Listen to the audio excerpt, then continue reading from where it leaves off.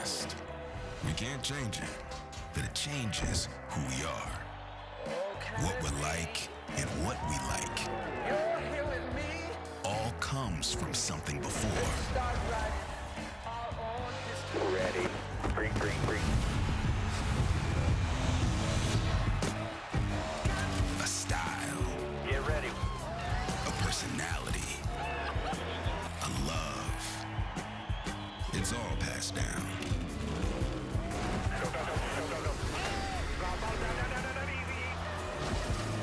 It's one thing to pay your respect. It's another to embody it, to wear the past on your sleeves, living what will become history. Above all else, giving love to the ones who taught us how to love. And today we're loving the ladies, the first women in our lives, the mamas, and of course the one that will challenge the drivers today, the lady in black, Darlington. Just like our moms, she's tough, she's strong, she tests us to make us better, and at the end of the day, one driver's gonna be loving her. The others, well, some will leave with a mark that reminds them not to mess with the lady. As we say hello and welcome to Race Day on FS1, I'm Shannon Spake. He's America's Crew Chief Larry McReynolds, Daytona 500 champ Jamie McMurray. We want to send all of our love and our happy Mother's Day wishes to all of the moms watching right now, including my mom, Valerie, of course, Larry's wife, Linda, and Jamie's wife, Christy. So that's our bonus points for the day. Happy Mother's Day to everybody. Might be one of the oldest tracks on the schedule, but just because she's old doesn't mean she's slowing down, right? And it's going to take a lot more than that for me to get my bonus points back with Linda, trust me. But yeah, we've run 125 Cup Series races there, to your point, since 1950. They put some new coats of asphalt down, they flip-flopped the front stretch and the back stretch, but it's the same configuration as it was when we first went there in 1950. And to add to that, the drivers today are probably running somewhere around 100 miles an hour faster than it was designed for. But one thing I like about this race is if you look at the history of it, 40 times a driver got their first win of the season at Darlington. And we've got 6 drivers that's qualified inside the top 10 today, including a couple of champions, Brad Keselowski, Martin Truex Jr., still looking for that first win of 2024. Fingers out early today. Yeah, fingers out early. It's a super tough track, obviously. It's hard on the drivers, it's hard on the cars.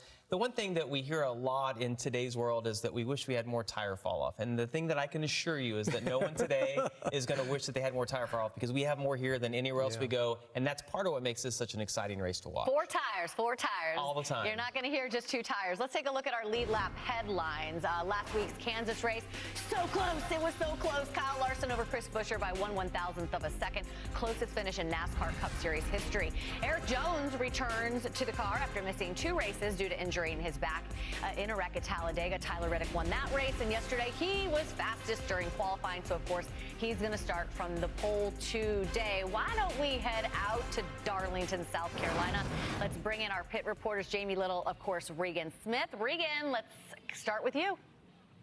Well, good afternoon, Shannon. You see, it is a beautiful day here at Darlington right now, getting ready for pre-race stuff to start. But before that happens, we got to talk about Bubba Wallace, a team that has had some struggles over the past 3 races. 4 weeks ago when we left Texas, Bubba Wallace was in a great position, 39 points to the good on the playoff cut line. The 3 weeks since, though, big troubles for this team, not of their own doing. Crashes at Talladega, Darlington, and Kansas as well. Now have him in a 4-point hole to the playoff cut line right now. Spoke to the team earlier today.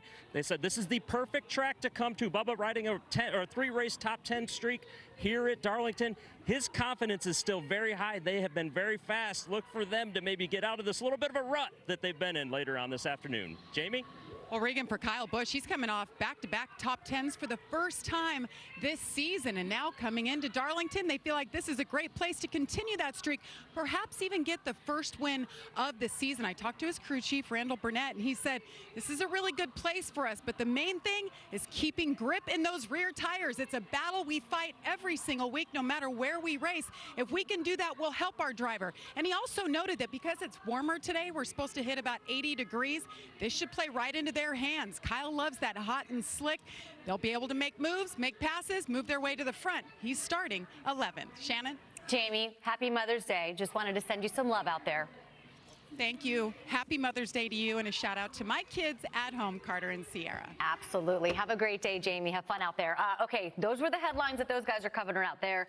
You wanted to talk Fords, though, right? Yeah, I did. And it's been a headline, I feel like, for the past 4 or 5 weeks because they've been close. You think about last week with Buescher finishing second, closest finish ever. Think about Blaney at Atlanta, the third closest finish ever.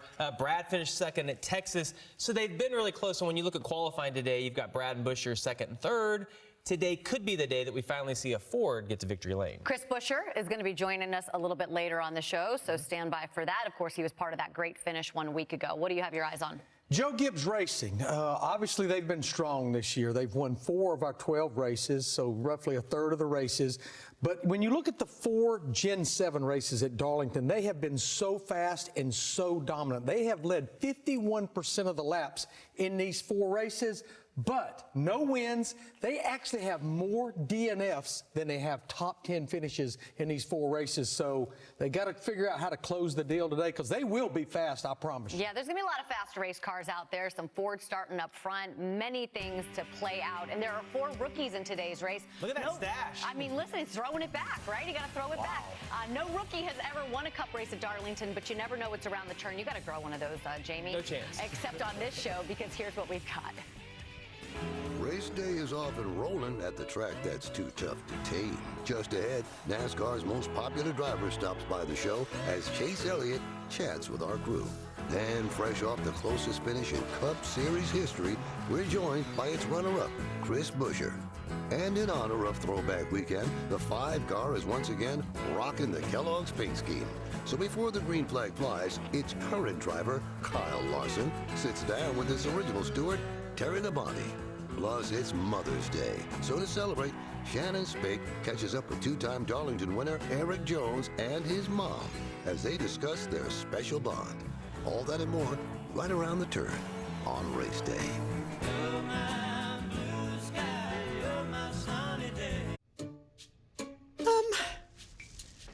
Are you certain he'll fit? Sure. Are you for imprint certain? Certainty matters. When you need certain promo gear, you can be certain 4 Imprints got it. Quality apparel? Got it. Drinkware? Got it. Bags? High-tech? Outdoor? Got it, got it, got it. So go get it at 4imprint.com. 4imprint, for certain. In 10 years, Lisa Schneider will have an amazing second act, thanks to career reskilling courses from AARP to help make sure her income lives as long as she does. The younger you are, the more you need AARP. Our biggest challenge? Uncertainty.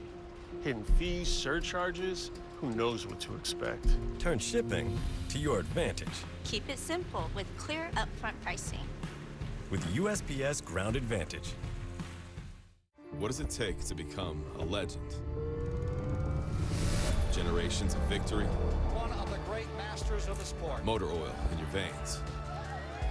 Does it take irrational confidence? A little bit of last lap magic? What about fandom that runs in the family? A track where every mile becomes a memory. Or maybe it's simply knowing that new legacies are built one lap at a time. The United Football League on Fox.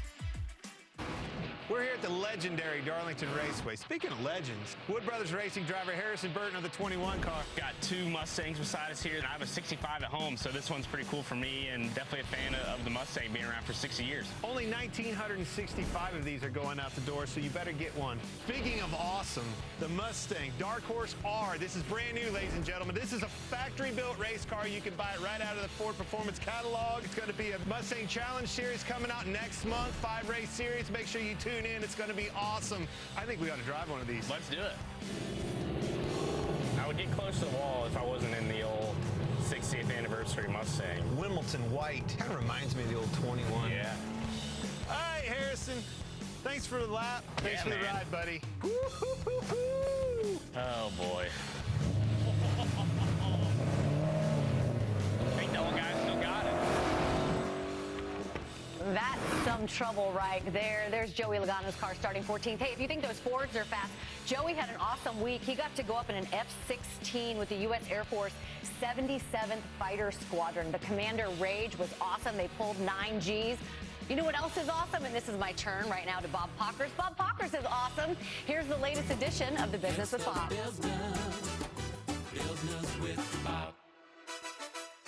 Michael McDowell will drive for a different organization starting next February as he sought more than the one-year deals and one-year options he was getting from Front Row. So he'll leave his home of 7 years for Spire, where he will replace Zane Smith, who is on a one-year loan from Trackhouse. Spire wouldn't confirm whether crew chief Travis Peterson would follow McDowell to the team. Eric Jones is back in the seat after missing the last 2 races because of a compression fracture in his lower back, an injury he suffered in a crash at Talladega. He's actually in a different seat with his belts at different angles, changing the position of him in the car. He said he hadn't updated those things over the last 8 years, and Legacy has tweaked some of the driver compartment area for teammate John Hunter Nemechek as well. Jones said he feels good, he just can't lift weights in the gym.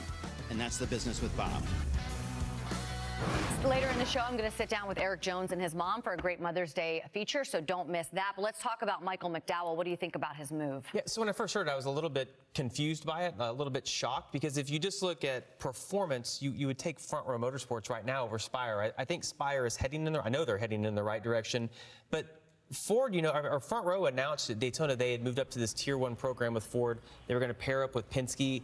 They set on the pole race this year. He's won a couple of races, the Daytona 500 being one of them, in his time at Front Row. But then when you listen to Michael say he wanted that security, it's obvious he wanted a multi-year deal. Front Row wasn't willing to give that to him, and Spire was. And I would say it's kind of a lateral move. He obviously is wanted by Spire because what I have heard throughout the industry is just that he's a really good leader, and it seemed like that's what Spire was looking for. Yeah, I mean, to your point, Jamie, if you just look at performance of Michael McDowell in the 34 versus 3 teams at Spire combined, I know they've got the 2 rookies over there with Zane Smith and Carson Hocevar. Michael has more top 10s. He has led more laps than those 3 drivers right there. But I think the key was multi-year deal. At 39 years old, that's probably pretty important to Michael right there. But if I was Michael, you've got a man, 477 starts. He's won a Daytona 500. He's won 2 races. If I would have been Michael, I would have signed that contract and said, now, what are we going to do to be better in 2025? Yeah. What are we going to do to step this program up? Coming up off a top 10 finish this past weekend. So one part of the racing team that NASCAR on Fox has profiled this season is the pit crews. And as pit stops get faster and faster, the importance is greater than ever. So who is the best of the best? Let's dig a little deeper. Dudes are studs, athletes. You better have a grown man attitude when you jump over that wall. Boy, rush hour was never like this. You have to be precise. No mistakes. We don't have the biggest, strongest, or fastest guys, but they're just so savvy. Confidence is huge in this sport. It's his pit crew, lights out. This is my favorite stretch of races right here. Pit stop heavy, so we get to go out and have an impact on the race. That's where all your hard work comes into play. If you're not prepared mentally and physically, you get to the 7th, 8th, 9th pit stops is where it's really going to show. I like to refer to this as a grown man's track. To win here, you have to have the whole package, right? You have to have the driver, you have to have the crew chief, you have to have the pit crew, because this place right here, it really takes a team to win this race.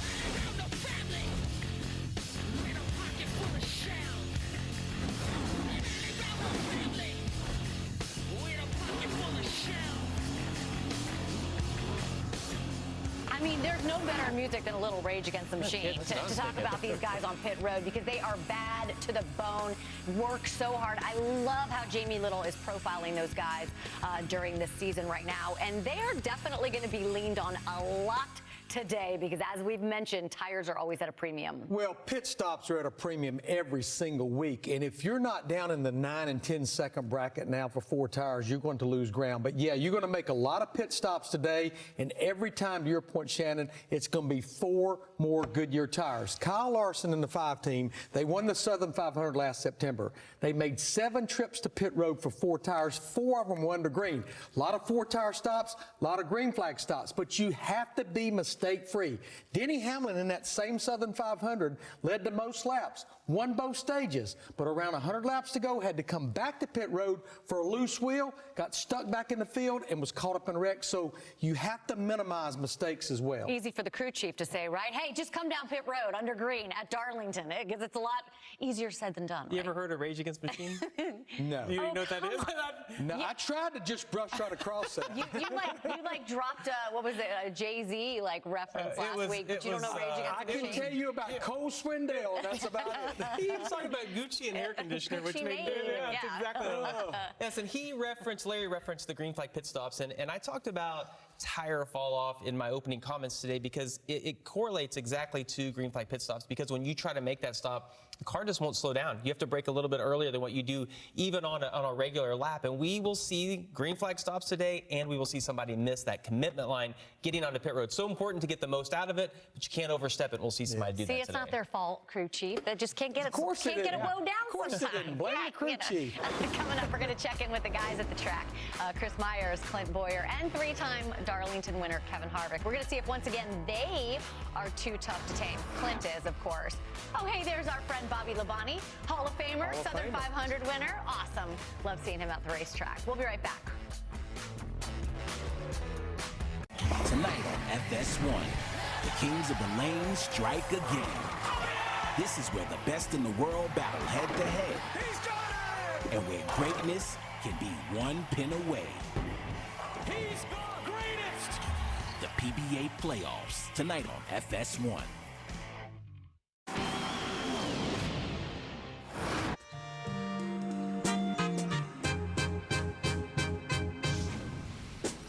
Can I call you Rose? 'Cause you're sweet like a flower in bloom.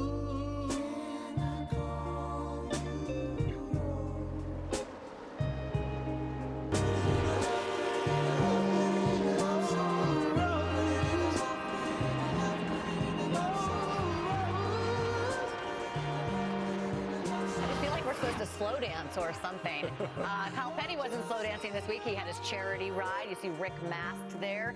Drivers past and present are out at Darlington celebrating this throwback weekend. It looks like a beautiful day out there. Oh, look at the Biff. The Biff. How about the Biff? What a year it's been. He just got, he's on the nomination for the Hall of Fame this year, so congratulations to him. How about we head out to the racetrack, bring in the guys, Chris Myers, Clint Boyer, and of course, three-time Darlington winner Kevin Harvick. Hey guys, what's up? Hey, Shannon, and by the way, a couple of throwback guys, right? You still have that in you. Some of us a little more than others. All right, so this is a trifecta, right? First of all, Mother's Day, of course, right? Happy Mother's Day. Yes. Throwback race, and then we also have, this was one of the sites of one of the closest races in NASCAR history, but this year, we've already had, including last week, the closest ever, 1/1000th of a second. So in the first 12 races, two of the all-time great competitive finishes. What does that tell you? Well, it tells you that this car is really competitive, and these guys are putting on a show like they never have before. We saw that again last week. We've seen Atlanta this year, and you've said it before, Clint, the box is getting tighter and the finishes are getting closer. Yeah, I mean, let's face it. These cars are all bought in the same place, right? Same catalog. You put them together different, but the cars coming from the same place. That window of opportunity amongst the teams, amongst the competition, is getting tighter and tighter, and that's why these tight finishes are coming. And you think we're going to see more of those? Absolutely. This is not the last. Well, look at them. 2 of the 4 closest finishes in NASCAR history has happened this year already, and I don't think we're done. Yeah, and so despite the Larson and Hamlin success this year, there's still a chance for other guys to kind of slip in and win a race, thus get into the playoffs. Well, there's a chance, but but nobody's beating them. Well, you look at the sun today, and you look at everything that's happening, and it screams experience for the guys who can take care of their tires and do the things that they do well in these types of conditions. But I think when you look at 2 of the cars for me are the 6 and the 17, Brad Keselowski and Chris Buescher. Those guys, we expected them to run better than they have. They've got some good finishes to go along this year, but they haven't had the speed until last week and until qualifying this week. And I think that those guys, they have the experience and have been able to get good finishes without the speed that they've had starting last week. Clint, where'd the speed come from? They've been trying all year. The engine? What well, we're going to have that Butcher kid on here, and we're going to ask him just that. That will be my question to him. And Kevin, you're spot on. Saw it last weekend, 1.5-mile track. Come here to Darlington, see the same exact speed. Something changed. We're going to be able to ask them that. But who are they going to have to go through? That 11 and a 5, it's been a 2-horse race, folks, and it's still a 2-horse race. That 11 and a 5 are going to be here. Reddick on the pole today. That car's got some speed. Can he keep it out of the wall the whole time? Well, the thing that concerns me about the 45 and even the 24, those guys have to be able to get more consistent on a week-to-week basis. We talked about William Byron's consistency to start the year. That's kind of gone away. And when you look at the 20 car, you look at the 45 car, the 24 car, those cars have to figure out how to finish races like Brad Keselowski, like Denny Hamlin. Because that's what it's going to take. But you got to have the speed in order to do that. And I think the 6 and 17 have put themselves a little closer to being in that category. There's one more you're leaving out, Kevin. How can you leave out the people's champ, Chase Elliott? We'll be talking to him, and we'll also look at long shots and favorites. This is the place that legends come to win. Drivers come to create memories, and one who did. He won here. And let's check in with our own Regan Smith. Regan? Well, Chris, it's already been a good weekend for Ross Chastain, winner of the truck race on Friday night. You're getting your first Darlington win, and then later this afternoon, getting ready to make your 200th career Cup start. Did you ever think you would get to that number? Absolutely not, Regan. No. I mean, my career changed at this track, and from being spotted pumping getting the honey wagon over to pump the tanks out of the camper, the hospitality bus over in turn 2 to now 200 starts and a truck win Friday night is just absolutely incredible. It's something I'll never forget. So much about Friday night. It's so special because I've watched so much of the old videos and history here, but then I've got my own story here as well, and it's so special to me and the group that's been with me through the process. To say we have another shot today is a good thing because we do. We're starting 9th, and we will have a shot, I think. You just mentioned starting 9th. What do you expect out of this track today? This place always temperamental. It's sunny. It's warm. It's going to be a grueling one. Yeah, it is. I've eaten plenty of watermelon. Friday night, y'all saw me eating it right off the front stretch, but this is our harvest time for Florida watermelons, and so my dad drove a truckload up Thursday night and was here. Mom and Dad were here for the truck win, and we've had plenty to snack on ever since. So, I feel good. I feel good about our Busch Light Chevy and with the throwback to the can. I just want a shot. That's all I asked for, and I think we're starting out a little too loose in practice, and if we get that tightened up, I think we're okay. I really do. I mean, take us a little time if we can drive ourselves forward. I'm looking forward to the challenge, though. It's so fun. Even when I've been in slow cars here and running in the 25th place in the Xfinity race, I was smiling because this place is so fun, and I respect it so much. Shannon, he said he wants a shot. I think he'll have more than that. Finished 5th here last May. Look out for Ross today.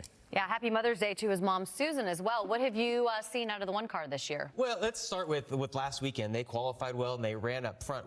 But we expect more from him. Based on the last 2 years, they have performed extremely well. He's obviously caused a lot of controversy running well like that. But they've been a little bit off. Trackhouse in general has been a little bit off. But he likes this racetrack, and that's a huge gain heading into this weekend mentally. Wins the truck race. He referenced that on type car. He ran really well in the Xfinity Series cars here as well, and he's been in position. You think back to the restart he had with Larson towards the end of the race a couple years ago. He was in position to win that race as well. So I think Trackhouse is going the right direction. Kind of reminds me of RFK, actually, because they had that speed last week at Kansas. They show up here, they qualify well. Yeah. It could be a good day for Ross Chastain. Well, that's what I was going to ask you. You got the stats. Could this be his day? Well, again, to Jamie's point, the speed is starting to show up at least on Saturday. But, yeah, he did all those things at Kansas last week, top 10 in both stages, led 43 laps, and then finished 19th, not closing the deal. But if you look at the 2 races last year, absolutely at Darlington were good weekends for Ross Chastain. He won a stage this race a year ago. He led 90-something laps. We all know what happened with just a handful of laps to go between him and Kyle Larson.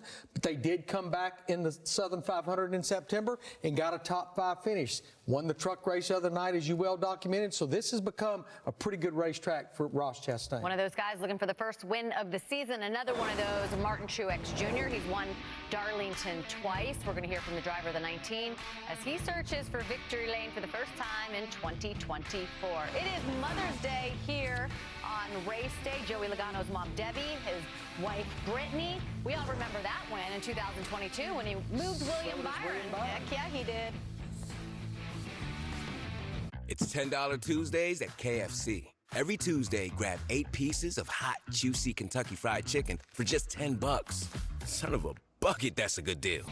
We all remember that win in 2022 when he moved William Byron. Heck yeah, he did.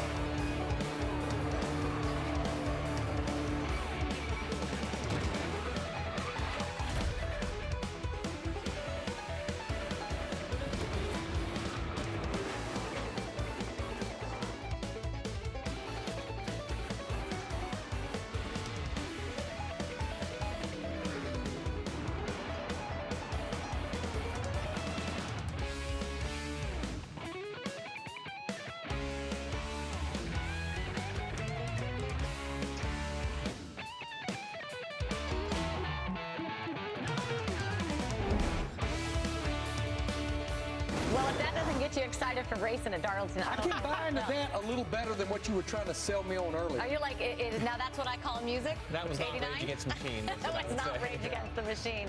Welcome back to Race Days. We're getting you set for racing at Darlington on this Mother's Day and Throwback Weekend out there in South Carolina. Let's head down to Jamie Little, who is with driver 19. Martin Truex Jr. is a two-time winner here, but since your last win back in 21, you've had 4 finishes outside the top 20, Martin. What has stood in the way of this 19 team here? It's just Darlington things, you know, hitting the wall too much, getting caught up in wrecks on restarts, things like that. We've run really well. We've led laps and won some stages in that span of time. Just haven't put it all together. So, you know, made too many mistakes on my end and need to clean that up, obviously. So already running into people. But, yeah, you know, I thought our auto owners car was pretty good yesterday, and then qualifying I really went for the pole and got the fence again. So try not to do that at all today, but it's a fun track. It's a big challenge just to get to the end of this thing. So hopefully we're around there when it matters. Well, I know there's a lot of challenges here, but when you put your fire suit on, we come to Darlington, what do you most look forward to about this place?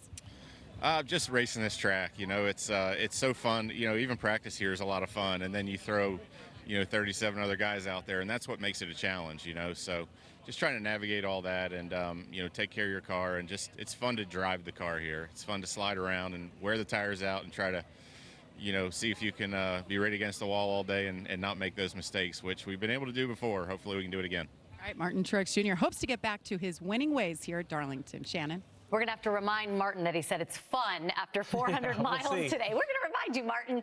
I think we're all just waiting for him to break through and get that win, right? They've done everything this year but win. Let's go back to Kansas last week. He was not in fuel-saving mode. He was mowing down Denny Hamlin in those closing laps, and then the caution comes out. They make the call for 4 tires for the overtime finish, ended up finishing 4th. But if you look at this year, he has completed all but 1 lap of competition. He is 2nd in the regular season points. He's led over 400-something laps more than any other winless drivers. They've just done everything, but I think a little bit of execution from James Small part, even from Martin Truex Jr.'s part, that's what's going to get them to victory lane. They got a fast race car. Yeah, I like his chances today, and I know that he referenced getting into the wall a few times over the past couple of years has kept him out of victory lane, but when I think about Martin Truex Jr., I think about someone who manages his car, his tires, his race as well as anybody, and if you're going to be fast at Darlington, you're going to get into the wall at some point, but I just think he does an exceptional job. I think back to Bristol, where the tires were wearing out, something we're going to kind of see today.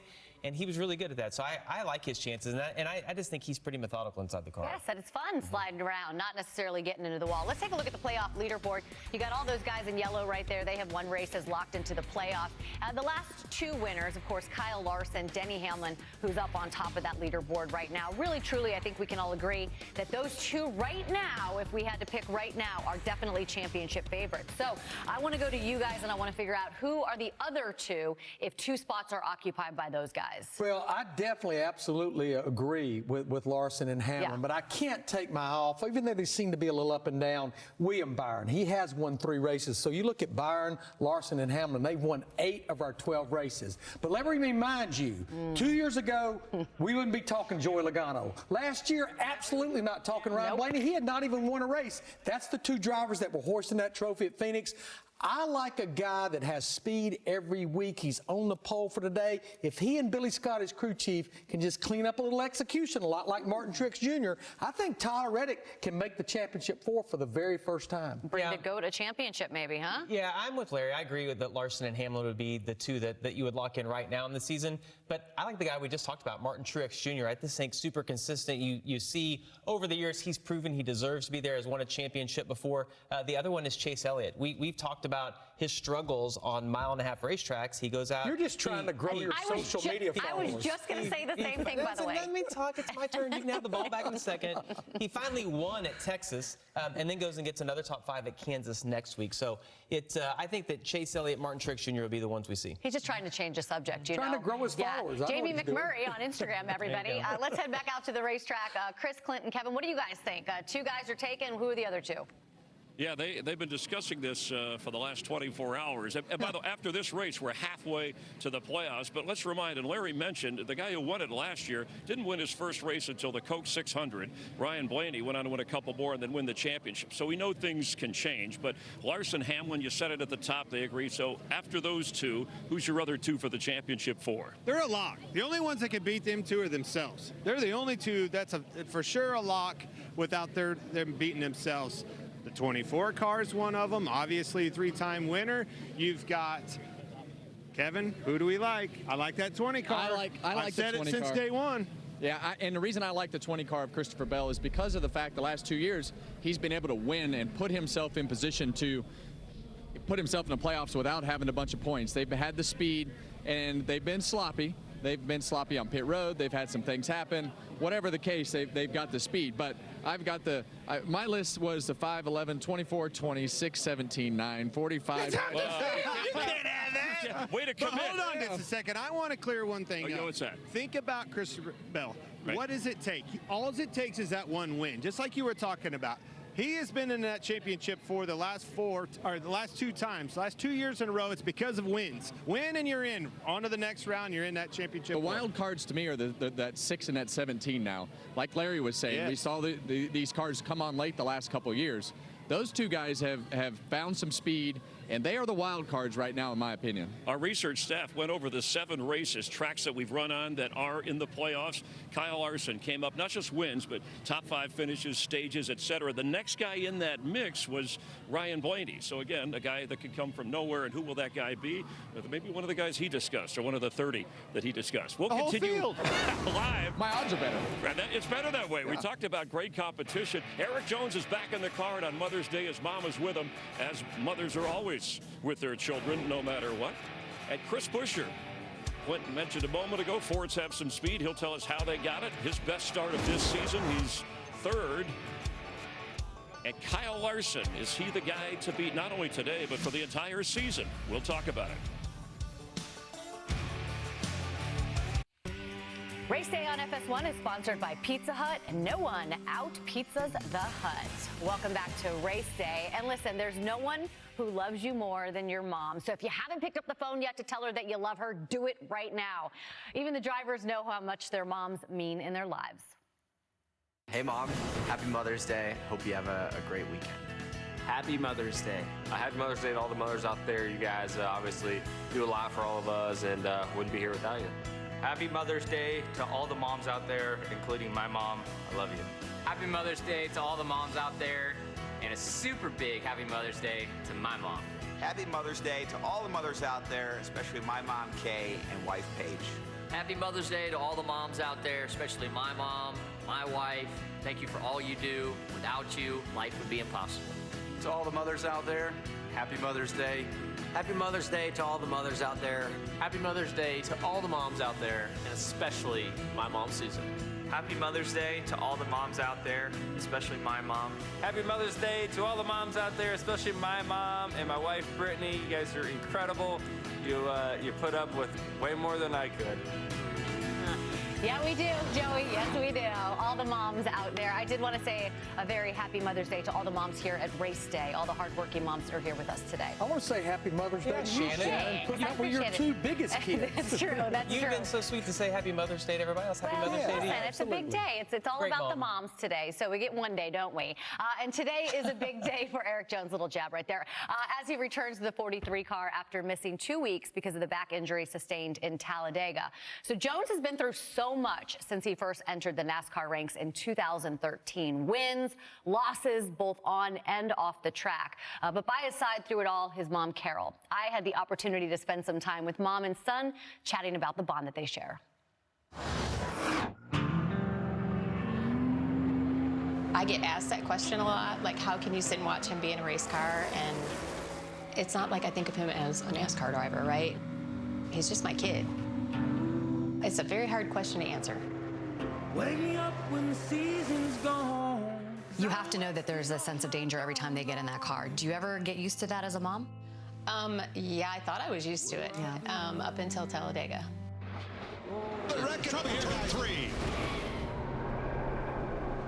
So I don't generally watch Daytona or Talladega. Why not?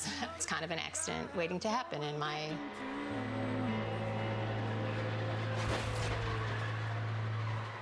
I had his radio on my phone, and I was listening to his in-car audio, and when he came on the radio and said he needed help, that was what scared me. I need help. I've heard you call her the strongest woman that you know, and I know that there's a lot of kids that will say that about their parents, but having to watch her son get in a car and race a car, do you ever think about that? I do think about it a lot. You know, you grow up and you have friends and you meet their parents and you realize you got a good one? Well, yeah, I think that's what you kind of figure out right as you go. And How do you describe your relationship, the two of you guys? You still call mom? a few times through the week. Yeah. We use Snapchat a lot. Yeah. Chatting back. Well, we got to get the way that the kids nowadays do it, right? Yeah. Was she a tough mom? Probably, yeah. Yeah, Eric was not a big fan of school. I think I got a phone call at least 3 times a week, disturbing the class, and I have a folder this thick of referrals from the office, and Still graduated, That was made a it lot all of the fun. way. My mom stayed home from this one. She's gonna miss my first cup win, so hi, Mom. And my dad, man, he would have been so proud of the work we did to get here. It's just an awesome You've day. spoken openly about the loss of your dad. That time for you guys, how did that affect and change and strengthen your relationship? Whew. It was such a tough year that year. Eric and his dad, they were the racing team, right? They were at the track every weekend, and I was kind of the behind-the-scenes support. But when we lost his dad, I kind of had to step in and try to figure out some of the things that his dad was doing and helping him with.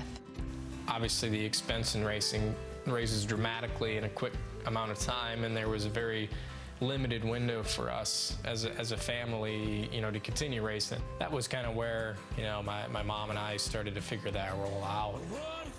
There's a lot of things that behind the scenes she was always taking care of. What makes you most proud of your mom?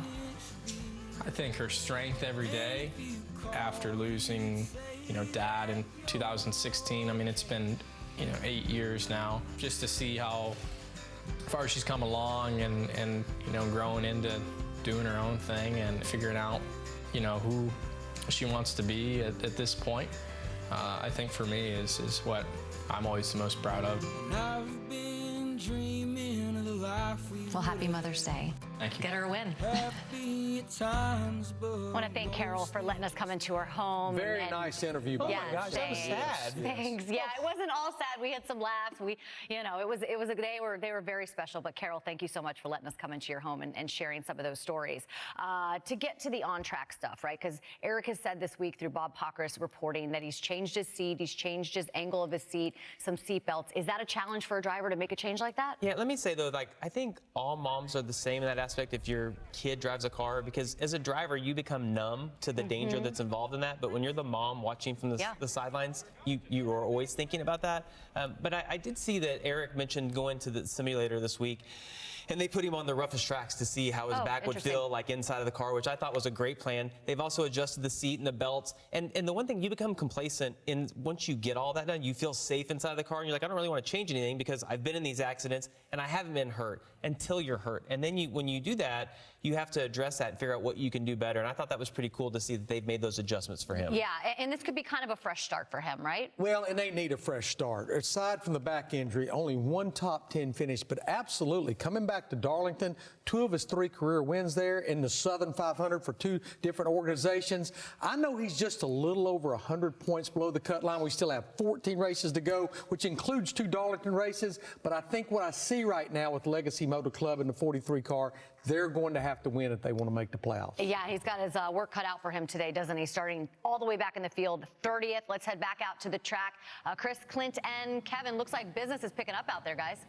Yes, we have a guest. By the way, nice piece with Eric Jones and his mom. And from all of us, too, to you, Shannon, a happy Mother's Day. And to your mom, Donna, we wish her a happy Mother's Day from the 17 RFK Ford. We welcome Chris Buescher. 5 career wins, 5 different tracks. But I got to ask you, I mean, to be the guy, man, oh, man, finishing second in the closest finish in the history of NASCAR last week in Kansas, I mean, great effort. How many times did you replay that in your head? I can't count that high, but to be clear, it's going to be really cool to look back on 15, 20 years down the road and say we were a part of history in a really big way. It's just here it is again. Just so it's in case not you forgot. a lot of fun to talk about right now. I guess that was it was so close. I'm so proud of our group. It was a lot of fun just to come up that short. It's gonna stick with you. How do you think your group handled it? Obviously, you came here this week, qualified well, but how did you approach being the leader in that situation? Because it's always tough with the crew guys because they know how bad you want to win. They know that you need to win. They know that all of a sudden you're back in the game with the speed to win and had it all day. How do you approach it with your team? It was tricky, right? You know, in that moment, you're really excited. You feel like just made it happen. And then you get the letdown and realize that ultimately, you know, I was responsible in that moment for making that happen, and didn't feel like we got it done for the team. So it was hard to sit there and talk about. We did our best to laugh about it afterwards. We hung around. We actually watched both cars go through tech, you know, just in case. just in case. Yeah. Always hope, right? We're just standing around the hall. We're also there trying to relive it already. You know, bench racing and trying to figure out what to do different, and just trying to find some way to laugh about it because it'll eat you up. But that is the best way to approach it, don't you think? I mean, bench racing with your guys because they're a bunch of racers and they've lost in some way, shape, or form just on a different level. It's I would venture to say that's everybody's closest lose ever, and everyone's. We're all going to remember this forever. And you know, we need to embrace what it was. We need to embrace what the positives were. Yeah, right, absolutely. We need to learn from it. We were great, and now to be able to take that momentum, come in here and fire off good in practice, fire off great in qualifying. You know, we're ready to go make it a little less photo worthy there right at the finish. Less dramatic. Yeah. Well, hey, it wasn't a fluke, right? Here we are at Darlington, another 1.5-mile racetrack. Cars are fast again. Intermediate racetrack, completely with both cars RFK again. Where is the speed coming from? I can't tell you that. One, I don't think I know, truthfully. I know we have a really great group at RFK that worked really hard to really step up this program in a lot of ways. And 1.5 miles have been circled. Kansas was a big step in the right direction versus the first 2 that we've gone to this season. And then we'd come here and really fire off right from where we left off. I'm really proud of that and feel like we have a great shot today. It's going to be nice and warm. I'm excited. I feel like those are better kinds of days. So we have a great shot to take what it is that we've learned and been able to build up to, and let's go give it a shot here today. So what do you think the challenges are today as we go through today? I've been telling these guys, I'm like, a day like this when the sun is out, it's really the first hot day of the year. Yeah. About lap 20, is that where you start to hang on? I'm saying 15. 15. Yeah, all right. That's what I like. I'm saying 15. We're gonna be swatting pretty quick, and it's Can you not keep it out of the wall, Chris? I have so far. That's more than 30%. Half the field, yeah, I would agree. That's a start, but ultimately probably not. No. So on a day like today, do you think Clint could actually make it through the whole race, or is he falling out of the seat? let me tell you something. Don't let him do me like that, Chris. I think he's falling out of the seat. I want you to know in that booth last week, I was rooting for you, buddy. I was like, yes, he got it. That was an awesome finish. What a good run. I mean, your car was so fast last week. You had trouble in the pits, went to the back, got back to the front, put that thing in position. You were the guy. He stole it from you. I saw it. He stole it from you, Chris. But I think you can get some redemption right here this weekend. I mean, how can I say he's going to follow a seat after glowing endorsement? Yes, like that? His energy's short. He Trust sounds me. like He gets tired halfway through the race. Sounds like your agent. 2 top 10 finishes here, and Ford 6 second-place finishes this year in half the races, and really there were 2 or 3 races along with you where Ford could have actually won it, was in position. So good luck today, and thanks for coming by. Flex on him, buddy. Good luck, man. Appreciate y'all. Chris Buescher with us. We'll continue live on the track at the scene, and it is a throwback race with some paint schemes that are really cool. Hendrick Motorsports, Terry Labonte and Kyle Larson, the 5 Kellogg's car, worth talking about, and we will. And we'll also chat with Chase Elliott, starting from back of the pack, but he knows he can make up ground. Stay with us.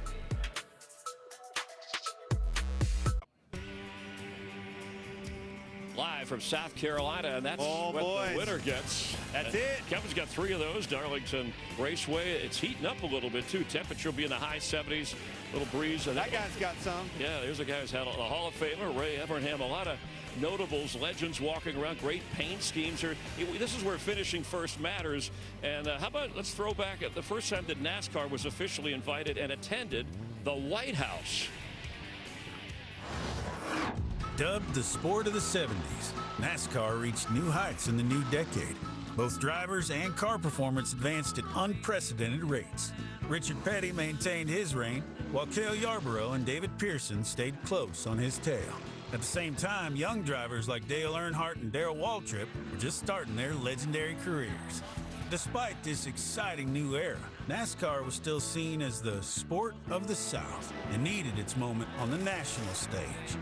Luckily, NASCAR had some friends in high places. 50 years before Suarez, Blaney, and Busch had their legendary finish at Atlanta Motor Speedway, Georgia Governor Jimmy Carter was a regular at the track. He was a huge fan of the sport and a long-shot candidate for president. Carter was already making plans for his presidency. He made a promise to NASCAR leadership. If he made it to D.C., he was having them all to the White House for dinner.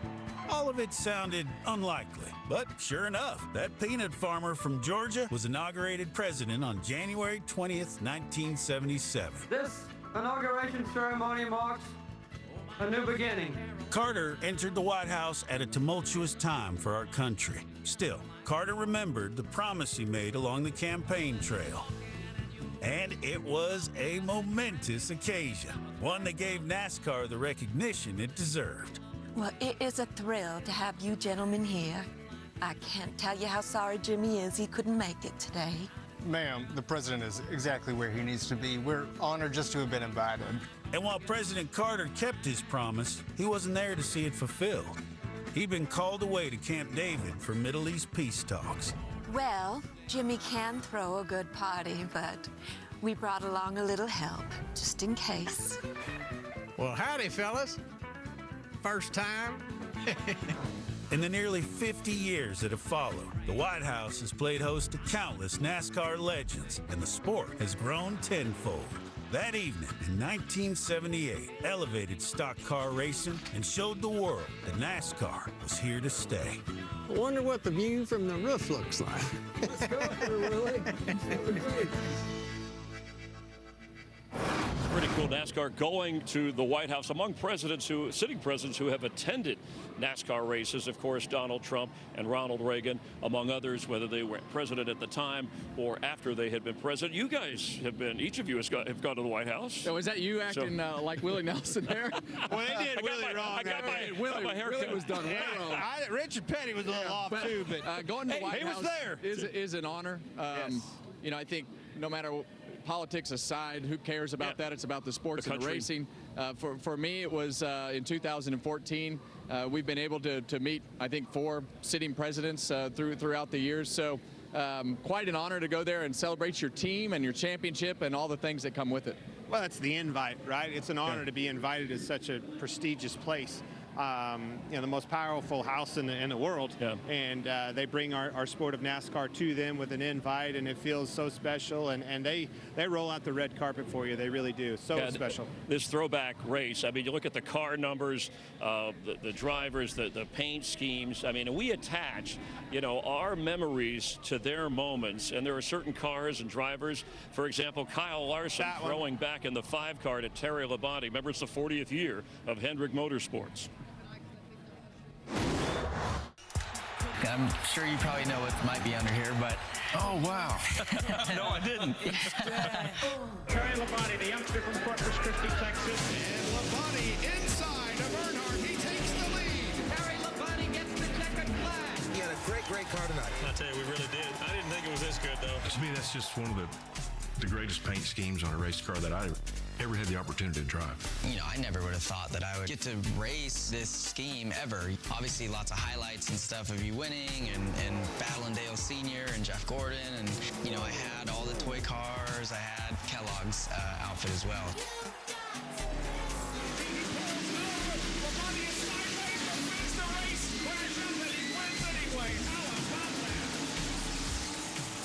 Hopefully we'll keep the right side clean enough so we can... Just put it in victory lane. Yeah. Just kind of think about myself as that little kid and like being a fan and then now finally getting to run it and just seeing like how beautiful it is. It was just a cool looking car. It was fast. Everywhere we went, the thing ran good. And it was really, without a doubt, my favorite paint scheme of all time. And the most successful one, probably. Terry Labonte has become the 1996 NASCAR Cup champion. Gotta say hi to Rick. I think I used up a race car, but we'll get another one. Getting to run this car in the 40th season is probably going to make this whole year even more special for Rick and Linda, I think. Having been able to see this car on track and them get to relive those memories with you and the success you had. To get honored in a throwback scheme like this is just something special to have Kyle Larson behind the wheel. We're going to go to Darlington and we got a chance to win this thing. A lot of reminiscing and a couple of great ones. Terry Labonte, 2 Cup championships. We talk about Kyle Larson this year against some really good drivers in close competition. He's got 1. He's in position. Do you see him? Give me a number before he hangs it up. How many does he win? 3? Well, I think if he stays there, I think he gets to 3. Okay. I think these Games championships change. are hard to win. And as we saw last year with Ryan Blaney, you can come on in the middle of the year and win the championship. So it's not about the whole season anymore. No, it's one race. Yeah. You got to get there. You got to be in that race, That's but right. it's about one race. If you don't put together Phoenix the way it is right now, you're in trouble. And Terry Labonte, did you see he actually put today, even in this heat, his old fire suit on? That is awesome. Look at here he is, the Kellogg's. This wins throwback. This weekend, the throwback, the nostalgia of Darlington, it speaks for itself. But all of these race teams participating in this throwback, paying homage to all of our pioneers of NASCAR that paved the way for Kevin and I, all of us, buddy. So special. And by the way, if you didn't participate, maybe you should pay attention to what Hendrick did and make a plan for next year. Shots fired. Shots fired. Wow. Kevin wasn't happy about those ones that didn't do it. Hendrick Motorsports has won the marketing department has won this year by a lot. Well, they also have all the championships, et cetera, maybe another one. All right, let's check in with Regan Smith once again. Regan? Well, Chris, you guys are talking throwbacks and different throwback schemes. Tyler Reddick running a Tim Richmond throwback. You went the extra mile, though. You got the Tim Richmond stash and everything starting first today. How do you keep it up there? Well, our number 1 pit stall is going to really help us with that, that's for sure. But, yeah, I think we have a really fast money line Toyota Camry, and yeah, we just got to stay on top of the balance here today. This is a track where your car's going to change a lot over the run and could potentially change quite a bit over the race. So keep up with that. Our pit stall should help us out. Excited to take advantage of our track position. That stash has got to be worth a tenth or two also all day long. Jamie? Well, kicked off the month of May much better than the way you kicked off April, finishing 6th at Kansas. Now we're at Darlington. Everybody wants to run up at the wall. Darlington stripe is in full effect yesterday. How disciplined do you have to be to run the wall, but not do it too hard that it takes you out?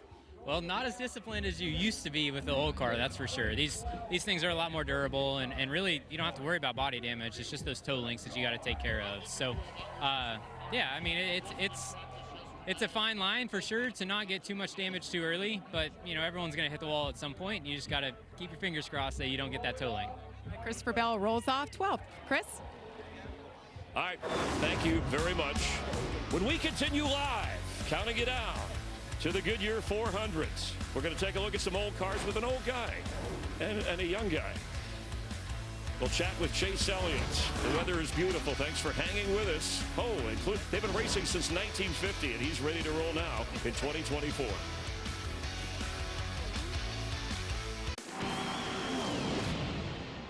Mike, I'm so glad I got you down here. I saw all these old cars. I need an education, bud. Well, this is how the modifieds used to be. Studebaker bodies were narrower and lower than others. How about this, a center steer modified? Center, you sit in the middle of this thing, for crying out loud. Oh, and by the way, it's got a Hemi under the hood. Baby's got a Hemi. All right, let's go back to about 1940s. Flathead Fords kind of ruled the racetrack. Old Gober Sosby car from Atlanta.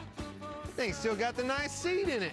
Let's move up to the 70s. Bobby Allison, Chevy Nova, dirt track tires on this one, but now we're talking. That's a goer. Maybe the famous coupe ever was the Tant Mitchell coupe. Clayton Mitchell did the chassis, Jack Tant did the engines. Ray Hendrick won over 200 modified races, including 20 at Martinsville. Well, they weren't all pretty, but they were all built to go fast. There's your early 1936 Ford race car. And look at here. Go or blow, baby.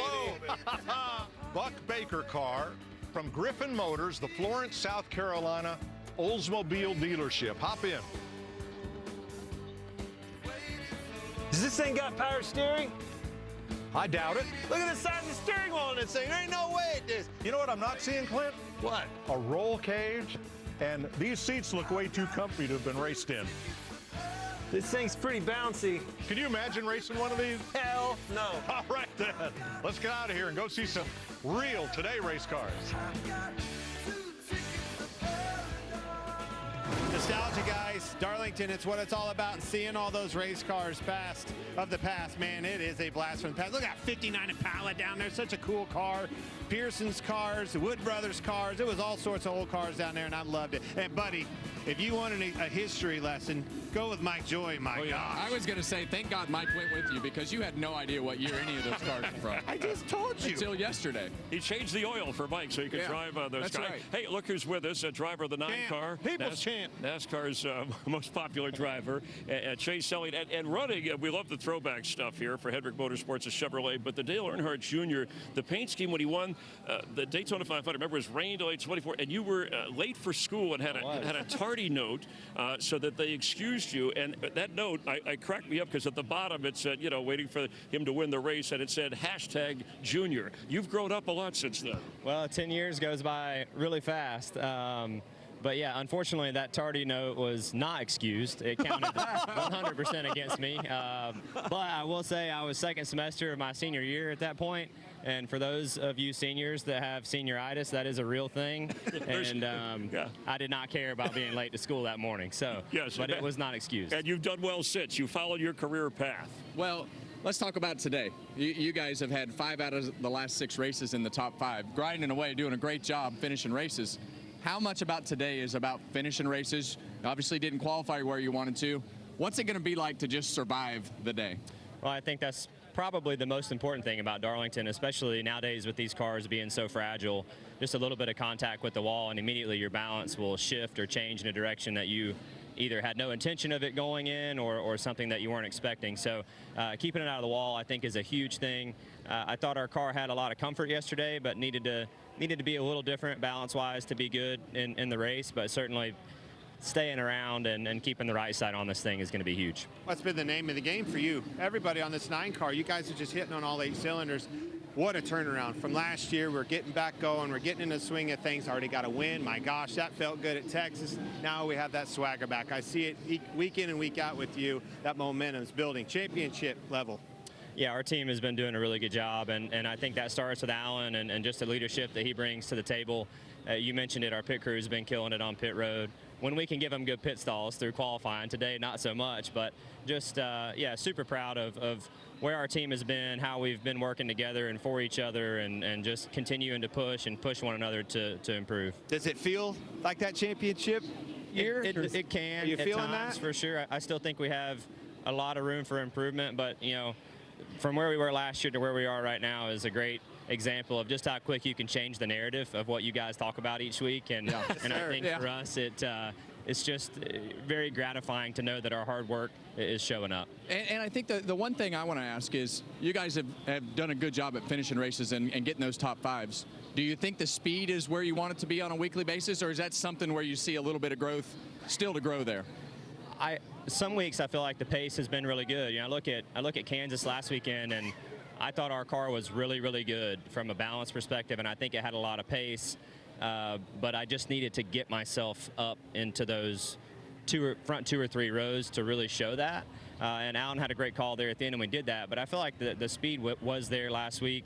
I think it can be a little more consistent. This weekend, unfortunately, was an example of that. And you know, we need to be a little better on Saturdays on a consistent basis. Yeah, last 6 races, 5 top 5s, and you're starting in the back. But we were just discussing before you came. I remember Road America, you were 34th, came out back from the pack. Phoenix, you were able to do that to win races. How about here? Is there a specific mentality because of the kind of track this is when you're starting where you are, trying to get to the front?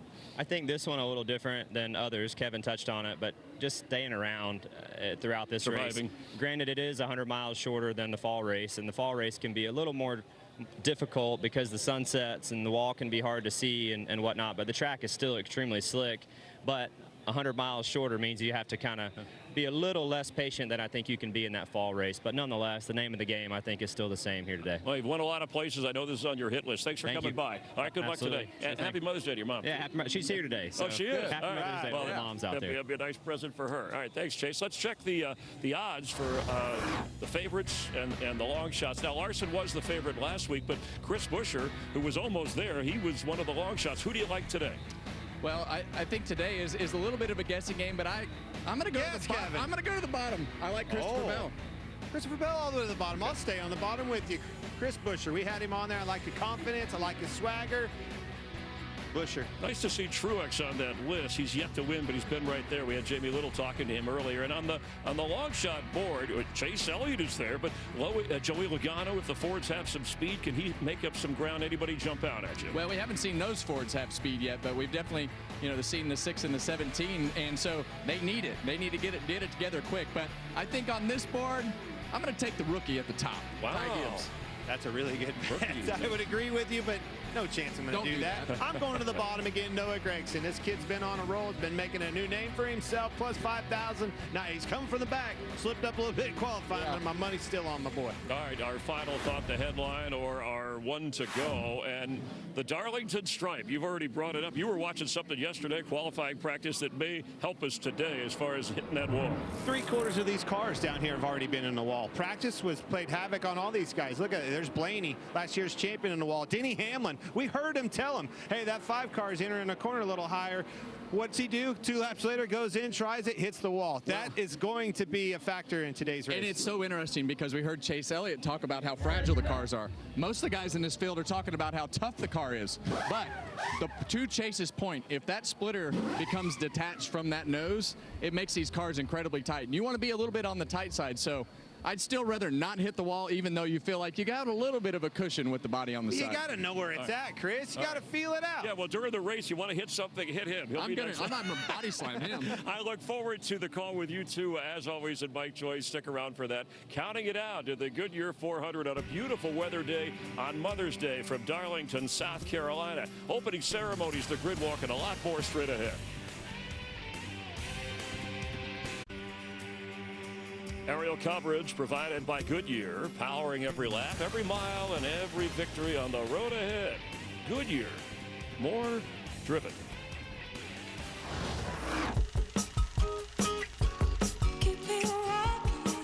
Along the northeast crest of South Carolina lies a grassroots town lined with almost 7,000 grassroots residents and home to one of NASCAR's grassroots raceways.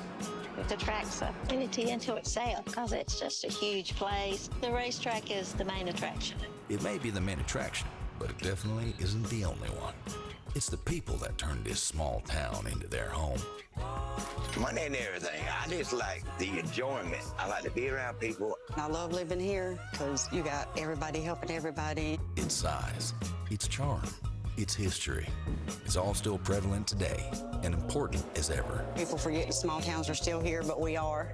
Well, that might be true, but I promise you, One thing NASCAR will never forget is that this is Darlington. Grassroots racing continues, and so does the grid walk. And Michael Waltrip, but we'll get to drivers, but how about some moms on their day? That's right, Chris. We're celebrating Mother's Day at Darlington Raceway, and I can't think of a better occasion. Marissa, are there twins in there? There might be. How about that? 2 of them? There's 2. How you doing? How you doing? How you doing? Brooks. Hey. What's the race car say? Uh-oh, we lost Brooks. Car's cool, too. Special day for Marissa. The family's all here. But this is celebrating your family's racing all the way back to the 70s. Yeah, super special paint scheme for me. My grandpa started Briscoe Racing in 1976. We got every name of every driver that's driven on it. 14 National Sprint Car Hall of Famers, over 500 wins. So, yeah, pressure's on to get an extra win in it today. Well, that looks great. You've taken good care of this baby so far. Risky Bisky, Kevin Bisco. That's pretty cool. See if we can catch up with Joey Logano. Joey Logano, Brittany. Happy Mother's Day. This is a beautiful family. How you doing, buddy? I'm doing good. Yourself? I just love being at Darlington on Mother's Day, getting to celebrate with your beautiful wife. How you feeling? Well, this is exactly what my wife wanted to do today, was go to the racetrack. So I'm glad we're here, and we're going to make it worth it and try to get a win. That would be the best. And how do you feel about your car? I mean, yesterday looked pretty good. Yeah, I think we're okay. We made quite a few adjustments. We're starting a little further back than we want, but we got a good pit stall, good pit crew, and it's all about executing today. It's all about on and off pit road restarts. Not hitting the wall. Yeah. All those are good. That you haven't so far. Hey, how you doing, Hudson? What's new, buddy? Tell your mom happy Mother's Day to Mom. Happy Mother's Day. Have a great day. It's good to see you. Hi. Have a fun day on Mother's Day. Let's see who's next. There's Todd Gillen. Good looking ride. How you doing, buddy? I'm doing really good. My mom? Your sister, what? your wife? No. Your cousin? No, but I told my mom Happy Mother's Day. Oh, you did? Yes. I was hoping you would. Yeah, it's good. It's a good day. Yeah, you love this place? I do. It's a lot of fun. How's your car? It's not bad. We qualified 15th. That's good for us. That's cool. Michael McDowell. I would like to introduce all your children, but unfortunately we only have 30 seconds. Yeah, So, well, we can introduce my wife. It's Mother's Day, and she birthed all these kids. All but one. But, yeah, she birthed most of these kids. Happy Mother's Day. It's great to see you. Thank you very much. We've had lunch a few times together, but how much fun are you having here at the racetrack today? A lot of fun. That is so awesome. I love Long John Silver's. Your car is beautiful. Yeah, it is beautiful. It's a fish yak kind of day. Ooh, really don't know where you're going with that. Well, that was a grid walk. Let's toss it trackside now for opening festivities here at Darlington Raceway.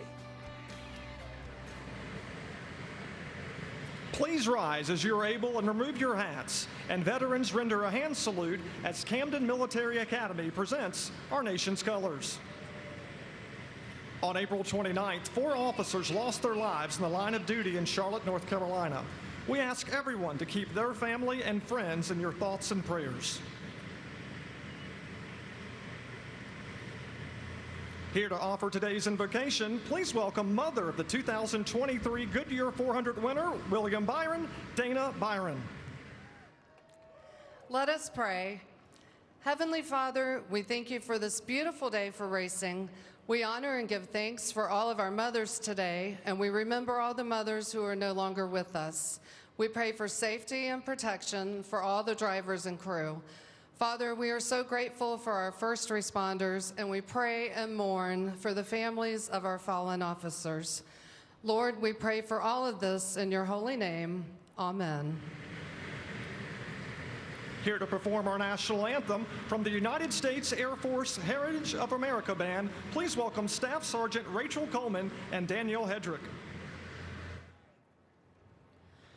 Oh, say, can you see by the dawn's early light what so proudly we hailed at the twilight's last gleaming, whose broad stripes and bright stars through the perilous fight o'er the ramparts we watched were so gallantly streaming, and the rocket's red glare, the bombs bursting gave proof through the night that our flag was still there. Oh, say does that star-spangled banner yet wave o'er the land of the free and the home of the brave?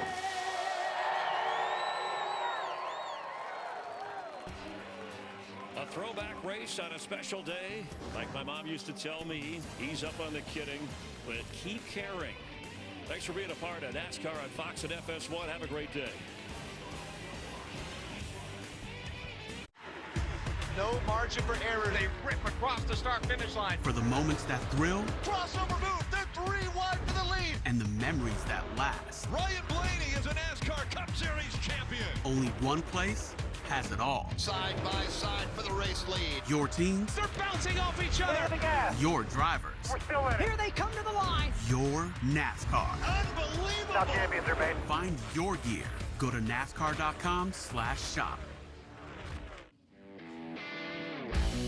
America's best drivers come to NASCAR's most historic track on a very special throwback weekend.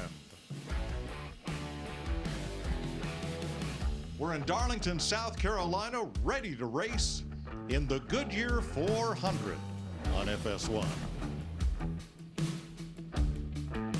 Happy Mother's Day, everybody.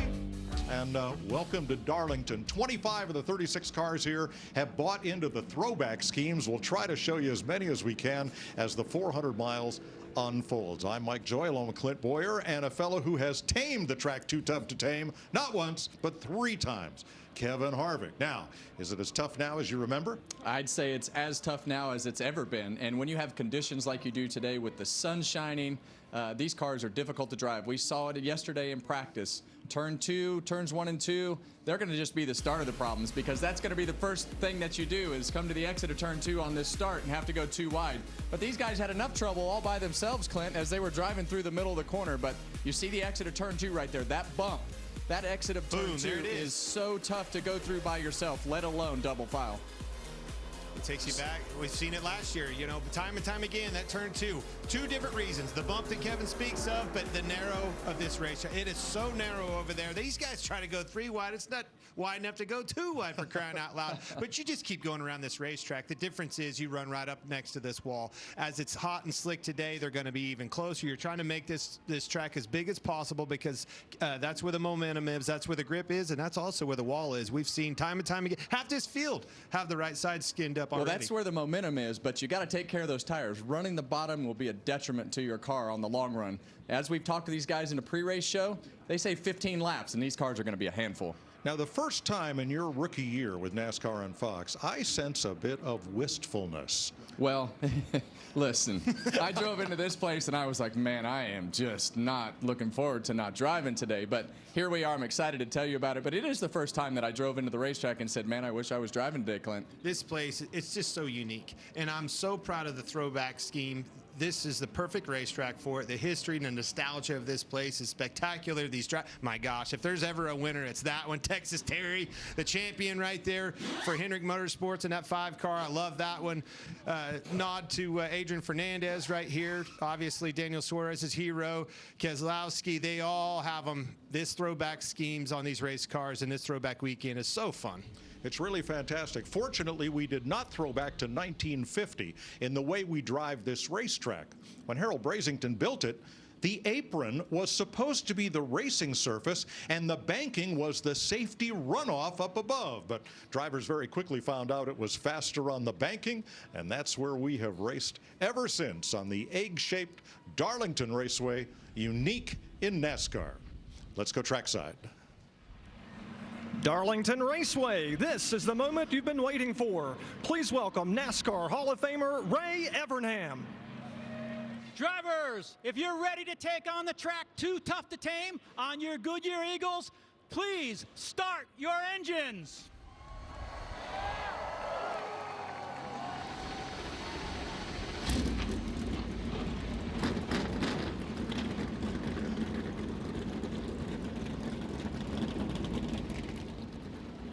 they're ready to race for 400 miles around the track Too Tough to Tame in Darlington County. What does fearless look like? Like trading paint with a champion? Find out for yourself. The NASCAR Craftsman Truck Series.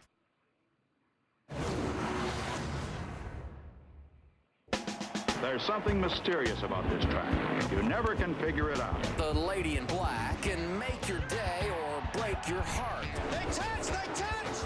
Have you ever? No, I've never. It's the last lap. Oh! Into the wall! Darlington victory in my record book is number one. $1 million. Come on, buddy. What'd you expect me to do?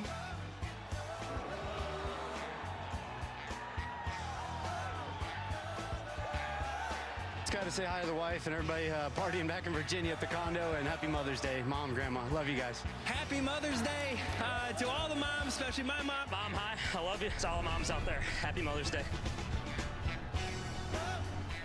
It's a tough track to tame, but victory here is oh so sweet. The Goodyear 400 rolls off, and let's talk to the pole sitter. All right. Hey, Tyler Reddick, Kevin up in the Fox booth. You got the first job done, buddy. You got that first pit stall, got through practice.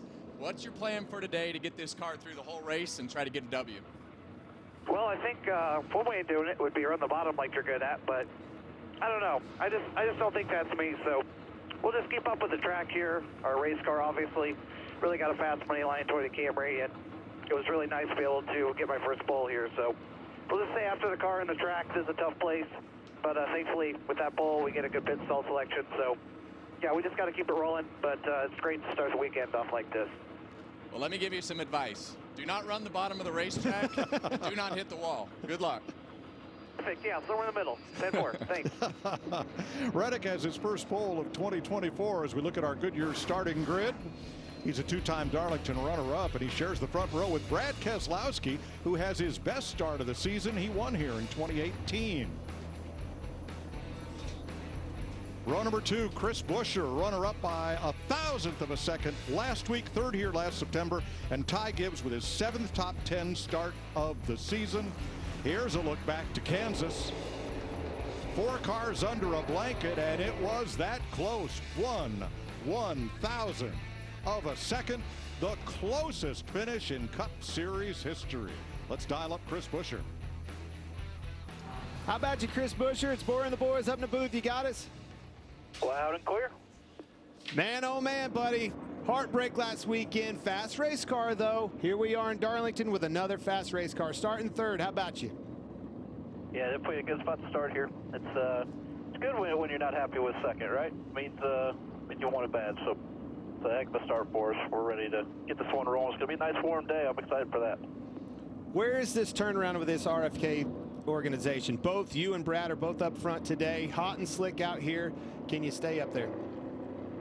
Yeah, definitely. It's been a good racetrack for us the last couple of goes. So one of my top 3 favorite tracks we go to. That always helps.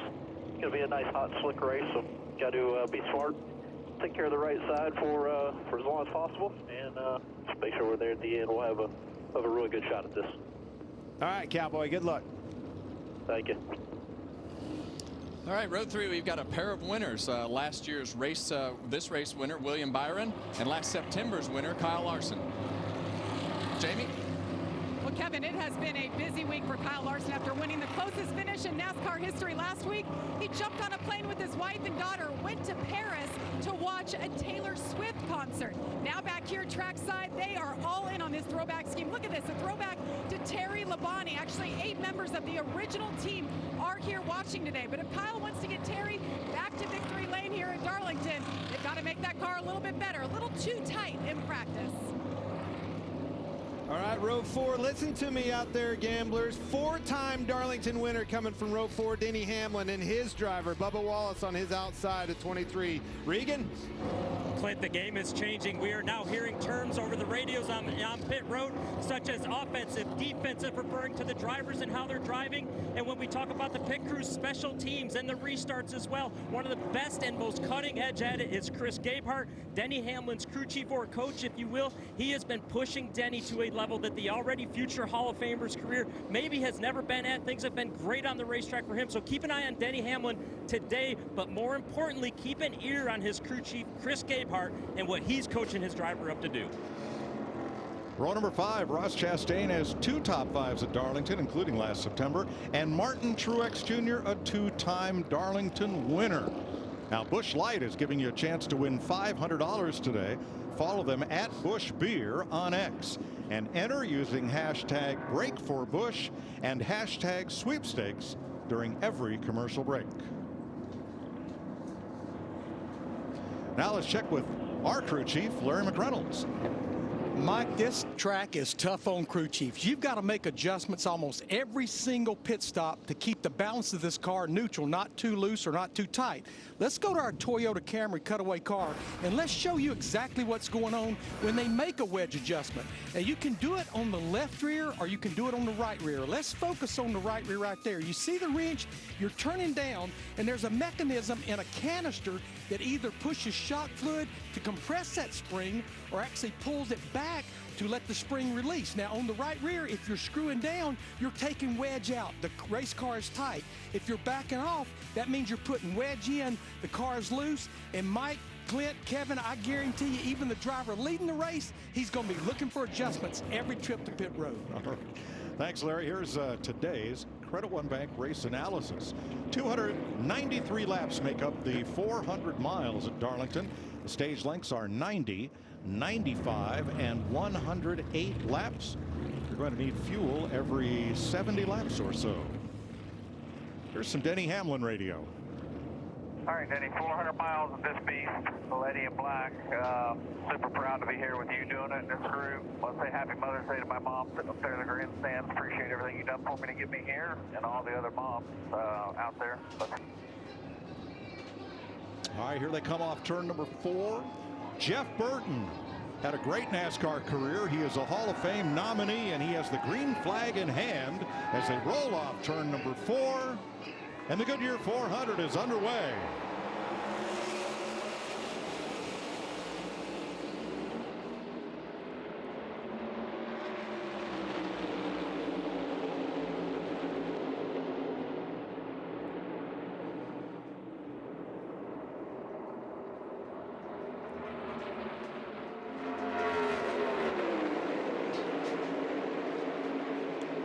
Tyler Reddick wasted no time as Keselowski slides up in front of Gibbs to secure the second spot in turn 4.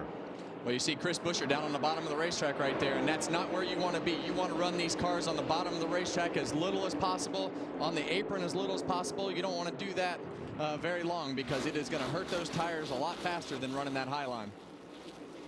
You're spot on, Kevin. What you want to do is do exactly what they're doing. Get this thing sorted out, get single file there and figure your grip level out in this race car. The last thing you want to do is exit these corners door to door with somebody while you don't know what this car is going to do. Hot and slick today. Top 11 are now single file as everybody looks for a spot in the high groove. As we talked to these drivers before the race and in the pre-race show, we heard a lot about how much of a handful these cars are going to be.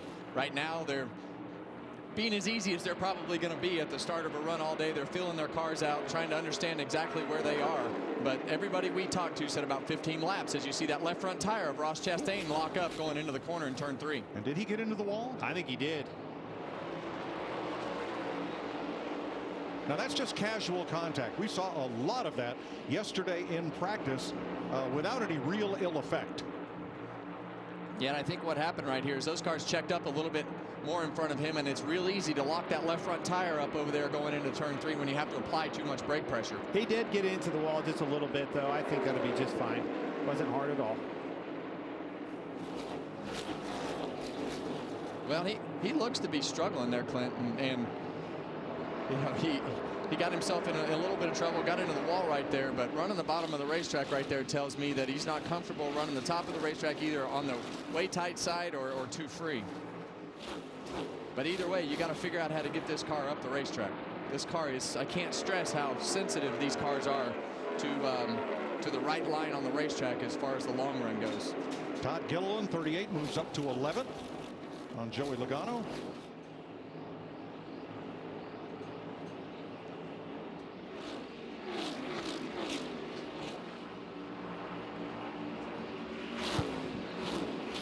We talked with some of the drivers this weekend about tire wear here. Tire fall off at Darlington's always been, historically pretty high. After the repave about 5 years later, this track really took a turn to the old Darlington that it had been for many, many decades. Every lap that you pound those tires, you pay for it in that long run. A lot of options, not just from the driver's standpoint, but also gives you options on pit road, how you want to split stages, when you want to put tires on, if you want to stop once, stop twice. The tire wear is so extreme, and the role that the driver has in that is more extreme than anywhere else we go. So it's definitely more of a battle within yourself or within your own car. Well, that's exactly right, Mike. I think Austin Cindric said it the best. This track is a battle. It's the driver against the racetrack, and part of the driver's job is, putting his car in the right spot, taking care of the tires. You can manage everything here, but the car is going to drive bad, and you got to do everything you can do to not hit the wall. We talk about these cars being a little more durable with the right side, but you still don't want to hit the wall and take a chance of banging a tire and breaking a toe link or something. All right, Ross Chastain is headed back forward. He's passed Kyle Busch for 13th place, while Denny Hamlin continues to keep trying his teammate Martin Truex Jr., but without success. He's tried him on 2 of the last 5 laps. He's gotten underneath and alongside, but could not complete the pass. Yeah, and I think as you go through the beginning part of this race, everybody's car is going to stay decent for 12 to 15 laps. If your car is really good, you're going to be able to make passes easier if your car is handling good. So trying to keep yourself composed at the beginning part of these runs to not tear up your tires and run where you're not supposed to run is super important to make the passes easier as you go on in the run. So knowing that, Larry Mack, what's your race strategy? Sponsored by Verizon. Well, Mike, the strategy is pretty simple. Every time the yellow flag flies, 4 more Goodyear stickers. But you do have to remember, you only have 11 sets of tires, and that includes your qualifying scuff. These other 2 elements, a lot depends on how the cautions fall. And we're going to plan on splitting the first 2 stages in half, maybe pitting a few laps before the halfway point to get early advantage of those 4 fresh tires, and that longer 3rd stage, 108 laps, split it into thirds.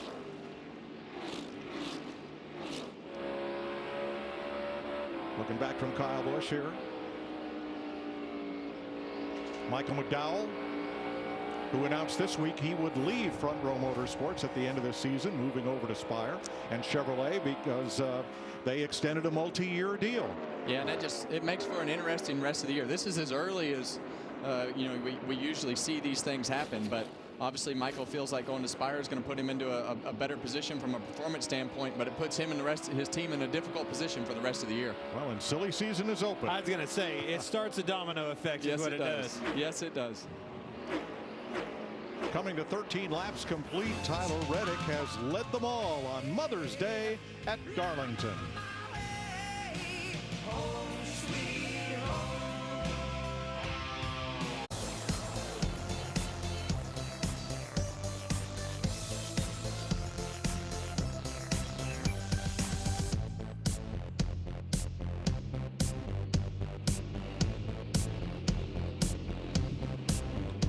Completing 17 laps in Darlington, Tyler Reddick from the pole has led them all. Brad Keselowski 1.2 seconds back. Ty Gibbs holding on to 3rd after starting 4th, 2 seconds off the lead. And Kyle Larson up 2 spots from 6th. Tell you what, 3 seconds back. The gap to the lead is shrinking a little bit. Reddick slipping up 31.18 last time by Keselowski, 31.04, 05 behind him, and Gibbs 06 behind him. Larson. Larry, what do you got? Well, talking about Tyler Reddick, the 45 car that's leading this race right now, we're 18 laps in, over a 2nd and 3/4 fall off. This is a 1 1/3 track with straightaways that are over 1,200 feet. Right now, Tyler Reddick is only full throttle about 1/3 of a lap. 10 seconds of 31 seconds, he's full throttle. Well, he better get a little more full throttle. That 6 car is getting bigger, and Ty Gibbs behind him. They're coming, catching him. So the Xfinity fastest laps of the race were set back at lap 2 and 3. When these tires were fresh. Brad Keselowski has the fastest lap so far at 167.6 miles per hour. Regan? Well, Mike, Brad Keselowski's Group Chief Matt McCall was a little concerned this morning about the long run speed of that number 6 car. They made some significant adjustments to try and make the car faster at the end of the runs than what it was yesterday. So far, that appears to be playing out nicely for him as he's turning some good laps right now. But keep an eye on that as this run continues to go. Jamie? Ross Chastain got that big Truck Series win on Friday night, making his 200th Cup start here today, but off to a little bit of a shaky start, as you guys noted. Got into the wall, and he came on the radio, said, I just got too tight, and drove it straight in the fence. He lost 4 spots, but the good news for Chastain, as the laps go, he says he's getting a little bit better, not as tight, Mike. Thanks, Jamie.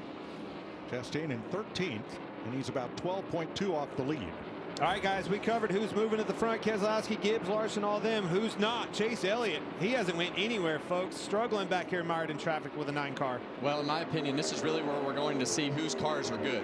We got past lap 15 to 20, and I thought after we got past lap 20, you would really see whose cars were good, because that's when it's going to become easier to start passing. You're going to start to see the difference in the cars become greater because of the difference in the handling. So I hear Ross Chastain talk about being tight. I want to be a little bit tight, because as you go into this run, I feel like it's, you know, the back of the car is going to be a little tougher to manage. All right, Kevin, you'd say passing. All right, they're starting to slip up. These guys are slowing down in front of you. Where am I making these passes? Well, the biggest thing is you want to be in position to make a pass when they make a mistake. When they touch the wall, they have to lift off a turn 2 is probably the easiest place, because with that patch and everything going down the back straightaway, if they miss the entry to turn 2 and can't turn down quite as good or have to lift on exit. You see up in the top center of the screen that gap shrinking foot by foot as Brad Keselowski draws a bead on Tyler Reddick. Wow. What's come over Brad? He's having a heck of a weekend. He is having a heck of a weekend. And the thing that sticks out to me about Brad, he qualified good, Clint. And when this guy qualifies good, he's going to manage this race well because of his experience and everything that he has. And if Tyler Reddick is struggling with that clean air, when these guys get past him, he's probably going to struggle worse. Well, what you have to be careful of is getting in that wake. You see, man, look how close these are. The leader, Reddick, right on the fence. Ty Gibbs was so close to it. But as he approaches that leader, that car is going to get tighter. Figure out where you can catch them and do not get that arrow push and get yourself in the wall. Regan. Well, Mike, as you guys have been talking about, and Kevin in particular, talking about how tight you want to be at the start of the run to be good at the end of it. Tyler Reddick started off a half number too tight, as he told his team, but about 2 laps ago, he just said, we've already transitioned to loose. That was on about lap 23. Yeah, and that's the problem, right? You know, in getting the balance to your car right is how tight do I need this car? A lot of guys are like, it's too tight. It's too tight. But you got to protect against that right rear tire, because when the pace slows down and that right rear tire starts to go away, you know how it is, Clint. The back of that car starts to wag here, and you don't have as many choices as you did in the old car. You got to run that top line. If that back's wagging, you're going to start having some issues with the wall. Want to be too loose. Yeah. All right, now that's a word Darrell used to use an awful lot. He wanted to be snug. What does that mean? That means not tight, but just not loose either. Yeah, you want to be a little snug. You want the comfort of the car to where you can drive the car off of the right front tire. And with this car, you can't drive the car off the right rear. I'm going to need my hands to tell you how that snug, you know, a driver needs his hands to tell you just exactly what snug is. 26 green flag laps complete in Darlington. Tyler Reddick in the lead.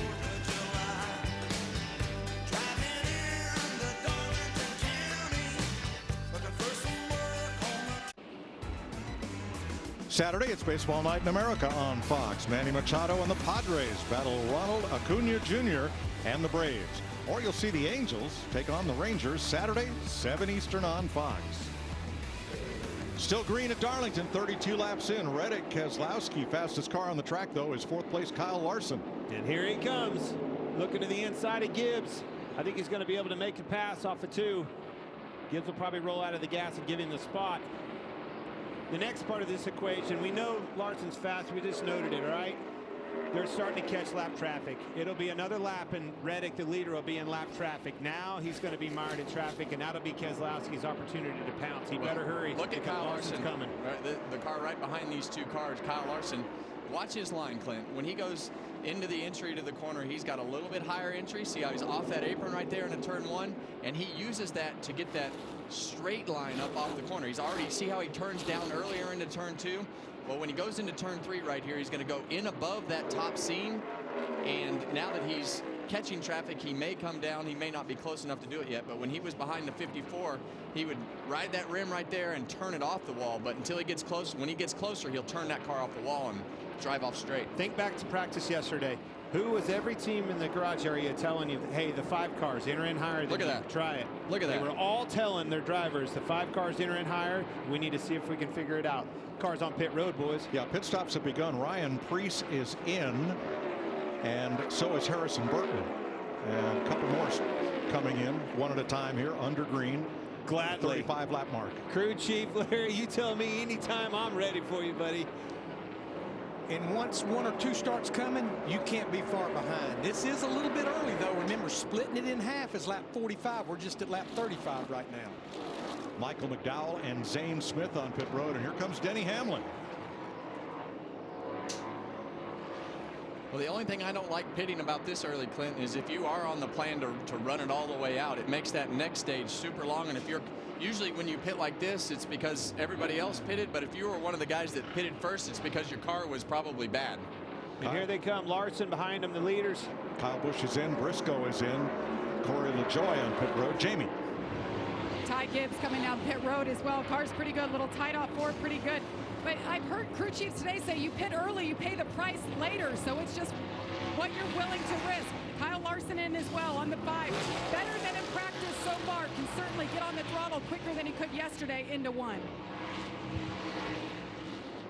William Byron, Daniel Hemrick as Chase Elliott leaves his box. Joey Logano. Look at the Keselowski almost pass ready for the lead. Here they come. There's the leaders. Very tricky pit road to get on.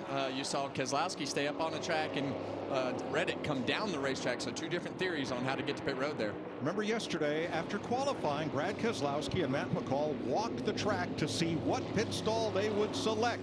Well, here they come. Regan. Well, Mike must have been some good overnight adjustments on the 6 car to make it last a little bit longer. He did tell Matt McCall it was slowly losing grip as we ran, but didn't seem to be as bad as other cars around him. And the 45 of Tyler Reddick, as soon as he said too loose, it has been the same thing since he mentioned that. The cars that have not stopped are Bubba Wallace, Ryan Blaney, Ricky Stenhouse, and Austin Dillon. Everybody else has been to pit road now. Look at this. They're going to get him, boys. These guys are getting past. Who are they getting passed by? Short pitting. You got Byron in the lead. By the way, Byron somehow got around the 5 in pit road. That's why you pit early.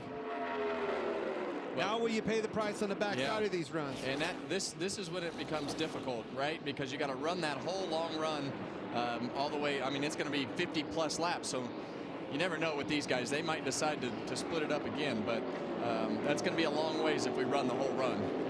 So on the track map, it's led by Bubba Wallace as 4 drivers have not stopped yet. Wallace, Blaney, Stenhouse, and Dillon. Ty Gibbs in 5th is the first of the drivers who have been to pit road. Well, there you see the difference right there. William Byron, who pitted 1 lap earlier than most of the guys that came to pit road, leapfrogged all those guys and got himself in position, and now he's past the leader. Get his lap back.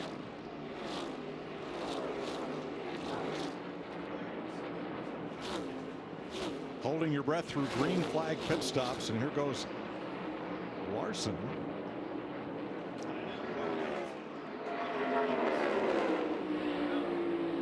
One back 6 inside. One back 45. So cars with new tires, obviously quicker than race leader Bubba Wallace here. Larry, who's grinding it out. How far can he go on this strategy, and what's the upside? Yeah, I mean, I got to believe Booty Barker is trying to go down the path, Mike, of absolutely splitting it dead in half, which is about 3 laps from now, lap 45. That may pay dividends on the top side, but this is a lot of additional laps because he's given up, again, well over 2 seconds a lap.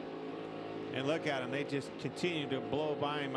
They're going to be, I'd say it's going to force them. I will come this time. Well, there it is. Yeah, I mean, they're going to split it exactly in half, but you know, I think the interesting part is going to be that gap might be big right now, but that gap's it's going to be a lot for these guys that get towards the end of this run that pitted early as far as lap times, and how much does it fall off when they get way further than they just ran. Well, and that's the math works, you know, if you're by yourself. But as these cars all blow by you with new tires on, it just hurts your lap time worse and worse and worse.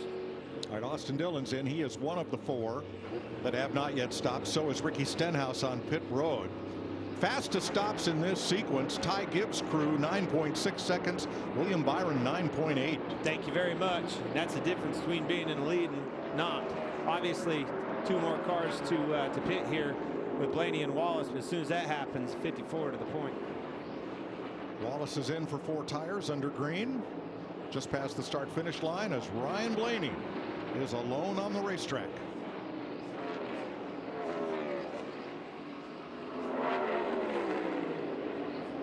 Austin Cindric goes by on the outside as Blaney hits the brakes, and he's headed for pit road.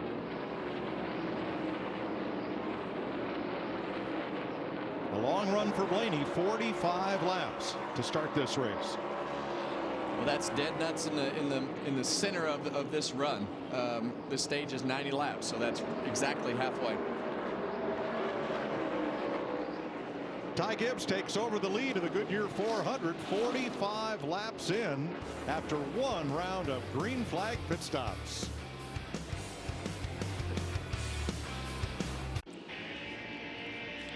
There's the Goodyear blimp flying overhead at the Goodyear 400 from Darlington on FS1. Goodyear providing our aerial coverage, powering the race from green to checkered flag and every mile in between. Goodyear, more driven.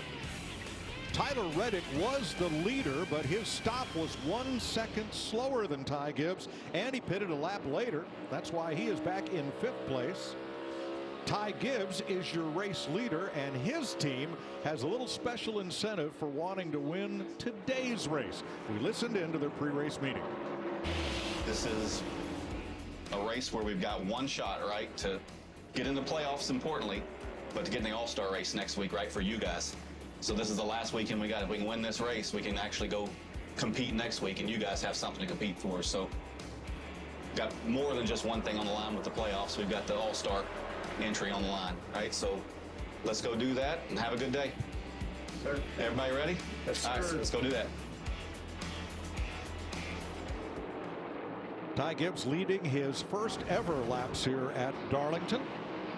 There's Chris Gale, the crew chief who conducted the pre-race meeting, and his stats, Tony Hirschman is the spotter. And his battle for the lead is heating up as they approach this lap traffic. See Suarez having to lift on that outside.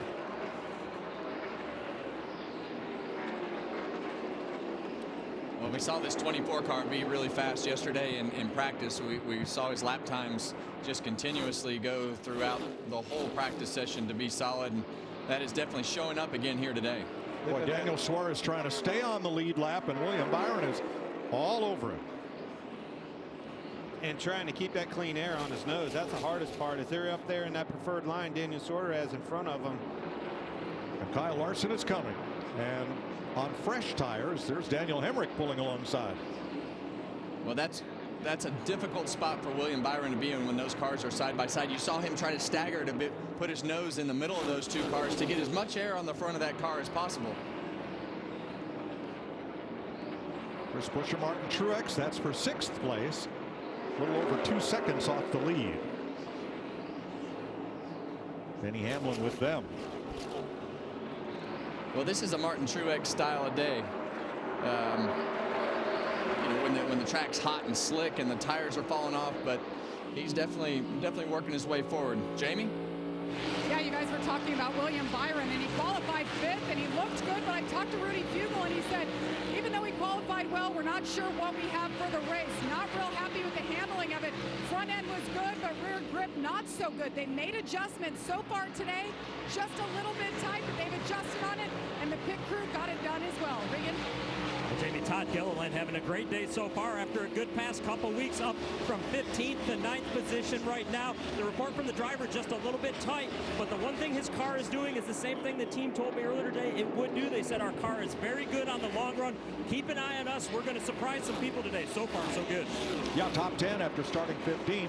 His graphic scheme is a throwback to his car's late model, first ever win back in 2015 at Southern National Motorsports Park. Well, this guy right here, Ty Gibbs, he's having a great day so far. You know, as the young drivers go, this is a difficult racetrack to manage because it's you against the track. You got to take care of the car. You got to put the car in the right spot, take care of the tires. Ty Gibbs is doing a great job in doing that, and they put him in position to lead this race, and that's what you want to have. You want to have control of the race. Not an easy thing to do against the likes of the guys that are out here hounding on him. I mean, look at the battle.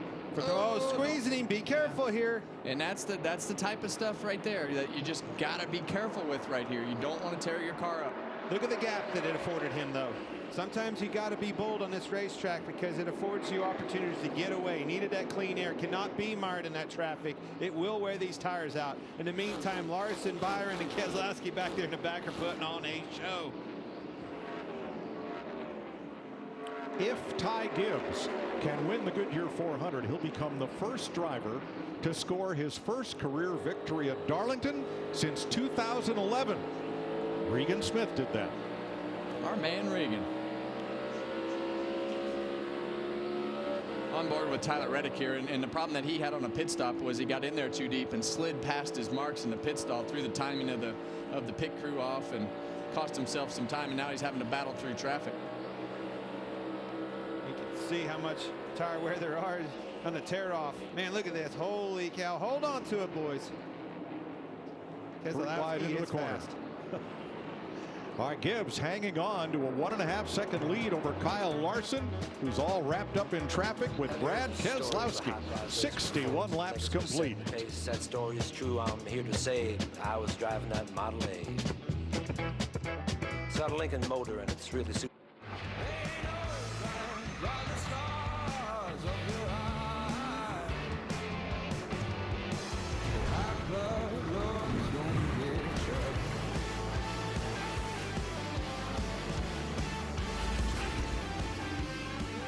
Boy, a lot's changed here in 75 years since the first Southern 500. Nice crowd on hand on a beautiful, warm spring day as Ty Gibbs leads Kyle Larson by 2.3 seconds. And still a lot of traffic in that battle from second on back. Little steady Eddie. Don't look now. Here comes Truex. These guys get door to door, side by side. It gives opportunities to the ones behind him. Who is that? Truex. This has always been a really good track for Joe Gibbs Racing. I think that carries through to the next gen car. And like I said earlier, I mean, this is a Martin Truex style of day where you got to take care and manage the car, not get too wound up, put yourself in a bad situation, tear up your car, hit the wall. This has a lot of ingredients for Martin Truex to be successful. And that's what's so impressive about your leader, Ty Gibbs, out here leading these guys. It's discipline. Man, this place is so slick. You have to race the racetrack. He was patient with the lappers. I love that. Those are the ingredients to getting these things to the end. And if you can do that, you can have a shot at winning. That's hard to do. Patient. Did you see that smoke rolling off the side of his car when he was rubbing doors with that lap car at 99? It was time to go. It's time. At 99, you can mess with them so long, and those cars in the mirror get bigger. Then you got to do something about it. Larry Mack. So, guys, to your point about Joe Gibbs Racing, in the 4 Gen 7 races at Darlington, they have led 51% of the laps, but they've had more DNFs than top 10s. Martin Truex Jr. has led 221 laps in those 4 Gen 7 races, 3 DNFs, 2 for an accident and 1 for mechanical failure. They're having a tough time closing the deal. What happens at the end of these races, you can attribute that to. Restarts are always crazy, chaotic, always take out a lot of cars.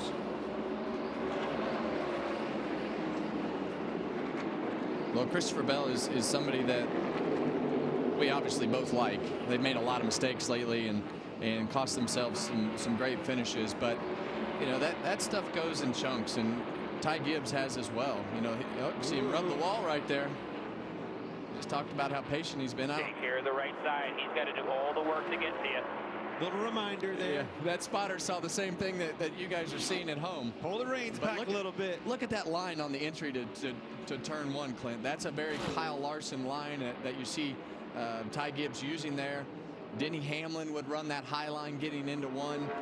it just seems to, in this car, it's not something that I like to do, but after last year and going through the couple of years in this car, it just really helps that car get in the corner and helps to enter that middle third of the corner with the right angle in the car and allows you to get a nice straight exit off of turn 2. Let's check with Jamie on the 6th place car. Yeah, Martin Truex Jr. up 4 positions already. I talked to his crew chief before the race, James Small. He said, we were so fast yesterday in qualifying. Unfortunately, we got into the wall a little bit. That cost us some time, but they were really optimistic about today.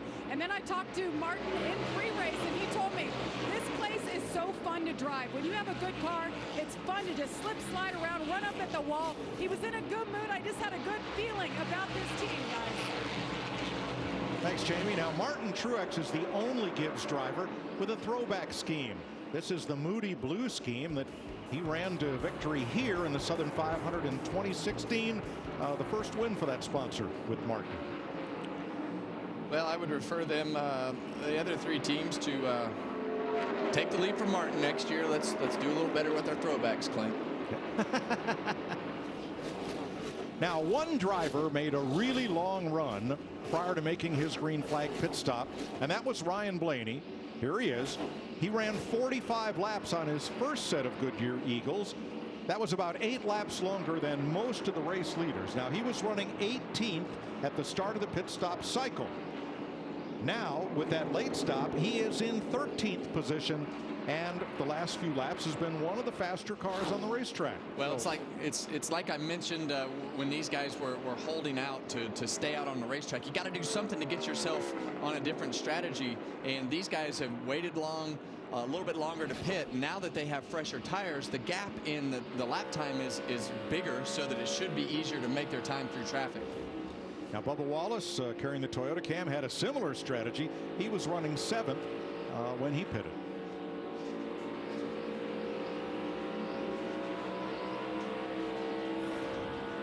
Ty Gibbs getting a little coaching here. Same thing in 3-4 when you're setting those guys up. Don't get to the middle from too far back, and it's going to be a no man's land. It's bleeding face the whole corner just to fight it behind him down the straightaway. Make sure you get the timing right to maximize your lap time to set the pass up for exit.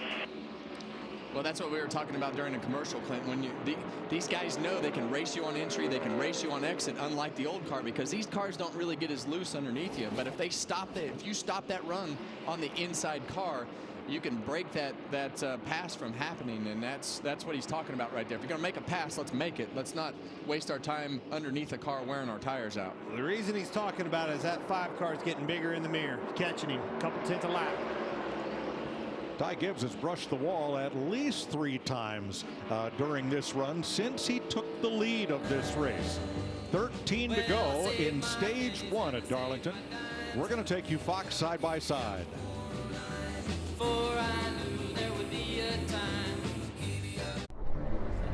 It's not about the cars, the speed, the action. It's not about the party or the long weekend. It's about them, the ones that gave everything. This Memorial Day weekend, we honor the fallen at America's Home for Racing, the 65th running of the Coca-Cola 600.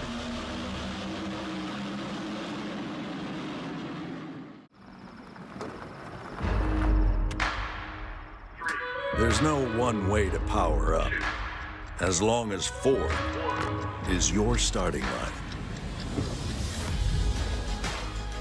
Because more important than the power you choose is what you choose to do with it. Gas, hybrid, or all electric, the power is yours. And they're all coming? Those who are still with us, yes.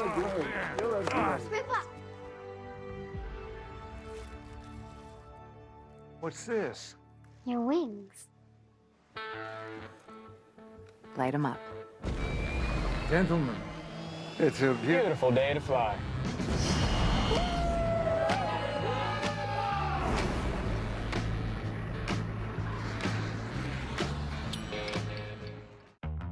The 3 for Me, only at Chili's, is now available with the all-new Big Smasher Burger, piled up high with nearly half a pound of beef. Or you could settle for just some other burger at a drive-thru. Anyway, gonna need some room, cause the 3 for Me still fills up the table with the bottomless drink, all the famous Chili's chips and salsa you can eat, and it's still the best deal around at just $10.99. See you later, tiny drive-thru burger.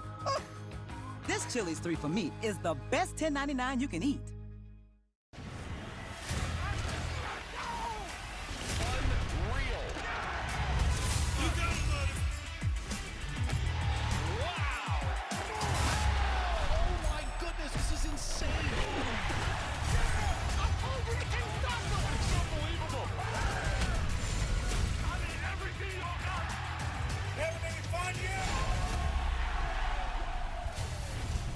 United Football League on Fox.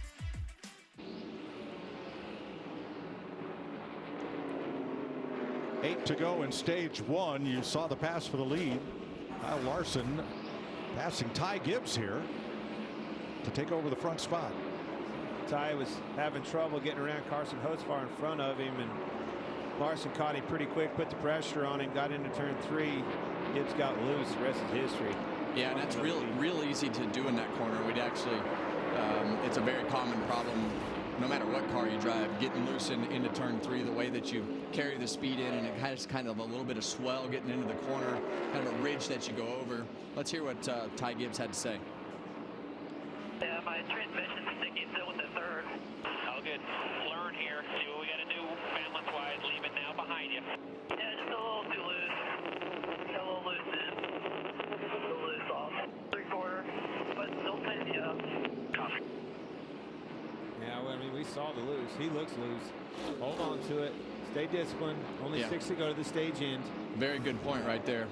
You know, you got to stay disciplined and keep the car straight. Just drive as fast as the car will go. If it's too loose, just slow down, because the last thing you want to do is slide this thing into the wall. I'd rather lose 2 or 3 spots than crash. Steinkar's in trouble. We're watching the 5 car, his teammate Kyle Larson, but man, Chase Elliott hasn't really went anywhere, hasn't been able to make much ground up in the back. I think this stage in should save him from going a lap down, but they're going to need some adjustments. Didn't see that out of them. They've been on a roll. Chase Elliott in 24th. Now taking a look at stage points, Ryan Blaney, remember he was 18th before the pit stop cycle. He ran the first 45 laps before coming in. He's up into the top 10, so a gain of 8 with that strategy. Well, both of these guys right here, Bubba Wallace and Ryan Blaney, were the guys that stayed out the longest. So, you know, I think that lap time difference in the new tires, old tires, it just became a little bit easier to make up that track position with what they gave up at the end of that last first cycle. 9th place at stake here. Kevin, I agree with you in what you said at the top of the show. I'm jealous of these guys. The work that it takes to run up next to that wall lap after lap, the discipline, the challenge of this racetrack, the Lady in Black, it's fun. You're jealous. I am. I miss it. Well, one you're not going to be jealous of is Daniel Hemrick in the 31. He reports he has lost his power steering. That is going to make for a long day here. Trust me, it is not fun. I've seen what you look like after no power steering. Do I need to remind you again? We've already covered this, Kevin. It's okay. The last car I passed that day for a top 10 with no power steering, Mike, you know who it was? It was me. I only had 6 cylinders. Here we go. Chase Elliott trying to hold on to the tail end of the lead lap here. Well, that's going to be close. I think his teammate Larson should be easy on him. Plenty of room between him and second place. But boy, that favor would sure be appreciated out of that team, the 9 car. Going a lap down here is a difficult situation, especially when you're already struggling. 11th place. Hamlin and Logano, no stage points there, but I'm a little bit surprised at Denny Hamlin so far, Kevin. I really thought on a hot, slick day like this just screams a guy like Denny Hamlin being the favorite. Last lap, stage 1. Larson holding station behind Chase Elliott so as not to put his Hendrick Chevy teammate a lap down. He'd still get his lap back on the free pass, but he'd have to pit with the lap down cars and start tail end. So good strategic move here. This will be Larson's 7th stage win of the season. He only had 8 in all of 2023, so he is on great pace as he rounds off turn 4.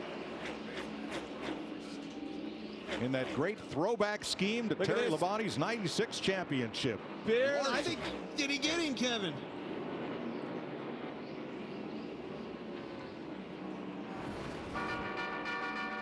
He rode around the track with Terry Labonte in pre-race. That might have meant good luck for Kyle Larson today. He's your Stage 1 winner. I stole a kiss at the turn of a mile. Well, what do we have here? A come down or a comeback? A risk taker or a troublemaker? A lucky run, or that's how it's done. Great job, 5 team. Surprise, surprise, or seen it coming? A trophy hunter or a party crasher? What if it was all that and a whole lot more?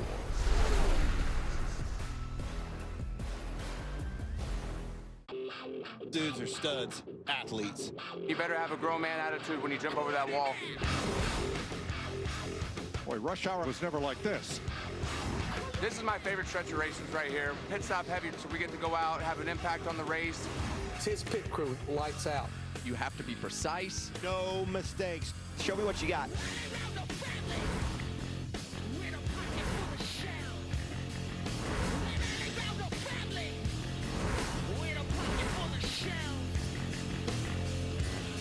Be the second time today the pit crews get a chance to shine. Let's check with Jamie.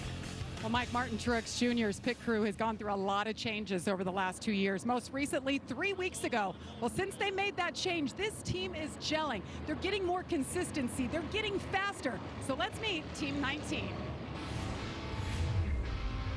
Lee Cunningham, front tire changer, 19-year vet, 2-time NASCAR champion.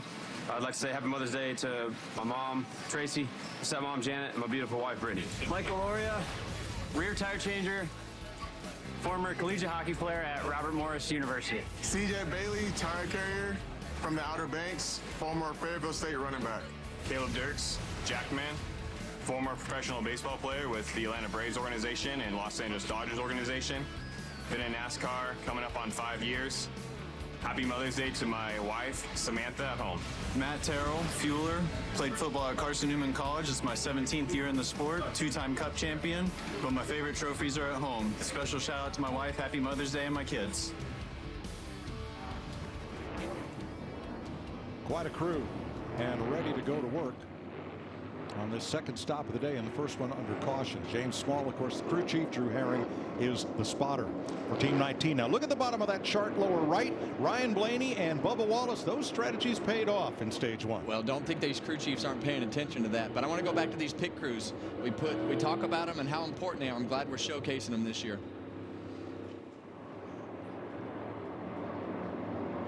Jamie? Kyle Larson just been lights out in the 5 machine. Told him not to slide it through your box when you come in. He's saying he's just a little bit loose. It's probably just a cycle at 15 laps. Let's watch the 19 crew go to work. You just met him working the right side. Martin Truex Jr. says he's really loose. There's a little vibration too.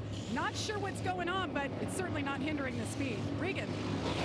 Brad Keselowski, this run was way too free compared to the first run of the race. Said that his car took a pretty big swing there compared as he was telling the team what he needed in the 45. But Tyler Reddick was way tighter with the front of his car this run, and he did not gain any rear grip. He wants an adjustment. Look at this, guys. 6 beat him out. 45 didn't have to move much. Where's he at? +3. That number 1 box. There it is, Kevin. Number 1 box. 21 feet. That's all it takes for Tyler Reddick to get that first position. Again, paying off. Kyle Larson is your Stage 1 winner.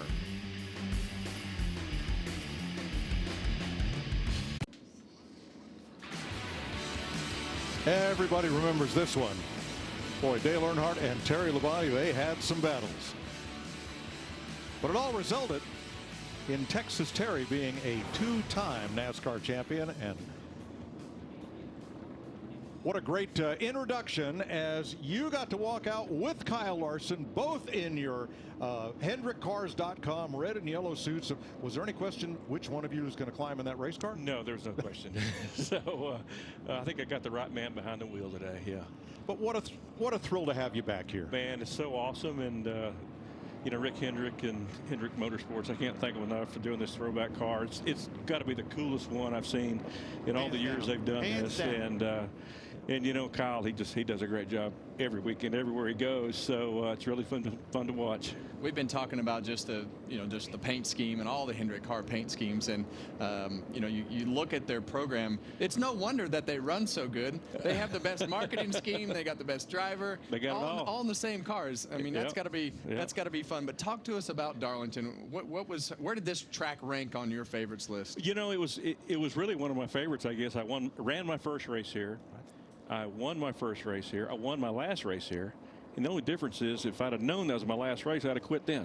But so it's always been a special place. I've always loved to come down here. It's a tough racetrack.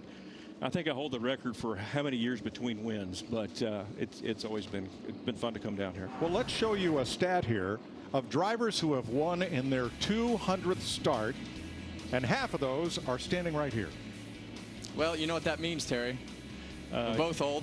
Well, I'm older than you. Yeah.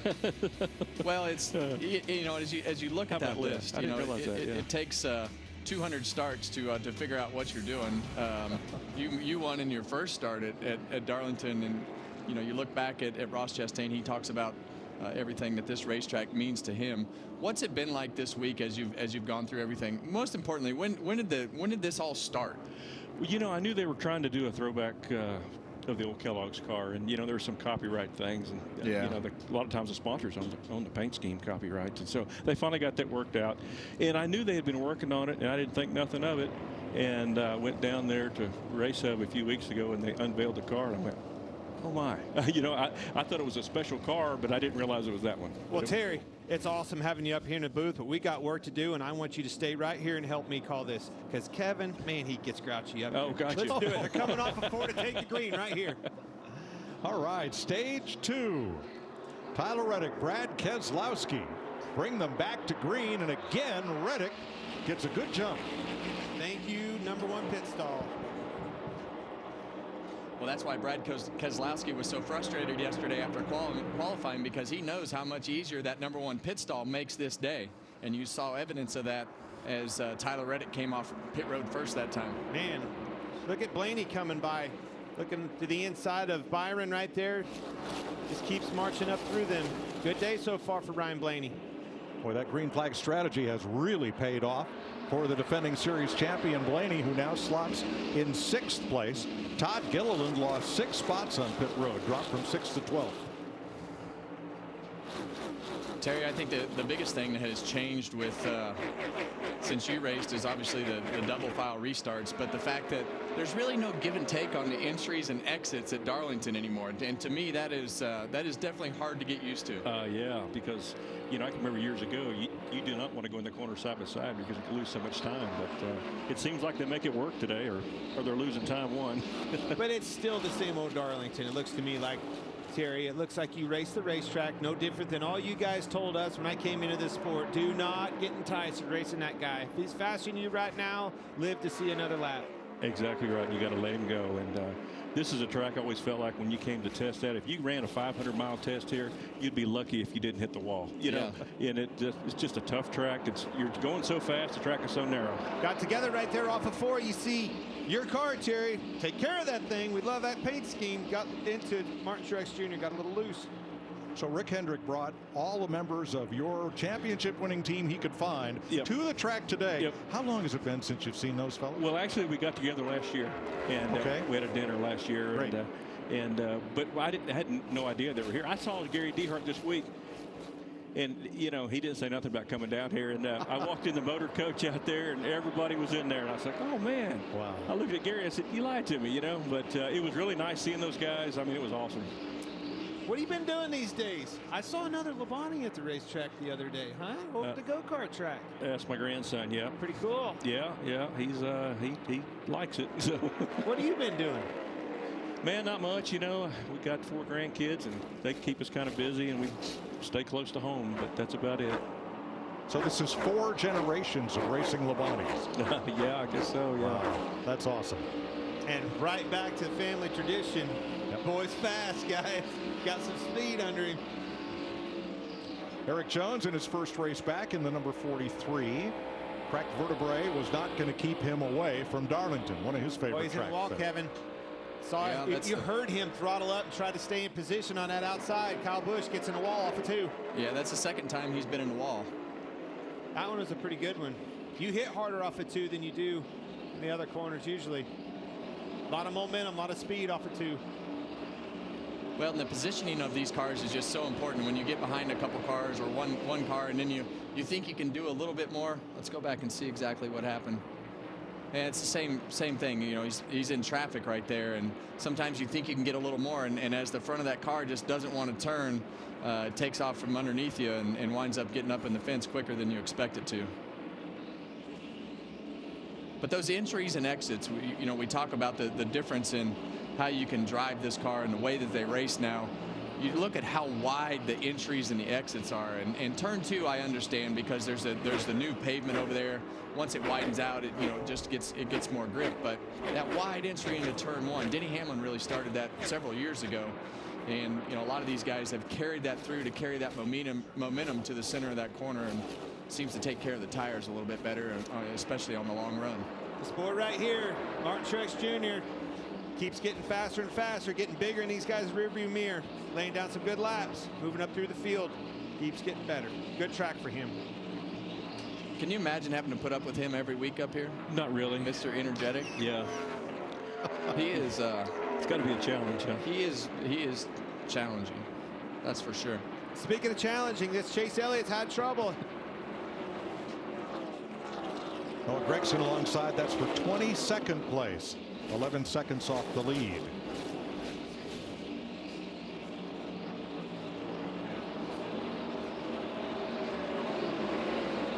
"17 laps complete in stage number 2 at Darlington. Tyler Reddick, our pole sitter, back out front of Ty Gibbs, Brad Keselowski, Martin Truex, and Kyle Larson. The United Football League continues next weekend on Fox. The push for the playoffs is underway. Saturday, the Memphis Showboats take on the Michigan Panthers. Then Sunday, the Arlington Renegades battle the San Antonio Brahmas. It's all on Fox and the Fox Sports app. Here at Darlington, 113 laps complete. Tyler Reddick the leader, and Reddick has a very interesting throwback scheme. Tim Richmond in 1982 won the Daytona 500 consolation race in a car with this paint scheme. Terry Labonte's with us. You raced against Tim. I did. What was he like? Well, he was a character, I'll tell you that. But he was one heck of a race car driver. And when he was driving for Hendrick Motorsports, I mean, they were really awesome. You know, they ran well and won a bunch of races. And yeah, he was quite a competitor. Came from IndyCar, came to NASCAR. Very flamboyant driver. Had a lot of fun. So Reddick's rocking the mustache. The mustache? Yeah. I guess these kids call it Muzzy these days, Terry. Yeah, I don't know. Do they? Yeah. You used to rock the mustache. I did. Yes. Yeah. I don't like Tyler Reddick, so looks like a Luigi. That's what you called him yesterday. Yeah. From Mario Kart? Yeah. Okay. Or Mario Brothers, depends on when you grew up. Jamie. Well, Mike, before that last pit stop, I reported that Martin Truex Jr. had a vibration. He just wasn't sure what was going on. Well, I went down and checked out the tires, the left rear, pretty used up, and they let him know, and he said, yep, I knew there was something going on. So that's good news. They found out what the issue was. I also looked at other tires. Larson's were good. 24 William Byron, a little bit of cording on the left rear, but overall pretty good, Regan. Well, Chris Buescher back to 10th after starting 3rd earlier today, but had to take a double take on some of the comments he had for his team on the last pit stop. Told his team that he was too tight at the end of a run. That is about the only car that I've heard saying that all day long on a day when everybody is struggling for rear grip. Chris Buescher looking for a little bit more front turn, so keep an eye on that as the day progresses. Thanks, Regan. Well, here's some radio from the race leader, Tyler Reddick. Feels like it was half number tight, take it off. About neutral right now. It's simple, just keep using the right front like we learned about this week. Check that right rear like you're doing. Good job. Yeah, what he's saying right there is you just don't want to drive this car off the right rear. You can't do that anywhere that we go. You want to have a little bit of wheel into it. What was the word you used earlier? Snug? Snug. Right. Yeah, you want the car to be a little bit snug because the rear tires are going to fall off. And I think when we were talking about Truex there earlier and those left rear tires, I really think a lot of those left rear tires are from the guys that run low too long, and it slides, and this car is hard to get rotated and slides the back and tears up the tires quicker. Terry, how did you manage balance here in the 90s? Oh, gosh. How did you like the car? About neutral, really. But you really have to start with a little bit on the tight side, you know. But and then after you ran a while, then it would, you know, get to the neutral stage. But you couldn't start too tight, but you sure didn't want to start loose either, because you're going to wear the back tires out on it. I always thought one of the more interesting things when we came here, because the cars used to fall off more than they do now with the old surface. It would be 4 seconds, 3-4 seconds. A lot of tire under these cars. Well, there's a lot of tire, and it's been repaved since then. But with the old pavement, qualifying was always breathtaking here. It still is, but I always found it to be a little bit more breathtaking because of you really only got 1 lap out of the tires. That was it, 1 lap, and the tires were so fast for that lap. And then when you came in and made a pit stop under green, I mean, you were so much faster. The guys that stayed out there, but it was a big difference. You know, it was crazy. Double the horsepower. Don't forget that. Don't talk about horsepower, Clint. Larry Mack. Hey, Terry, tell those 2 guys sitting beside you, the 80s and 90s, we didn't have downforce in the front. We actually had lift. Got Nemechek around on the front straightaway, guys. Facing the wrong way in that Lee Petty 1956 Dodge Tribute car. John Hunter Nemechek was running 17th at the time of the spin. This is the second caution of the day. It comes at lap 121. Right front tires down, Kevin. Right front tires gone. Left rear, right front, Ben. Left rear, right front. Yes. Oh, there it rolled back. There it is. Well, as we see so many times this year, when the tires start to get worn, when this car, when you try to get a little bit too much and you think you can just ride it out, this car will just snap around on you and spin out. That's exactly what happened right there. Yeah, I think the right front blew when he was sliding so long with the wheels. It was just like Kyle Busch last week, right? Like you just get to a certain point and that car just snaps around and spins out. I'm so glad you said that. Savior to Kyle Busch. He was on the brink of having to go a lap down here. This saved teams like him. Now, he was in the free pass position, so of course is ineligible since it's Nemechek that brought out the caution.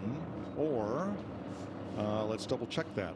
Scoring saying that the 3, Austin Dillon, will get the free pass.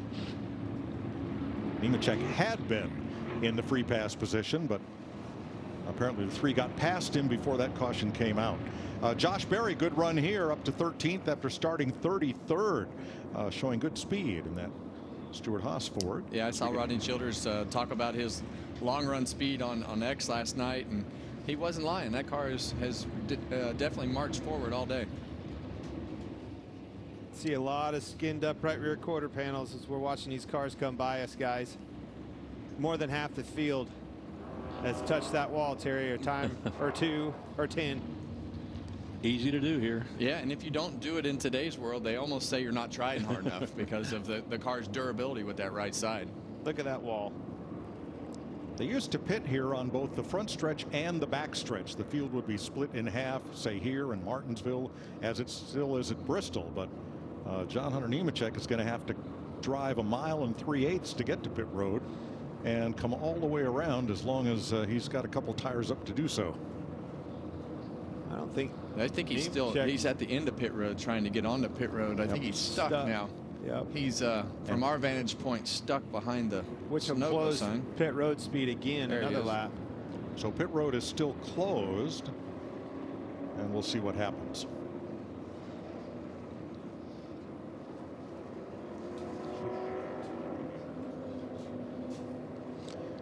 Been a big weekend for Brad Keselowski. Started up front here, currently running 3rd. Let's meet the crew of car number 6 for Roush Fenway Keselowski Racing. I'm Johnny Roberts, front tire changer. This is my 14th season on the pit road. 2023 Most Valuable Pit Crew Award. I'm a husband to Shay and a father to my son Lane and my little princess Grace. Steve Price, rear tire changer. I've won a race in every series of NASCAR and the 2023 fastest NASCAR pit crew in the world. Tevin McClurkin, tire carrier, Daytona 500 champion, Truck Series champion. Want to give a shout out to my beautiful wife sitting at home. Love you, girl. Go Birds. Dustin Lineback Jackman, former ECU and UFL linebacker, 2-time Xfinity Series champion, 2014 Daytona 500 winner, 2023 Most Valuable Pit Crew Award winner, and proud husband and father to Amy and Gibson. Brad Robinson, gas man, former football player at Cortland State, defensive line, 18 years in the sport. Would like to give a shout out to my wife, Lauren, and 3 girls, Peyton, Collins, and Corey. And the crew chief, Matt McCall, 3 career wins. He's crew chief for Brad since 2022. Spotter up on the roof, TJ Majors. Imagine having a last name like Lineback and then being a linebacker. Of course. What else? Maybe what else you maybe got if we'd going named for you yourself? Clint Winter Boyer, you would have. Are you kidding me? Was that not funny? Dang, that hurt. Chris Myers gave that to me. Was that not a good one? Myers' jokes are terrible. Don't ever listen to it. Hey, we're going to come around again.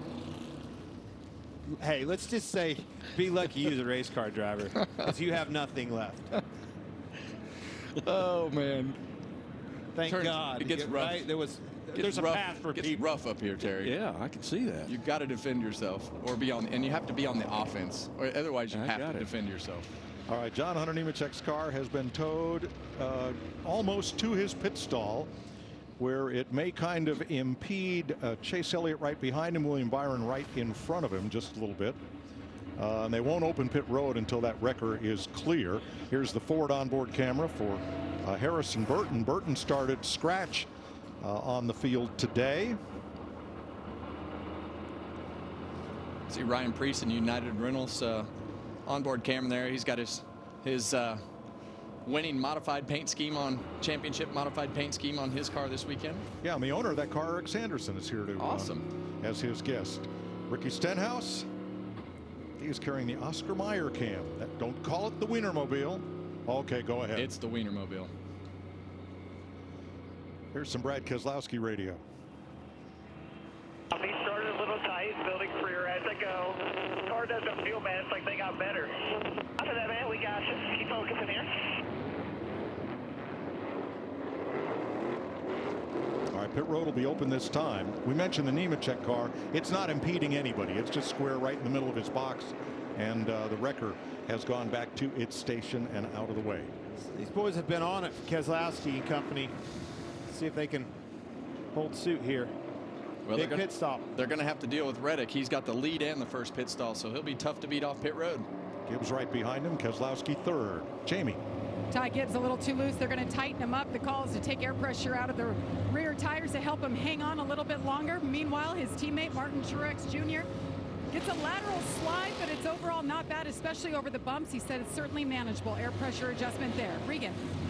Brad Keselowski been battling a car that's too loose on the long runs. The same thing this run, asking the team to keep the rears on it longer for him. It was going bad at the end of that run. In the 45 of Tyler Reddick. Reddick took off good, wants to be a little bit tighter taking off this time. It was neutral at the end of the run. That means it was good for him.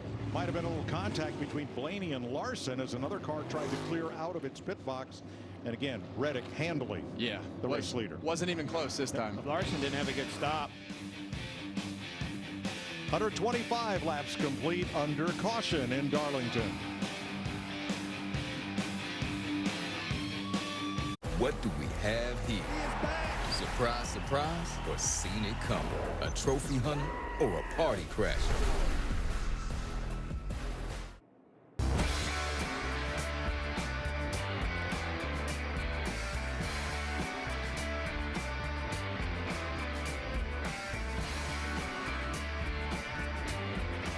Welcome back to Darlington. 127 laps complete. Everybody was on pit road at this caution for John Hunter Nemechek, which means that was 35 laps complete of stage number 2. But Larry, this stage is 5 laps longer than stage number 1. So where are we? Yeah, Mike, we're going to go back racing with about 57 laps to go. That's easily in the fuel window. Honestly, I don't know that I see them trying to split that in half. I mean, that's going to be a long run, 57 laps, but I'm not so sure we're going to go caution-free the rest of this stage. I hope we see it. I hope they run the whole way, because they're going to be a handful if they do. Absolutely. Reddick and Gibbs will restart on the front row. Have to have that in the back of your mind, though. You have to have and know that this stage is long right here. You're going to have a long run. Take care of these tires. Well, it's a tough balance at the beginning of this run to lose as little track position as possible and put yourself in a position to get in the top line and save the tires. Reddick, Keselowski on the front row. Gibbs in row number 2. As we come off turn number 4, and get ready for the restart. Back to green.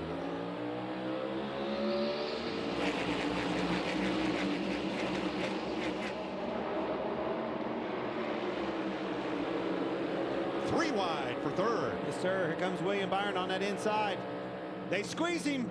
Truex almost wrecked. Blaney in the wall. They're wrecking, guys. And they pile up accordion style behind him. Caution wave. I think Blaney's got a right rear toe link broke. And this is almost an identical situation that Truex was in last year.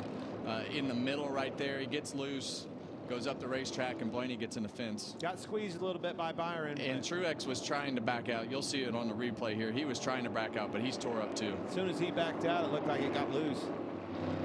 Tore up race cars. Let's watch from the Goodyear blimp. Watch William Byron. He's the one that gets the run here. Goes to the inside as he gets into three, gets him 3 wide. Yeah, you see that 12 car get to the outside of the 19, and then, oh, Byron just, yeah, they just all came together right there. And we talked about it in the beginning of the show. You know, I think that 17 car is going to have some damage on the front end too. Possibly that gap, that splitter, right? You said that in the pre-race show, Kevin. Cannot get that separation. You see Byron just come up end. Just a little bit and gets into the side of Truex, and Truex was trying to back out, but big hit for Blaney. That's 17, yeah, 17 is going to have that front end damage like you're talking about. Let's watch from Bubba Wallace.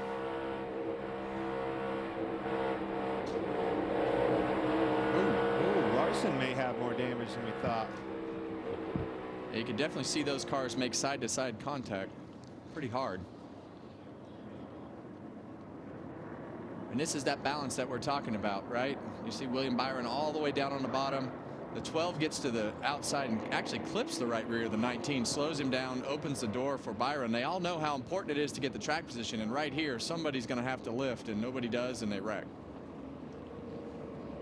Yeah, Blaney's done. He hit hard. See, his front end's messed up too. Even they get him back out, he's not going to have much speed in that car. Got Truex on pit road. All right, here's Blaney's radio. Killed. And I'm gonna go kill both. That's what I'm gonna do. Coming to you. I can understand that frustration, Kevin. Well, Terry, how about this? You answer that, Terry. Let's put some pressure on you. Yeah, well, it got a little tight down there. So that's a tough place, 2 wide. Well, I was watching the left side tires on Byron's car. He did a really good job of trying to keep that car right on the bottom of the racetrack. And then right at the exit, he came up a little. Blaney came down just a little. Truex is stuck in the middle. Here we are.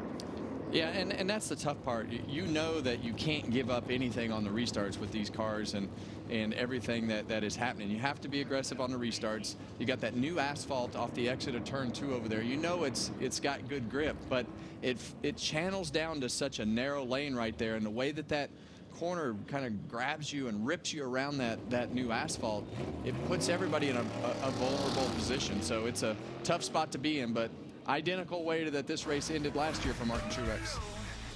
Squeeze play off turn number 2 on the restart. Caution ensues. Damage to Blaney's car. We're under caution. The Goodyear blimp welcomes you back to the Goodyear 400 from Darlington on FS1. They supply our aerial coverage. Goodyear powers every lap, every mile, and every victory on the road ahead. Goodyear, more driven. Regan, how about tire wear so far? Well, Mike, a little bit interesting today. The tires have looked great coming off of the race cars, but I want you to take a look at these ones right here. This would be the right front, right rear, left rear. The left rear tires are actually what is wearing the most on these cars today. We don't oftentimes see that. That's interesting. Big part of why we're hearing all this talk about losing rear grip. But as a driver, that is a great thing. And these are Brad Keselowski's tires that came off his car a stop ago.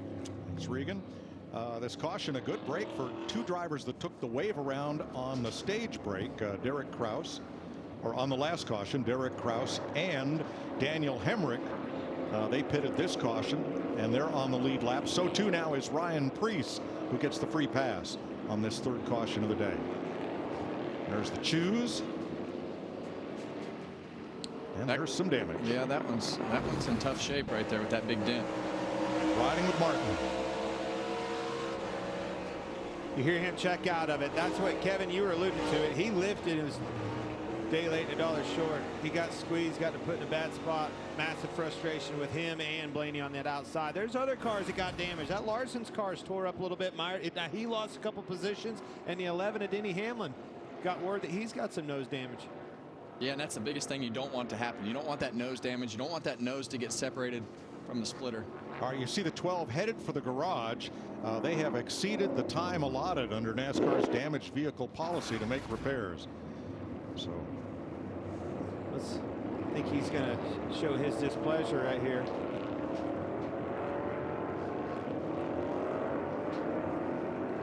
He wanted to, Kevin. He thought better of it. Yeah, and he's obviously frustrated, and that's definitely not the way that you want to end your day. But those guys have had a little bit of a frustrating season. He had good speed today and thought that he was having one of his better days. Have a chance to run in front. Yep, they're going to wave the green. The front row is the same on the restart. Reddick and Keselowski. Here we go.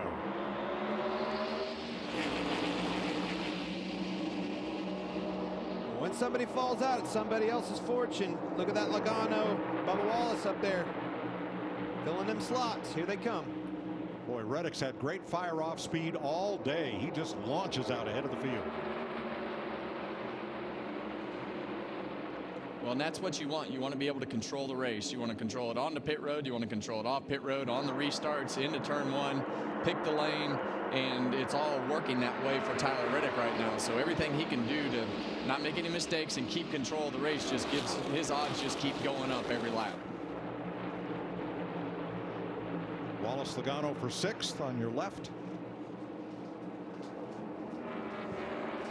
You see Joey Logano right there. Those guys have struggled this year to find the speed and do the things that they're used to doing. And today is a day that they've run better than they have in the past. Bubba Wallace right there, he was racing with. They made a great pit call earlier, gained themselves some track position, didn't get in that last wreck, and find themselves running 7th right now.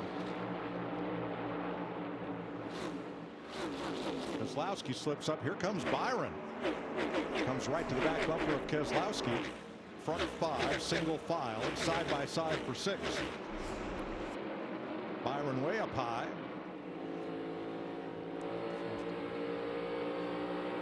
Terry, could you imagine what the conversations would have been after these races if these guys would have raced your generation of guys in the corner, off the corner, and done some of the things that they do in today's world? Yeah, they raced hard back then, but it was kind of like, man, you can't go through here 2 wide very fast, and so. Let alone 3 wide. How about 3 wide? Yeah, that sure doesn't work.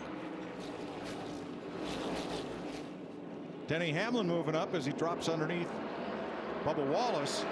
Hamlin has led 16 consecutive races, and he's led the last 8 at Darlington, but struggling today, has not yet led a lap. Well, we heard him talking about a little bit of hood damage, and it looks like the hood is slightly separated from those louvers. We saw Martin Truex a couple weeks ago get that nose damage at Dover, and we thought that he was going to struggle a lot more than he did at Dover, and it didn't seem to affect him. But doesn't look terrible, Clint. You're closer to the monitor. I can't see well. I agree. It's a little bit of separation there, but at the end of the day, it doesn't seem to be bothering it much. The car's got plenty of speed. He needed some help anyway. Maybe a little bit of damage will help him. And Chris Buescher's car seems not much the worse for wear. He's holding in 8th place.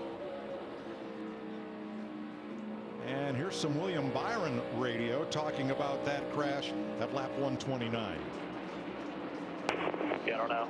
I was like ahead in that spot, so I'm sure if you're in the other seat, you see the other way. So I don't think he definitely didn't touch up. Just runs up on run out of room, So he shoved up a little bit too. So yeah, I hate it. I feel like they were pretty far back on my door, so.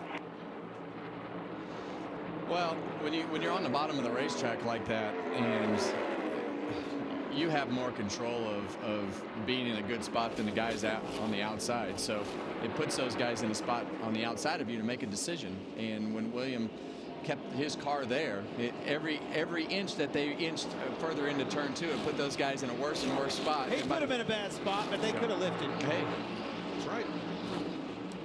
let's check on 4th place, Jamie.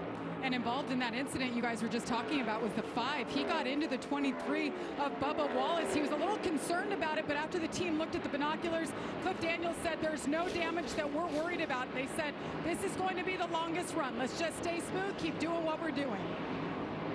Yeah, we saw at the end of the last run, Clint, the 5 car was really, really good up in that high line, making time. I mean, I know that's normal Kyle Larson talk, but it really paid more effect the later we got into the run.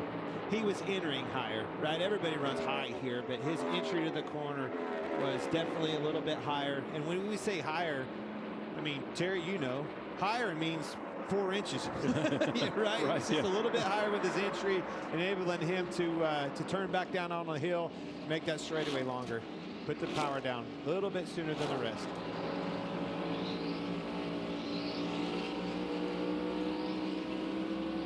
Riding here with Stenhouse, who is 1 lap in arrears and in some pretty heavy traffic there with Nemechek.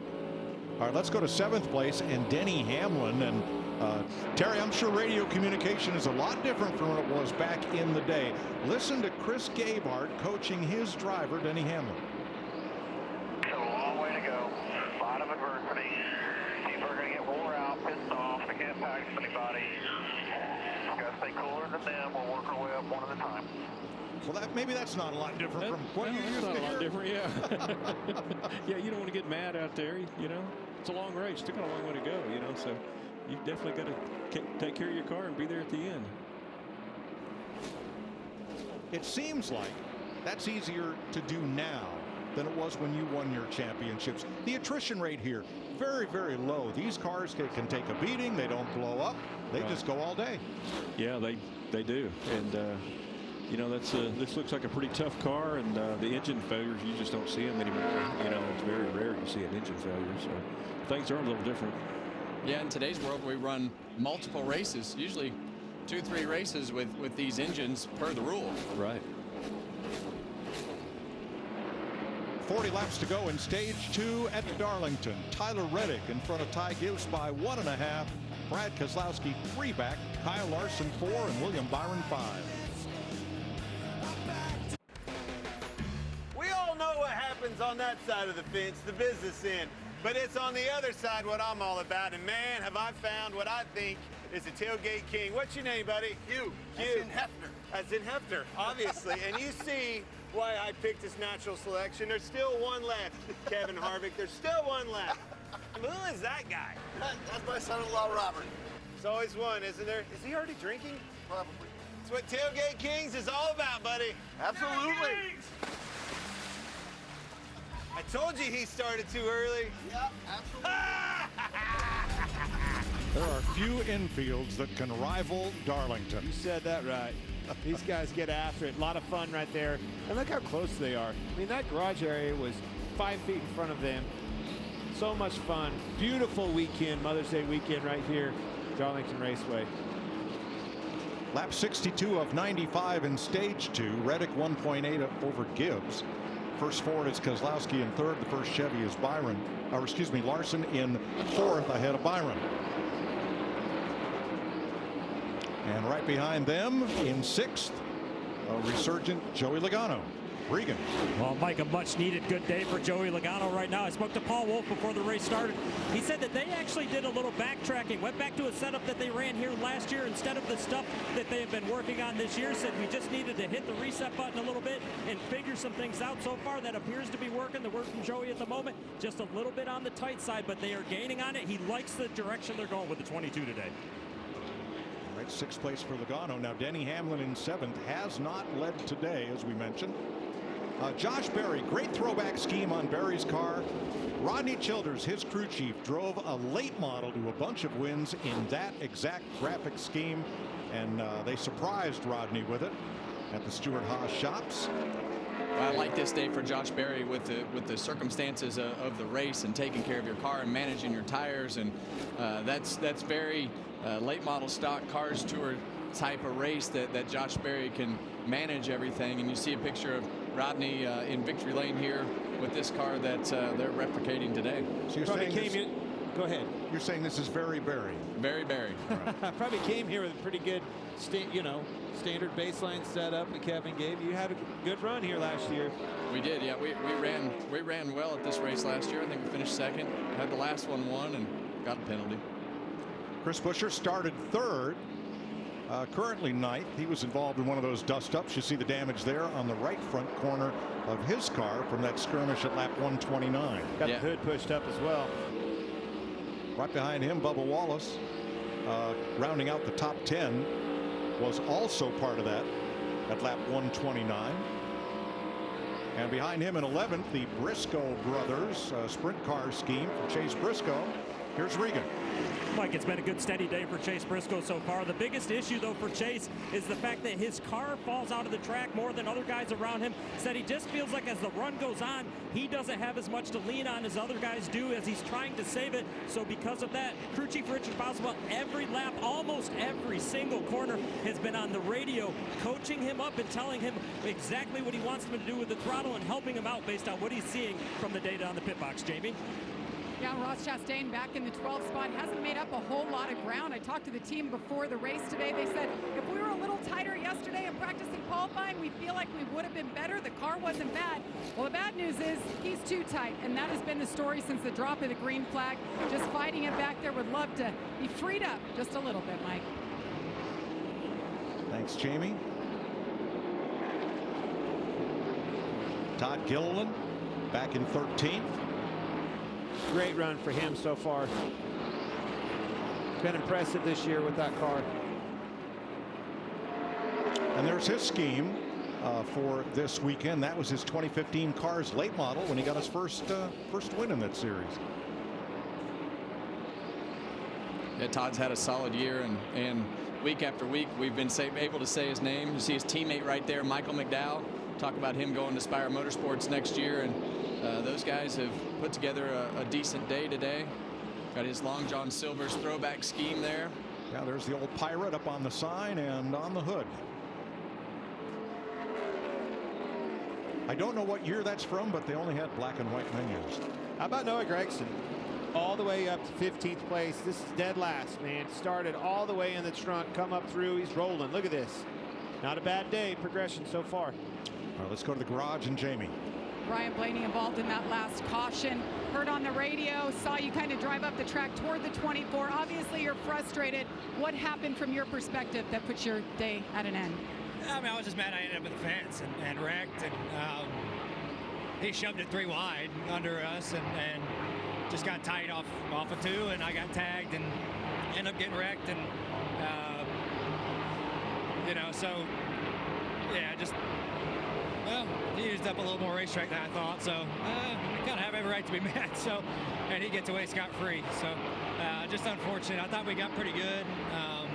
And we finally got up to 6th and really made good ground up in the first stage. Had a good pit stop and made tag Menard's Ford Mustang. I thought was like we had something to work with, and I was excited to start the second half of the race and just didn't get that chance. But appreciate the 12 guys for really improving from practice and qualifying. We got a lot better, and hopefully we can take this and learn for the future.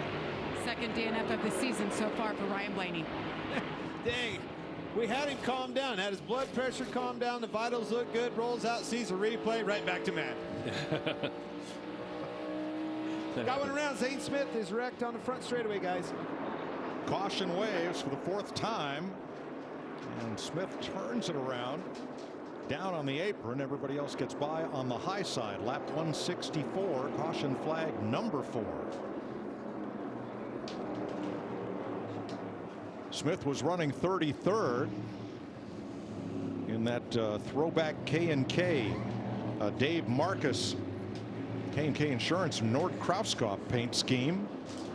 Marcus got his first win in the Old Dominion 500 of Martinsville in 1975 with that paint scheme on that slick looking Dodge Charger. Beautiful car. K&K's still around. They still insure a lot of racetracks around the country. Yeah, I've definitely paid them a few dollars through the years. Right. I'm sure you guys have as well. Free pass will go to Harrison Burton in the 21. AMR safety team quickly on the scene there for Smith. Well, this will be interesting. This is going to be a short run here. You're going to have to obviously put tires on, but we've seen how aggressive these guys have started to be on the restarts, and now you're going to have to be super aggressive, and you can be super aggressive because you don't have to go 40, 50 laps on a set of tires. So this is when you could get yourself in trouble. Let's see what happens. See him get loose back there all by himself, guys. Trying to stay out of the wall, spun around, gets into the inside wall. Caution. It's easy to do here. Yeah, and that exit of turn 4 with where he was all the way up against the wall, if you follow that arc of the rubber, obviously we learned yesterday, Clint, don't follow the arc of the wall because it's not in line with the arc of the race line. But if it gets loose through that section where it gets away from the wall and you separate yourself from the wall, and that's why we've seen a lot of the Kyle Larson line really work with that high entry, get to the late center and straighten that exit out. But when you try to follow that arc of the corner, sometimes the back of that car just will turn you around. Now they first looked at picking that car up in the front, and now he's saying no, he wants a push. He wants to try to drive it all the way around to pit road. Yeah, and this is just one of those situations where you might not just listen to the driver because it gets down on those. We saw this at Dover a few weeks ago. Gets down on those rub blocks and then it won't go anywhere. But we've got at least 2 flat tires on the right side, but it's going to be sitting on the rub blocks. Well, but he won't be in front of that pit road. And pit road will be open this time. They're coming.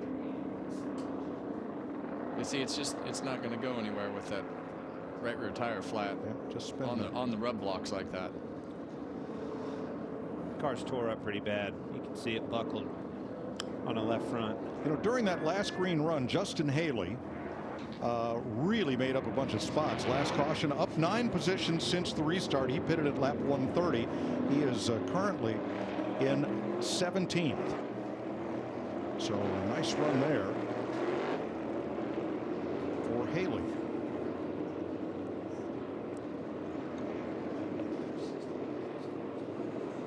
Here they come to pit road.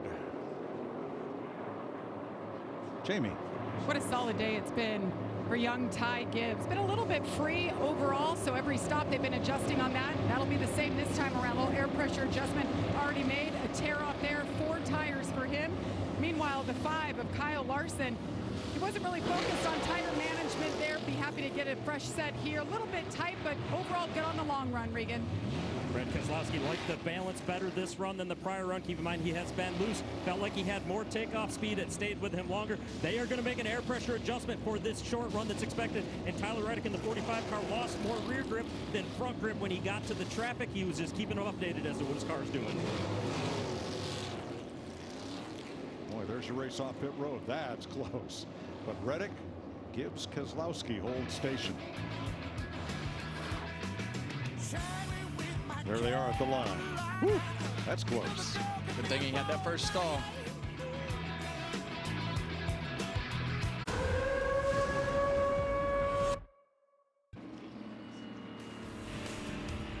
One to go at Darlington, getting ready for the restart. And Tyler Reddick, boy, they had almost a miscue on pit road that would have cost him the lead. Watch the front tire changer here, completing his job on the right front. And then coming around, the air hose hangs there on the wheel opening. Regan. Mike front changer Houston Stamper with a great move to catch that air hose. How quick do you have to react in that situation? Honestly, it's one of those, you're not really expecting it to happen. As soon as you see it, you just have to react to it. And it's one of those things I've always been told it's not your fault, but it's your problem. And you just got to deal with it and fix it. Well, great catch and getting your driver back out front still. Nice job. I love that. It's not your fault. Line. Yeah, but it's your problem. How much time did you guys spend on pit stops, Terry? Focusing on them? Years ago, we didn't spend much. Then, you know, up in the 90s and stuff, then they started getting serious about it. But I remember when we first started, we just picked the biggest guy for the gas man. So that's about it, you know. And everybody else would say, what do you want to do this week? You know, well, I'll change tires. I'll be a jack guy. So. All right, we're ready for the restart. 78 complete of 95 in stage 2. Reddick and Keselowski again on the front row, where Tyler Reddick has dominated every start and restart today.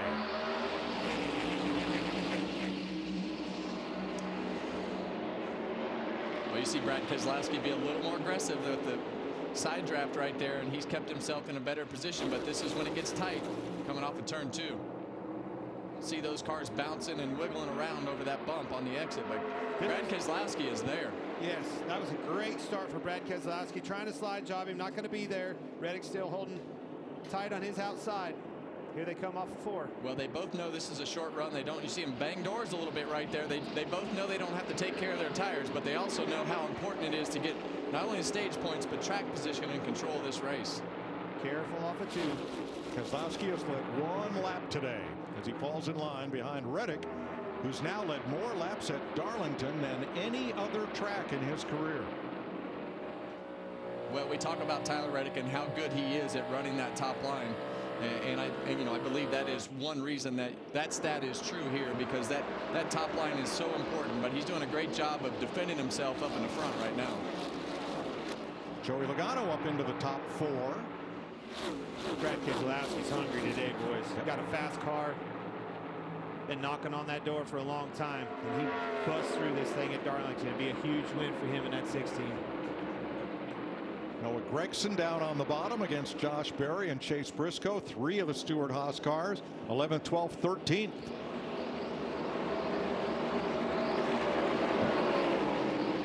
Todd Gilliland joins that party. Well, and that's the problem when Noah didn't finish that pass. It put him in position to be vulnerable about the corner, killed his straightaway speed, and that put him in position to have to defend his position with Todd Gilliland on the outside right there, close to a mess right there. Yes, to a caution. Alex Bowman right with them in that Jimmy Johnson livery, number 48 for Hendrick Motorsports. Another win. Yes. Yep, clearly. Jamie. Problems continue for Martin Truex Jr., who's back in the 23rd position. He's saying that the alternator is acting up. He's now turned off everything that he possibly can to save it until the stage ends. So, Kevin, what exactly can he do to help preserve that car, that engine, until the end? Well, the only thing he can do is turn everything off, which is not good in these scenarios. I would consider today the first really hot day that we've had. Most work for the drivers inside the car that they've had all year. Luckily, it's only a 400-mile race, but he's going to have to turn his brake fans off. He's going to have to turn his cool suit off, everything that helps him stay cool inside the car. So it's going to be a long rest of the race for Truex, turning all those switches off. Do you have cool suits in your day, Terry? No, sir. No cool suits? No. Hand out the window. They weigh too much. And that's the interesting thing about today's world. Without that cool suit, on a day like today, you almost can't survive inside of these cars because of how hot it is. They've just become so much hotter. Advent Health Cam for Eric Jones in his first race back after that Talladega accident and hairline vertebrae fracture. And Tyler Reddick out front with the monster cam on board his number 45. Yeah, and you hear him shift gears down the front straightaway right there into 5th gear. He'll stay in 5th gear all the way through turns 1 and 2. It's kind of an option. As you get later in the run on the fall off, you'll probably downshift to 4th just to help the car turn into turn 1, but you'll hear him downshift into turn 3 right here. All about timing to keep from sliding up the hill too fast. Throttle back up. You hear him off the throttle, on the throttle, off the throttle. Just give it as much partial throttle as it'll take to keep that mid-corner speed up. So Tyler Reddick, one of the best at it when it comes running that high line. Zane Smith checked and released at the infield care center after crashing at lap 164. He and Ryan Blaney, the only 2 cars out of the race. Here's Bubba Wallace in 9th. You heard that downshift, Terry. That's something that's new today's day and age. You ever imagine a day where we're shifting at Darlington? No. I can remember the first time we shifted at Pocono, and NASCAR came and thought we had a 5-speed transmission or something. But we actually were one of the first teams to try shifting at Pocono. And did it work that day? Were you on to something? I don't know if it did or not. It didn't seem much faster to me. But. Yeah. Well, I do recall you and Ricky Rudd being the best of the road racers in NASCAR in that era. Yeah, that was back in the day when you had to know how to shift gears, and you had to heel and toe it and match your RPMs and things like that, or you tear the transmission out. But it's unlike today. The transmission they have today, you just jam it in gear now. There are still days that every time I would get in this car, I would have to sit and think, okay, up, down, up, down. Yeah. Because, I mean, I spent my whole life first, second, third, fourth in the H pattern. And to the last day that I drove this car, I had to think about how I shifted. It was such a mental shift in so many things. But the shifting was a difficult thing to manage. You're not the only one, Kevin. I mean, we've seen it several times, especially when somebody's racing both, right? When they're running the Xfinity Series on Saturday, crossing that gate with the H pattern, and then, you know, move to the Cup Series with this transmission. But it's like a motorcycle, right? All the way up, all the way down. Yeah, as we were on board right there, you could really see how much work Ryan Preece was doing inside that car. Justin Haley. Up to 13th now. Having a great day. We talk about him sporadically as we go throughout the season, but he does such a great job of managing his equipment. And he has one of the two most creative campaigns for the fan vote for the All-Star race, the Hail Yes campaign. Yeah. I would say he and Carson Hocevar, the Vote for Pedro campaign, are probably leading the league in that, and they're both in the top 10 vote getters right now, folks. Still plenty of time for you to cast your vote for a driver not yet in the NASCAR All-Star race next week at North Wilkesboro. One car that we have just not seen today, Kevin, that I thought was really fast in practice, is Christopher Bell. And he has been, what, he's 23rd right now, mired back in traffic, struggling on this racetrack after a good practice session. We both thought his speed was good, and it's just not the case.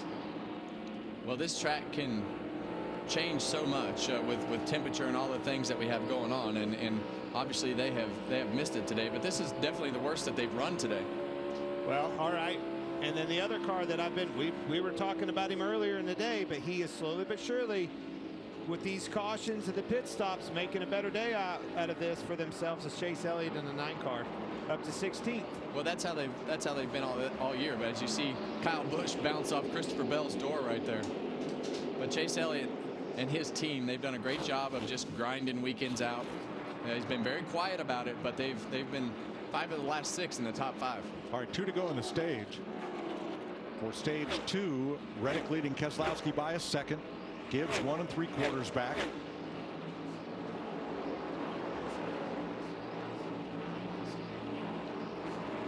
Tyler Reddick looking to win his 2nd stage of the season, and it would be his 1st stage win at Darlington. In that Tim Richmond Daytona Consolation race winning graphic scheme. On the number 45, Reddick will get the 2nd stage win. Keselowski, Gibbs, Logano, Larson. The top 5, Byron, Buescher, Hamlin, Wallace, Chastain get stage points. Terry Labonte, Hall of Famer, thanks for being with us and joining us for stage 2, and thanks for being part of Throwback Weekend. My pleasure. Thanks for having me.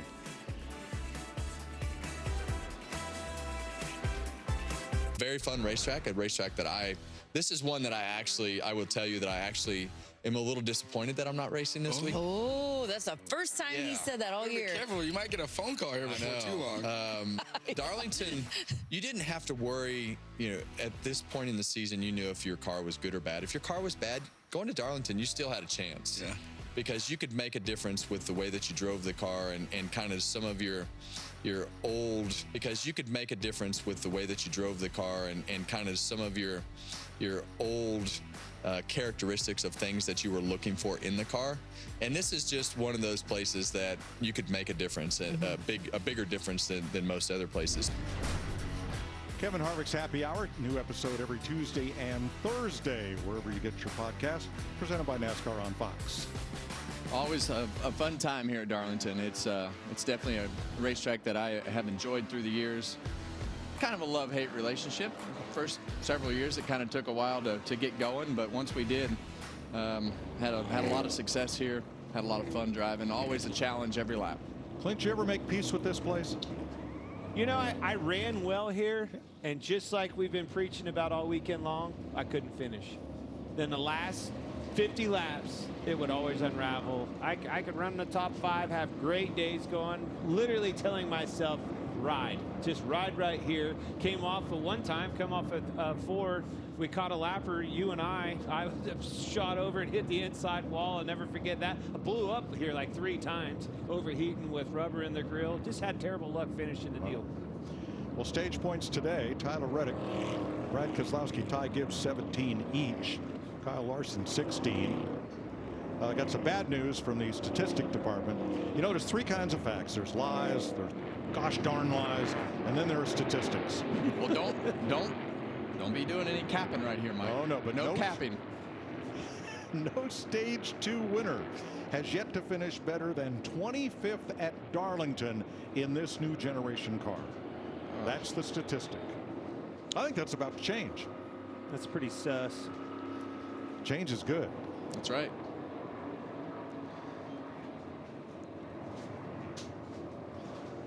Jamie.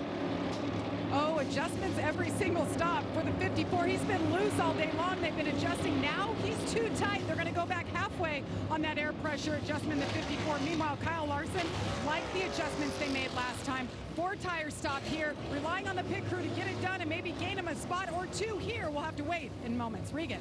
Brad Keselowski bouncing a little bit too much on entry this run. That's causing him to get loose from the center to the exit in the 45. And Tyler Reddick is really good with his balance right now. He likes it. A little bit of brake shake, though, something to keep an eye on. Well, it's not the yellow line. It's because the yellow line is the speed line. It's that white line that they measure to. This 6 bunch keeps getting better with these pit stops. They're going to beat that 45 out of that #1 stall. Oh, they're getting closer, aren't they? Hear me out. I don't think so. Hear me out. And that's no cap. That's no cap, Mike. That's ridiculous.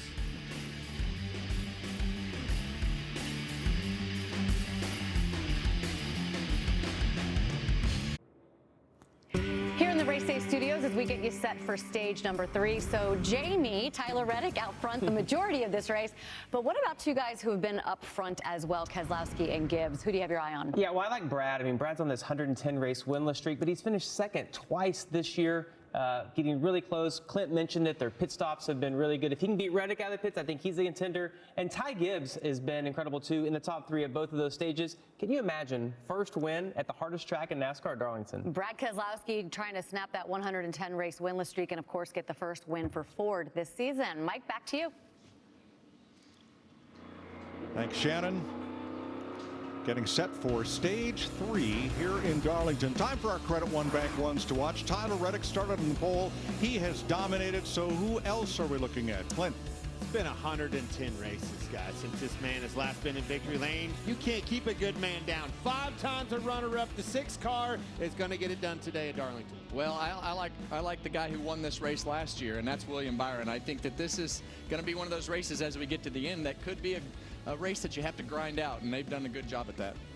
Joey Logano has just kept coming and coming and coming. It's been Richard Petty races since his last win. He keeps working his way toward the front. I see what you did there, 43. And I see what you did there. Are your Credit One Bank ones to watch.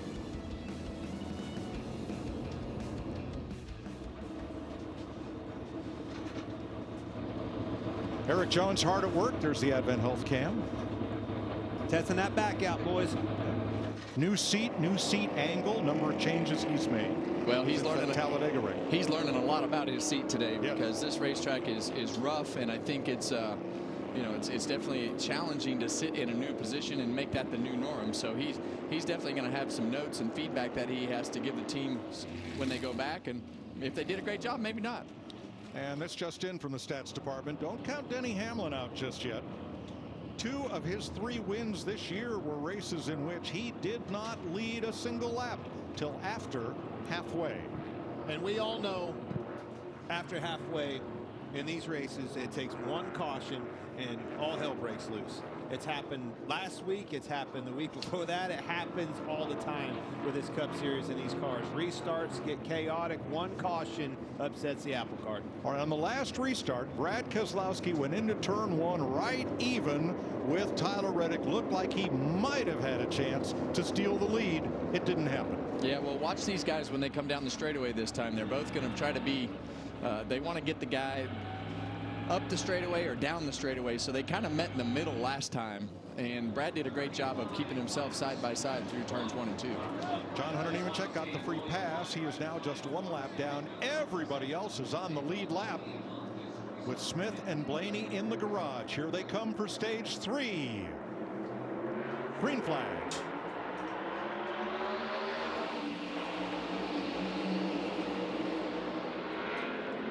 Oh, they're banging. Put some pressure on him. 3 wide. Larson looking at the inside. Yeah, and you see Brad Keselowski just kind of give that position up. Not yet. Almost. Not so fast. Still holding on the outside. Here comes a big push. William Byron going around them both. Byron again 3 wide, way deep on the bottom, but has to back out.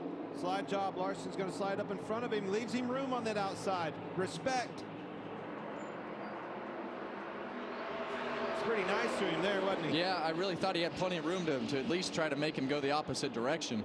But he decided to give him a lane, and Brad drove back around him. Larson 3rd, Byron 4th, Pierce 5th, side by side. Logano and Hamlin.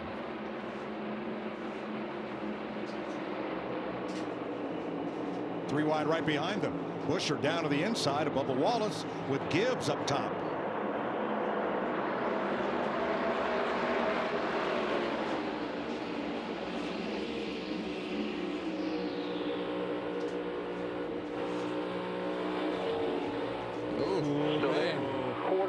You hear him throttle up to get in that position.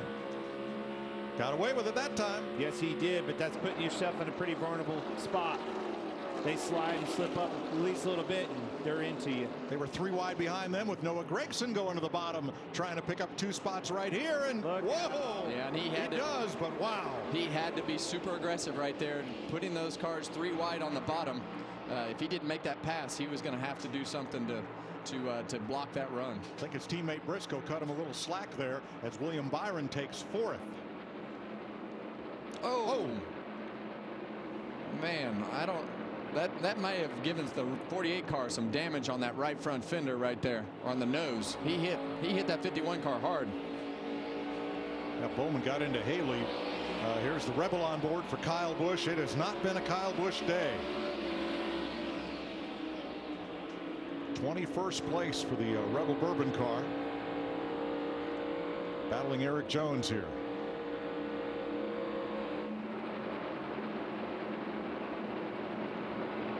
Eighth place. Wallace and Busher.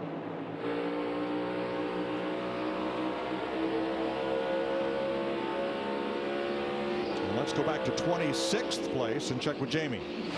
Yeah, it hasn't been a Chase Elliott kind of day either. Actually, all weekend long. First off, in qualifying yesterday, Alan Gustafson, his crew chief, told me he just missed the line.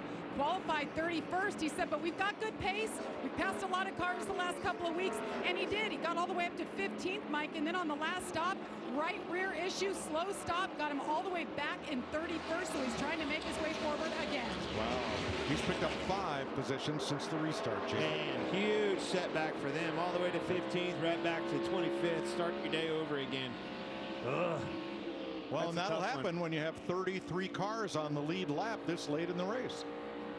Definitely a lot of cars on the lead lap, and you know, those guys were grinding out the day and slowly inching their way forward. It's a long ways to go again with a lot less time. But this is the longest of the 3 stages. The first was 90, the second was 95, and this is 108 laps for stage 3. As we have a look at today's Protecting the Lead, sponsored by Armor All. This has to be Tyler Reddick. Who else has done a good job of protecting the lead today?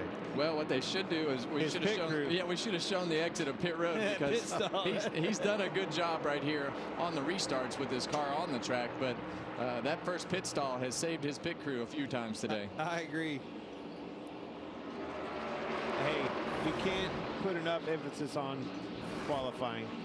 That's why, again, Kevin, you said it. Keselowski was frustrated. Saw him throw his glove down. He thought he was on that pole. Miss it by just a little bit to Reddick, and it's cost him every exit of pit road.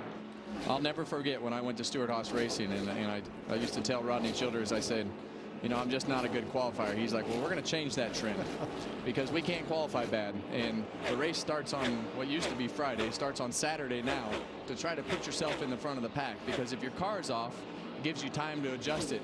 You don't, if you fall off and you go to, you know, 10th or 12th place, and if you're not starting 12th or 15th, then you're not falling back as far. So qualifying good puts you in a good position to do a lot of things better and gives you a cushion for the start of the event.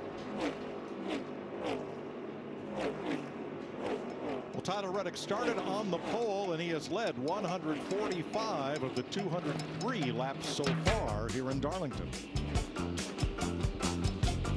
Well, well, what do we have here? A come down or a comeback? A risk taker or a troublemaker? A lucky run, or that's how it's done? Great job, 5 team. Surprise, surprise, or seen it coming? A trophy hunter or a party crasher? What if it was all that and a whole lot more?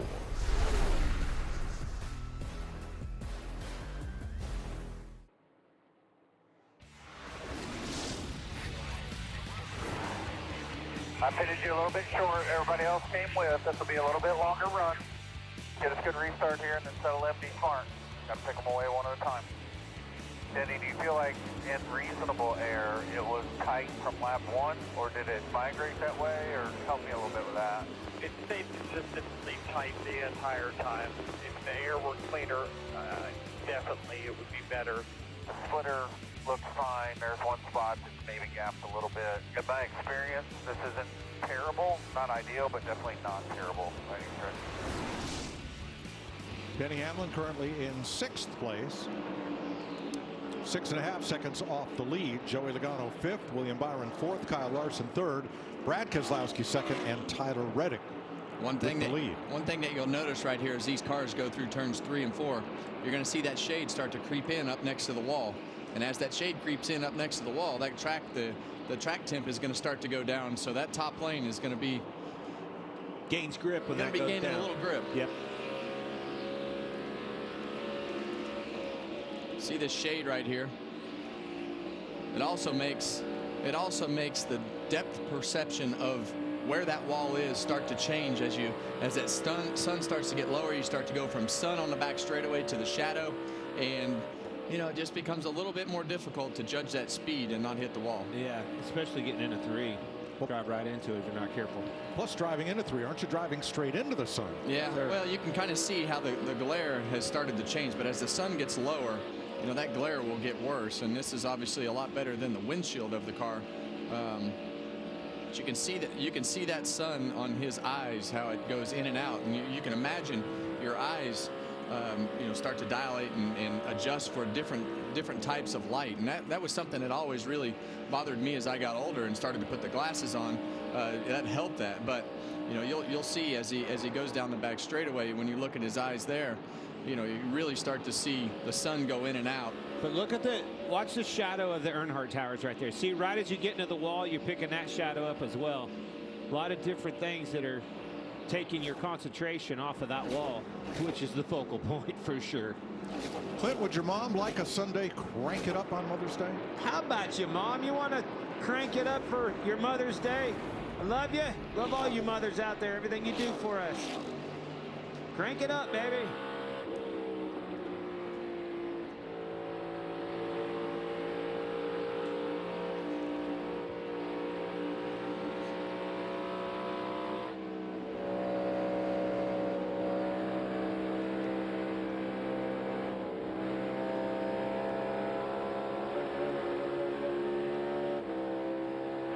No run.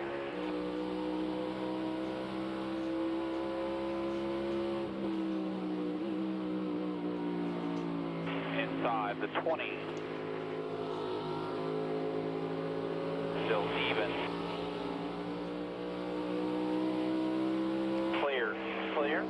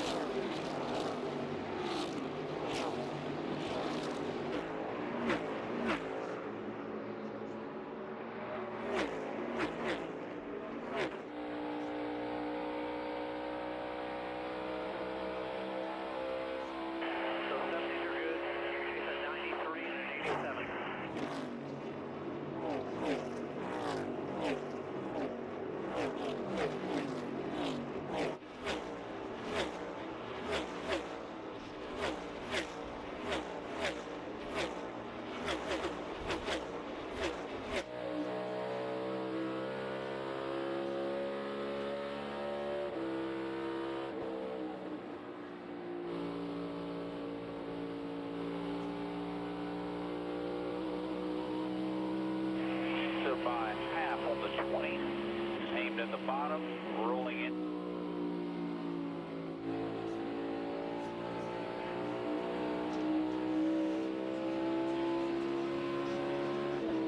Copy. I just got a focus right here. So you make the call, I'll ride with you.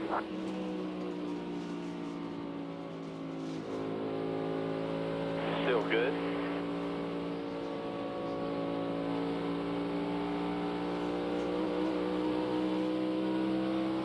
5-1 on the 99. Inside.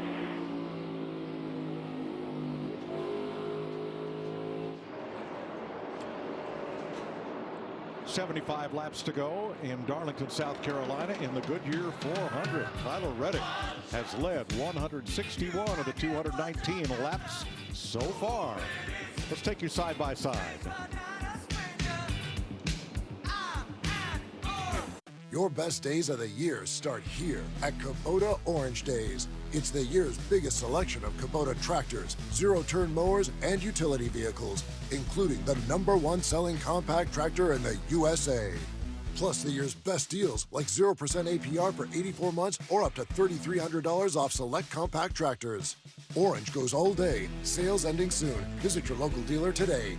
Find your nearest dealer at KubotaOrangeDays.com. All the parts you need at the prices you want. Guaranteed to fit every time. So you can keep your ride or die alive. At Cracker Barrel, come together for the good stuff. Like pancakes served all day. And Southern fried chicken that's always hand-breaded. Oh, and family time. Or try our new early dinner deals. Spring into savings this moving season with Pods. Save up to 25% now on moving and storage and see why Pods has been trusted with over 6 million moves. But don't wait. Save up to 25% now. Visit pods.com today.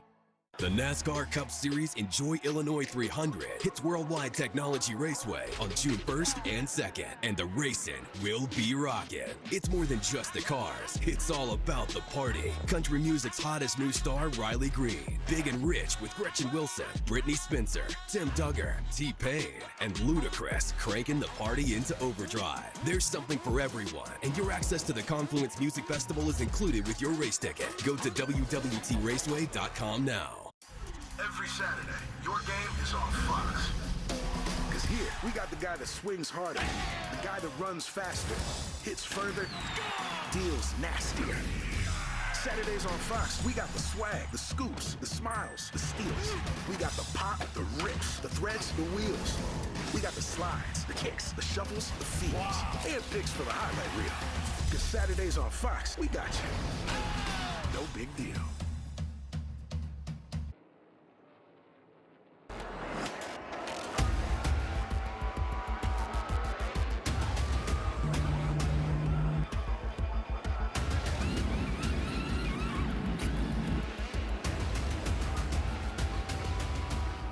.69 laps to go. Larry told us if you were splitting this stage in thirds, you'd come now. And that is what Kyle Busch has done. You got a ways to go if you're just going to make one stop in this stage. Kyle Busch was 21st when he made his stop. The lead's getting tight. 46 underneath the 45 right there on the bottom of the racetrack, and we see lap cars in front of him, Clint, and that makes it difficult, and we really get to see whose car's actually handling better once you get the traffic. If you're the 6, that's the opportunity you're looking for. He gets into him a little bit. Has to settle back in line here. These guys are racing for position. They're not going to just yield this position to Reddick. He's going to have to earn it. And here comes 6 again on the bottom. 3 wide. Careful. He's going to get it. Hemrick trying to stay on the tail end of the lead lap in the 31. New leader, Brad Keselowski, for the second time today. Well, the thing that happened right there was Keselowski had clean air in front of him, and Reddick was behind that lap car and got him tight, and Brad was able to drive by and clear him. Christopher Bell has come to pit road on that 2-stop strategy. 67 to go.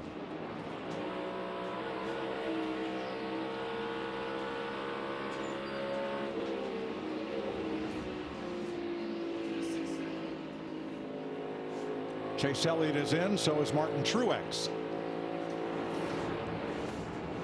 Scheduled green flag stops, and they are joined by Ross Chastain. Well, it seems like scheduled for some, maybe not all. Right. And this is when it starts to get interesting as to what the right strategy is, and we see more cars start to peel off onto pit road. But let's hear what they're saying on the strategy on the radio.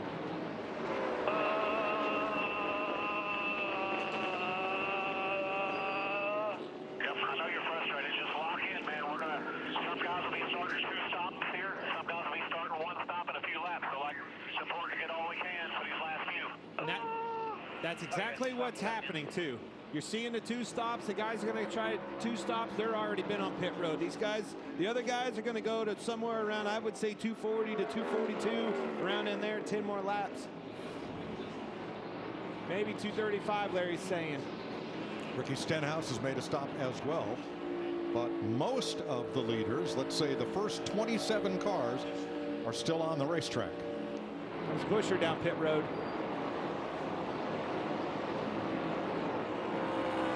All right, crew chief, 2 stops or 3 today? What would be your choice? Well, it looks like to me most of the leaders have elected to go to just doing basically splitting it there into half. So what I'm looking at, Mike, I just had told Clint, somewhere around lap 235, 238. Come a little bit early. I see Ty Gibbs in the 54 hitting pit road right now, so I think we're starting to see him hit just a little bit early. Ty Gibbs to pit road. Kaz Grala already there. Let's keep an eye on these leaders, guys. Got 5 more laps to get to Larry's number. I think the leaders are wanting to just split this in half.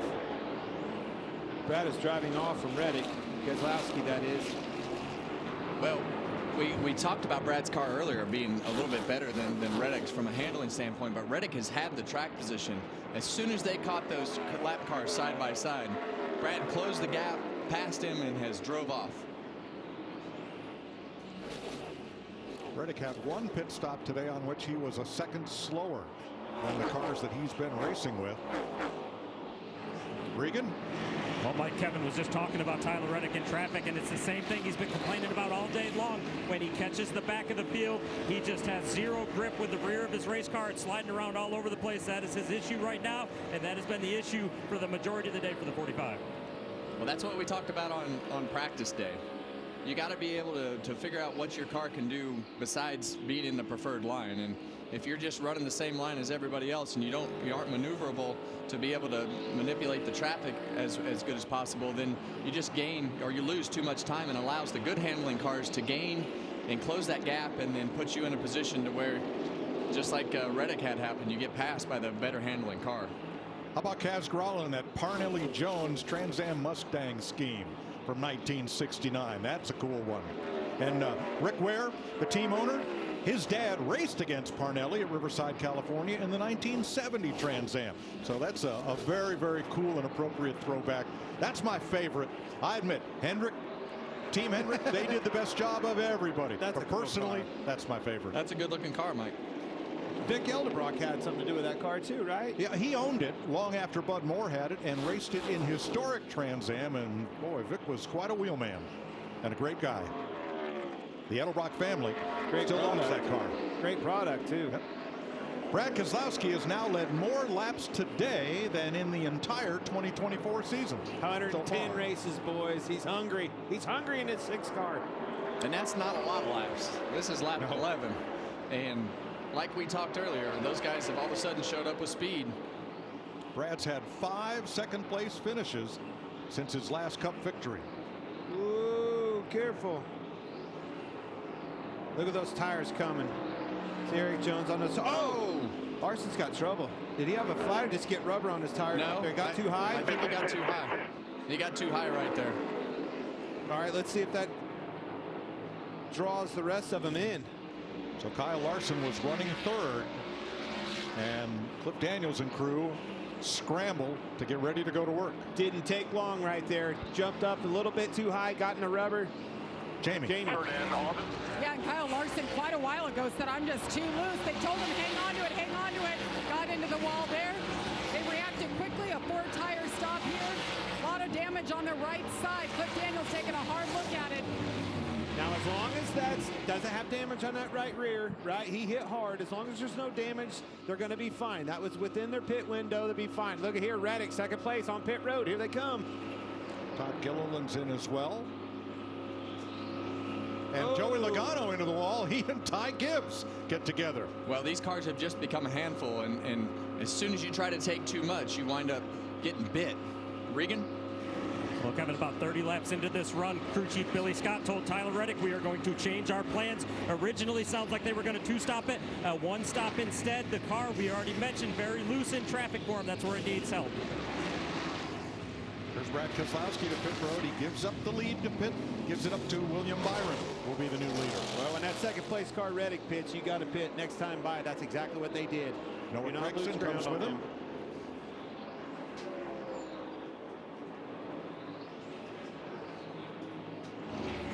Regan. Brad Keselowski in the 6 car. We mentioned early on in the race that they worked on that car to make it better on the long runs after practice yesterday. Still seems to be working. Brad has been quiet on the radio this time, very happy with it. The 22 of Joey Logano, he started this run too loose. It has stayed too loose, continuing to buzz the right rear tire for him right now. Bubba Wallace in, so is Bowman. Logano away. Byron works his way underneath the 3 of Austin Dillon there. We're starting to hear a lot of loose, guys. A lot of loose. Here comes Byron.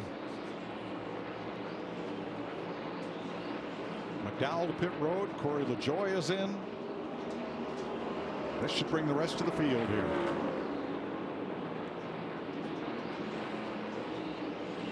And now Byron to pit road. Emmerich stops. Byron right at the start-finish line. Jamie. William Byron in his beautiful throwback to Jeff Gordon just led his first laps of the day. He was extremely loose. Rudy Fugle said just hang on to it. This 2-stop strategy should work for us, Regan. Denny Hamlin in the 11 car started off too tight with the run and stays too tight too long. He wants to be freed up just a little bit. It's about 20 laps in before it comes to him. And the leader becomes Barney Fife, or is it Buford T. Justice? It is Carson Hocevar. Here's your leader right here, unless the caution comes out, but there's the lead. All right, Gibbs pitted 8 laps before your Brad Keselowski. There comes the pass for back what will be the lead without a caution, right? Keselowski pitting right after that Reddick pulled in, drew them in, did a good job so far. Everything's A-okay. Well, it may be a while before they get the lead because Hocevar and Suarez on that 2-stop strategy, along with Derek Kraus further down in the lead lap. Carson Hocevar is the leader, but he's about a 1.5 seconds slower than Brad Keselowski right now. Well, right now you don't want to give it. You want to give up as little time as possible. So this is all about a time game with these.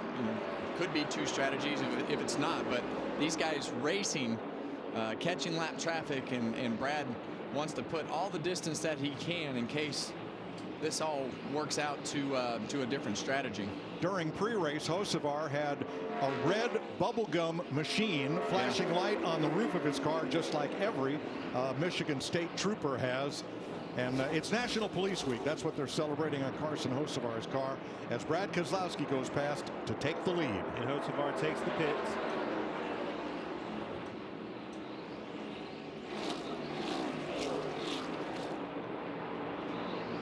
Larry Mack? Yeah, I'm looking at Ty Gibbs, that 54 car, as mentioned, pitted about 8 laps earlier, but he pitted with 63 laps to go.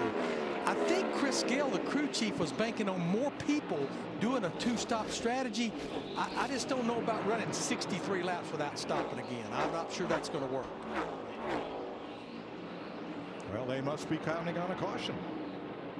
Well, and we go back to that radio transmission, right? They were just in a tough spot because it seemed like the feedback he was getting from Ty was just that the car was really, really difficult to drive, and they wound up coming to pit road. So we'll see how this works out. Well, here's how it worked out for this round of green flag stops. Before the stops, Keselowski had a 2-second lead over Tyler Reddick. Now, after pit stops, Keselowski's out in front by just 0.4 of a second.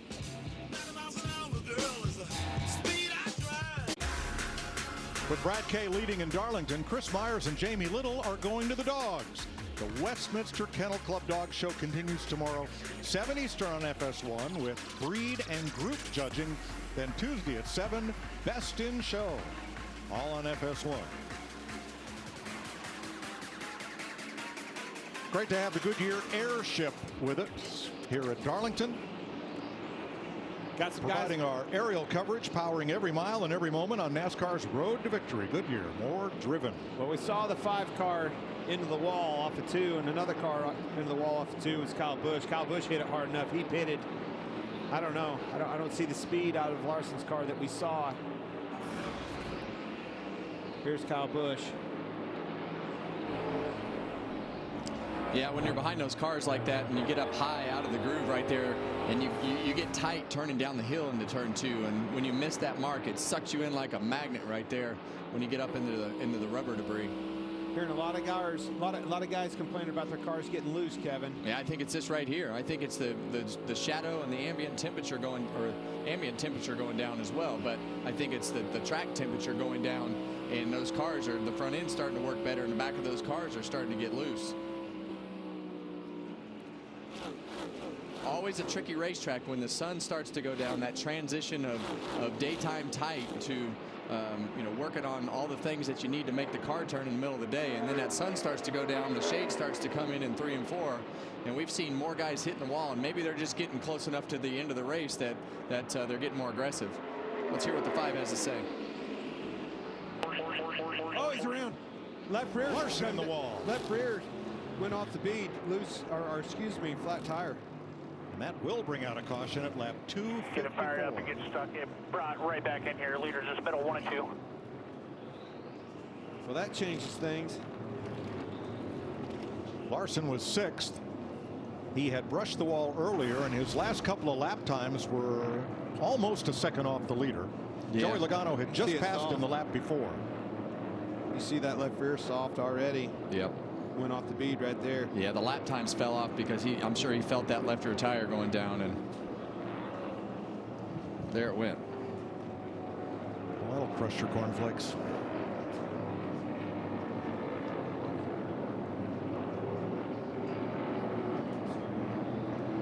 Tense moment for Josh Berry there, who gets by without incident. Yeah, and this just puts everybody in a really interesting spot here as we get this yellow. We know what that does for Tyler Reddick. It gives him an advantage on pit road to try to get the lead back in this race, because he's been better. He's been as good as Brad on the short runs. Brad really beats him up on the long run, but we only have 39 laps to go right now. So you see that left rear tire hanging off of Kyle Larson's car, but we've only got 39 coming to 38 laps to go this time around, and that's going to fall in a short run category to me, Clint. Doesn't look like he has power right here. I think he's just trying to walk it in. These things get really goofy when they get those flat tires and the way that the cars act. And Turn the wheel to the right. There you go. Is your toe link broken, Calvin? Yes or no? I think a right rear toe link. Yeah, a lot of hand signals from the right rear. Can that right rear toe link being bent, that wouldn't have hurt the left rear tire in that short amount of time that it went down or something, would it? I wouldn't think so. It'd have to have been bent a lot, right? Ken, Yeah, a lot. I'm going to tell you what, this caution, though, in my book, it's exactly, I know they're running 3rd and 4th. I think it's what Ty Gibbs and Chris Buescher needed, because they were going to have to go 63 to 64 laps on their tires. Well, it definitely puts them back in the game. Yes, sir. And we've seen this last year. These late race restarts, they get super aggressive. Tore up a bunch of cars last year at the end of this race on a restart, and it changed the whole complexion of who the contenders were. Well, it's certainly not what Keselowski wanted, right? They were one of the last cars to pit, and things worked out well for them. But this caution puts it right back. You know, everybody's coming down pit road, puts it right back in that man right there's hands. So 38 laps to go right now. That means the remaining distance, if we go green to the checker, will be about the average of what most teams have run today for a green flag run. And yes, there are cars like Keselowski that toward the end of that run were superior. Yeah, and I just think it's going to get aggressive, Mike. I don't know that we've seen the last caution here, but the 45 crew is going to have to be faster on this pit stop, because now they're giving up a car length coming in second, and we've seen them just barely beat Brad Keselowski off of pit road. So now they're going to have to be better this pit stop in order to get the lead back.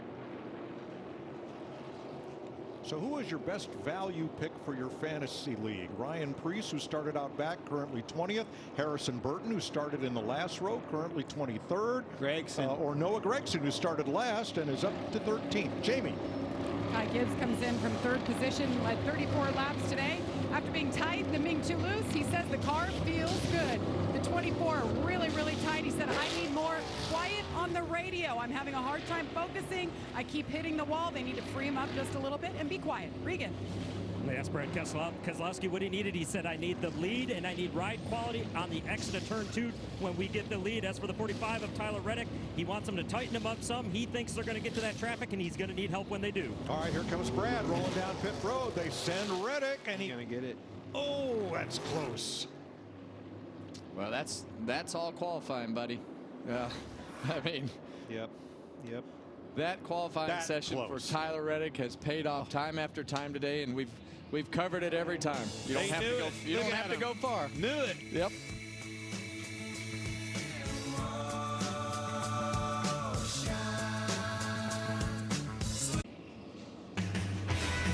Next Sunday, FS1 returns to North Wilkesboro, North Carolina for the 2024 All-Star Race, where NASCAR's biggest stars battle it out for $1 million to win.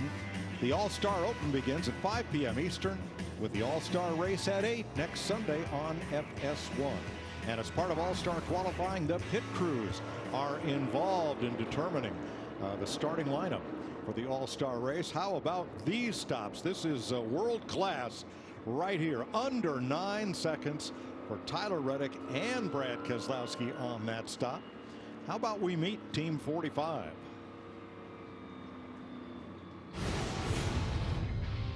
Houston Stanford, front tire changer, former college wide receiver. Just started my 19th season. My best victories are my kids at home and my wife. Devin Del Rico, rear tire changer, Upper Marlboro, Maryland, two-time Xfinity Series champion. Wade Moore, Cleveland, North Carolina, tire carrier, former player in the Washington Nationals organization, proud dad to Sawyer, Sturgill, and Jackson. Nathan Ricketts, Jackman, Holland, Michigan, Central Michigan linebacker. Brian Deal, gas man, former soccer player, 2017 NASCAR Cup Series champion with Furniture Row Racing and Martin Truex Jr., proud dad to Gage and Quinn. There's Billy Scott, the crew chief. Nick Payne, the spotter, up on the roof. And there's Billy Scott's resume. Upper Marlboro, Maryland, used to be a racetrack there. There was a short oval and a Trans Am road course. Look how close this is. I mean, all day long. These two have fought it out on pit road. Now, last green flag run, it took Keselowski 33 laps to get by Reddick after the last restart. We're going to restart here with what, 34 laps to go? Taking the question right out of my mouth, Mike. Kevin, 34 laps to go. Been 110 races since you've won last. It's time to get aggressive. It's time to get dirty. Dirty, you call it? Darn right. I would be very aggressive on this restart. I think if he gets beat on the restart here, it's going to take him that many laps, because it seems like Reddick's car has been good enough to hold him off until you get late into those runs. So you got to know that coming to pit road, you're probably going to get beat off of pit road. So I think you got to get right on the edge of being too dirty. You saw Kyle Larson's car being hauled into the Cale Yarborough garage here at Darlington. They wanted to continue, but Larson said, I can't drive it. I can't steer it. Watching these races back last year, Chastain and Larson, they started leaning on one another, eventually wrecked one another. Just like you said, it happens down there in 1 and 2. It comes off a 2 in the lead, you're in trouble. Yeah, it changed the whole complexion of the race, and I think Brad knows that. He was pretty aggressive last time, but I think he'll be more aggressive again. Windshield tear off. We saw this last week. It'll come off. That won't be an issue. A fan will get a souvenir. You have to crowd him down here. Get a good jump with him. Most laps the 2311 has ever led in a race as Tyler Reddick brings us back to green with Brad Keselowski inside.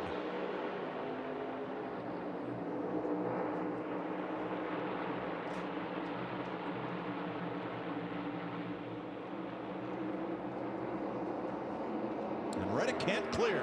Well, I think Brad knew exactly what he needed to do right there. You see him shove the 45 up the racetrack. I think Brad feels like this is what would have been his best chance to drive by Reddick on the bottom, but definitely saw him fighting for space on the entry to the corner. And here we go again. Side draft off the 45. 45 had to lift a little bit. Yes, he did. He's crowding him a little bit. Still got room. Here he's on his door. Same for Buescher in third, battling Ty Gibbs, but then Buescher pulls ahead, and now it's 6 cars together for the lead.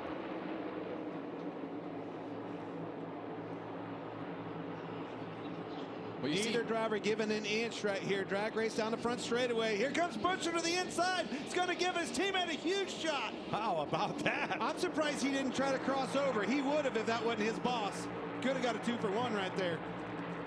Man, they're going at it, Kevin. Well, both of these guys know how important that this is going to be the race for the win if the caution doesn't come back out. Keselowski, relentless, holding the bottom. Reddick trying to power ahead and can't do it. Keselowski is still there on his quarter, door, even and ahead. One more shot. You're going to have to run him off the track. You need to crowd him. Running out of chances with him up there in that preferred groove. Yeah, and every lap he runs low, it just makes it harder and harder on his tires on the long run. So you see Chris Buescher, he's going to play a part in this if he has the opportunity to help Brad. As we saw, he'll do it again. Fantastic racing, door to door for these guys. I thought Reddick might have rubbed the wall right there, but he's leaning on him. Here comes a crossover for Buescher. Going to pass them both. Way down on the apron. He's clear, guys. Chris Buescher. Now he's going to check up. Last week the bridesmaid, now he's in the lead, trying to hold off Reddick. How about this, Kevin? Well, we said Brad needed to get aggressive, but they had definitely made contact, and he put Reddick in the fence off of turn 4, and it cost them both. Can you imagine if Chris Buescher puts his thing in victory lane after last week? What'd he lose by a nose? Well, Chris Buescher and his team have done a great job in rebounding from last week in what was just an up and down roller coaster of a loss. But Reddick and Keselowski are still going at it. If the racing gods ever owe anybody a win, it's that kid that just took the lead. And what a way to do it. While his boss was fighting the pole sitter and leader of the most laps side by side, Chris Buescher went to the bottom and stole the lead. Here's another look.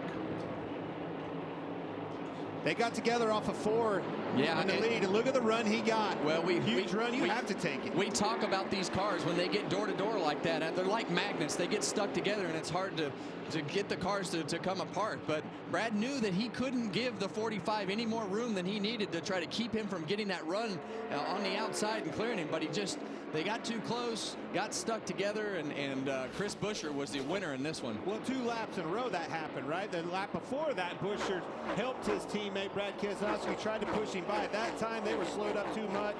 He had to go. Let's go to the garage and Jamie. Yeah, Kyle Larson has been checked and released last week's winner. We saw you get into the wall and then cut a tire and get in the wall again. What was the extent of the damage that essentially put you out here? Yeah, well, I was struggling. I got really loose at the end of that long run, and William caught me, and I was just letting him by and wanted to, and I just kind of hung out there. I was trying to be really wide away from him, and I just stayed wide too long, and I got hung in the marbles and hit the wall. And yeah, so we had bent toe link or something, and then pitted and was struggling pretty bad. And then I don't know which tire shredded, if it was left rear or right rear, but a tire shredded and spun into turn 3. So yeah, I hate that.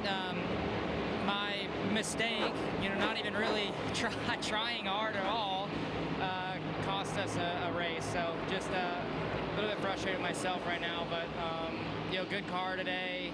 Felt like I was running a really good race to that point, and then just one mistake took us out of it.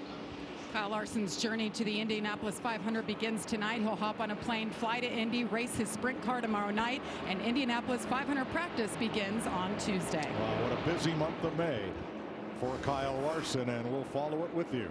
From Chris Buescher, looking at 2 cars side by side for the lead, drop to the bottom, all the way to the front. 23 laps to go.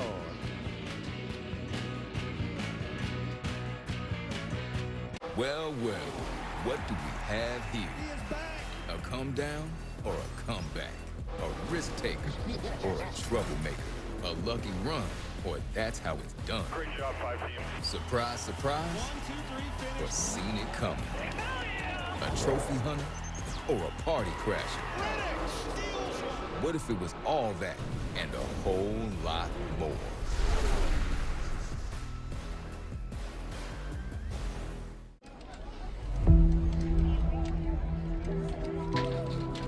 Ready to rise? To the challenge? Above obstacles. Yes! Above perceptions. Rediger, implement the pass on the top lane. Above it all. Let's go! If so, we're looking for you. Join us at Toyota Racing. You give, and you give. Now it's time to get with Straight Talk Wireless. You get unlimited data, talk, and text. You get America's most reliable 5G network. You get to choose who gets on your family plan starting at just $25 a line. Does it have to be family? It doesn't have to be family. Get more lines and more savings. Switch to Straight Talk for plans starting as low as $25 a line. Find us at Walmart and StraightTalk.com. Arby's made chicken wraps 2 for $5 because it's impossible to pick a favorite from honey mustard, ranch, and barbecue. But don't ever forget, you are Arby's favorite. Arby's, we have the meats. Brace for impact as the baddest superstars on the planet are unleashed in prime time. From the heavens! All new Friday Night SmackDown at 8/7 Central on Fox. I told you he can stop!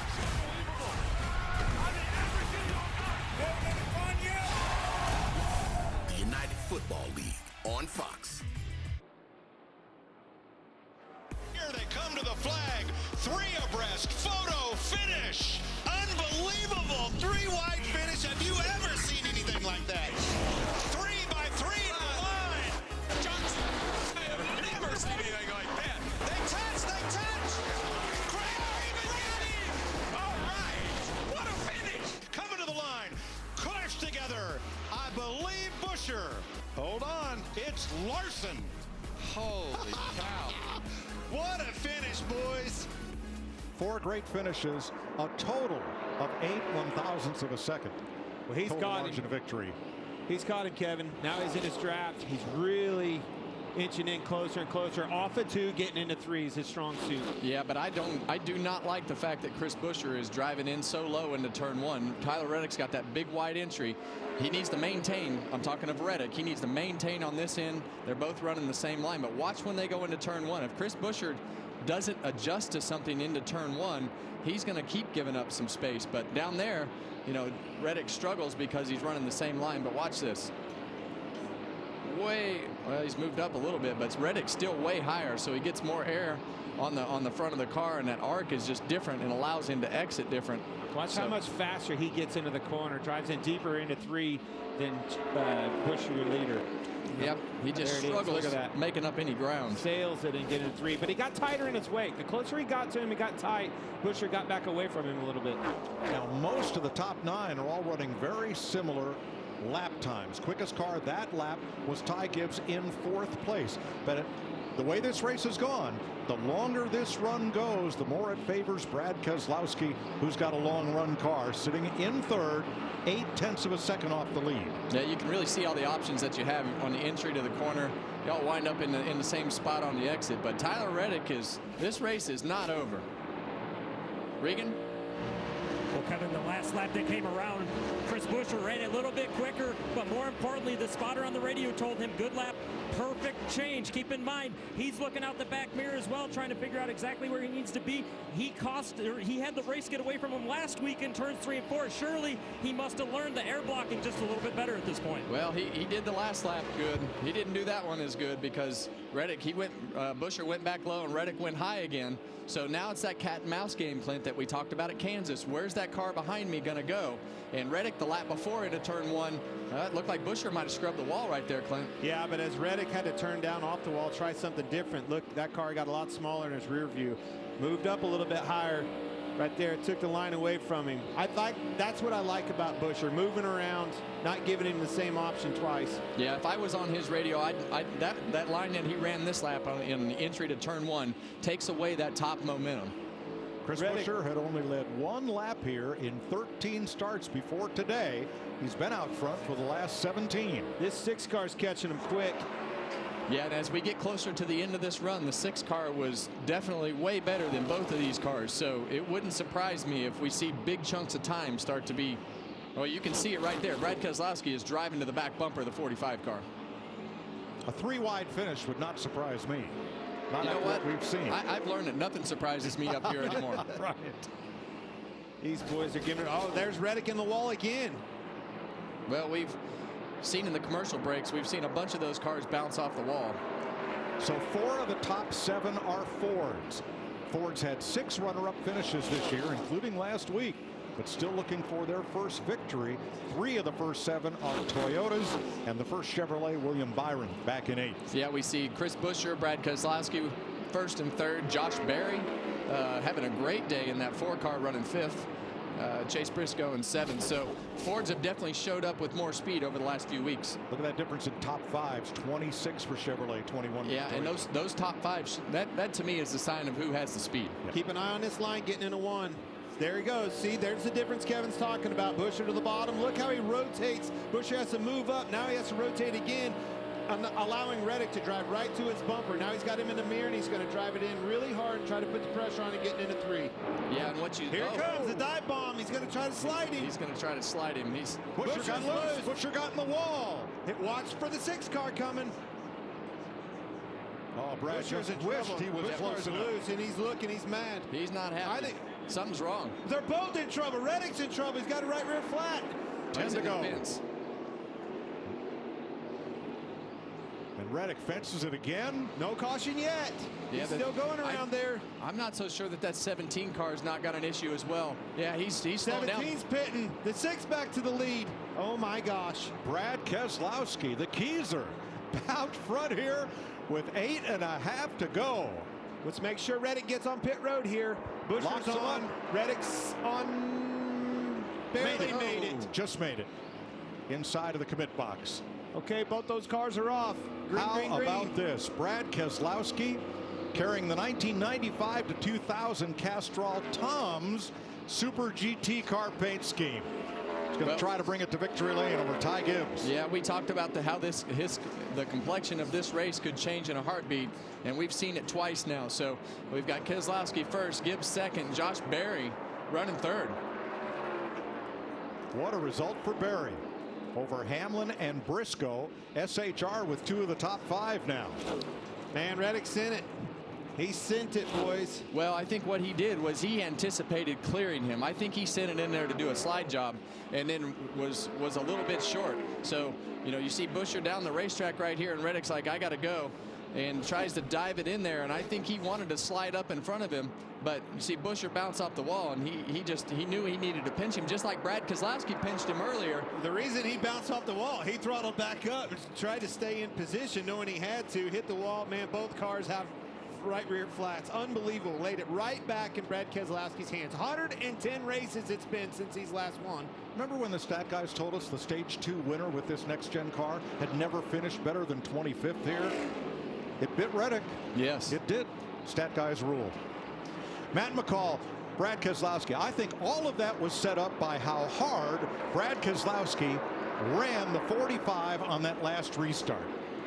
Well, I think look, the 6 and the 45, they got together and made that same mistake, and they got away with it without having flat tires.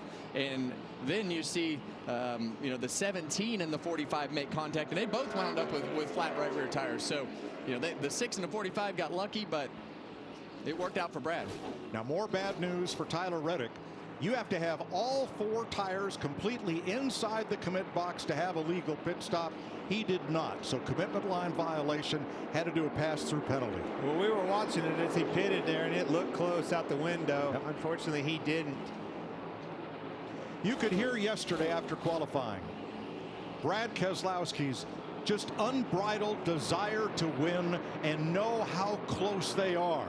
And it's all paid off right here today. Well, the thing that I love about Brad Keselowski is he went to RFK and said, I'm going to turn this place around. And he is that type of leader and person and has made this company better. He spent so much time working on making the company right, and he hasn't been to victory lane, but he's been fast enough to. Don't give him this win yet. This Gibbs is coming. Ty Gibbs is coming, ladies and gentlemen. The last lap, Gibbs was 3/10 faster. He's 3/4 of a second behind with 3 to go. Well, I'm bad at math, Mike.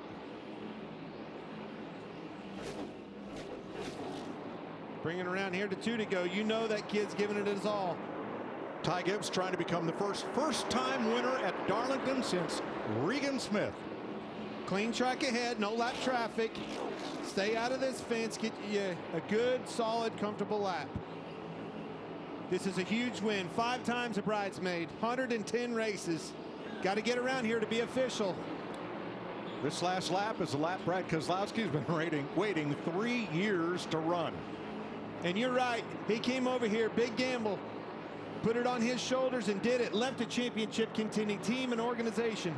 White flag, 1 lap to go, sponsored by Credit One Bank. Well, Brad Keselowski is 4 corners away from getting back into victory lane. He has done a fantastic job. We knew that this was a style of racetrack, and we knew he had a good car yesterday. He qualified well, and that put him in position to do exactly what he's done today.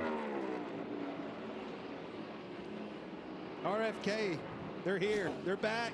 Both of those cars were a factor, and it's Brad Keselowski. So happy for this guy. 3 years of trying.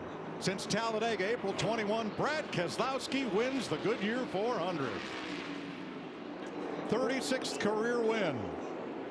Ford's first win, too, by the way.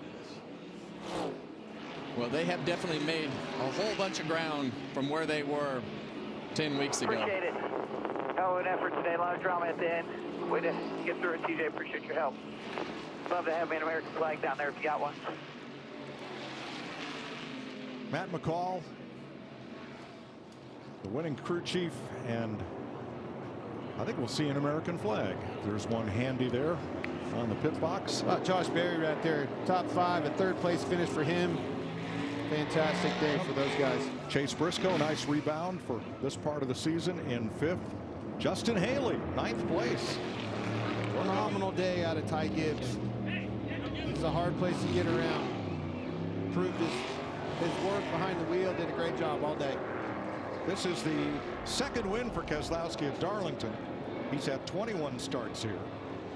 And he becomes the first driver to win for the team that he co-owns since Tony Stewart at Sonoma in 2016.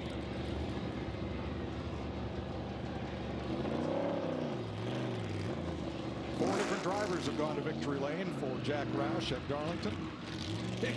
There's a guy clear up on the fence.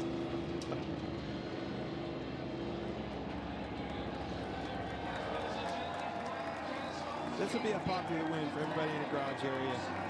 There'll be a lot of emotion out of Brad. And Keselowski carries the American flag in a Polish victory lap and waves to the fans in the front stretch grandstand. Brad Keselowski is just a, he's just a phenomenal asset when it comes to building a race team because of his knowledge. He's obviously talented enough to win races and do the things that he needs to do inside the race car. But what a turnaround for this whole organization over the last 2 years. Well, to borrow a line from Horatio Alger, Brad Keselowski is NASCAR's Mr. Strive and Succeed. Hard work pays off. Look at this. Buescher mad at Reddick.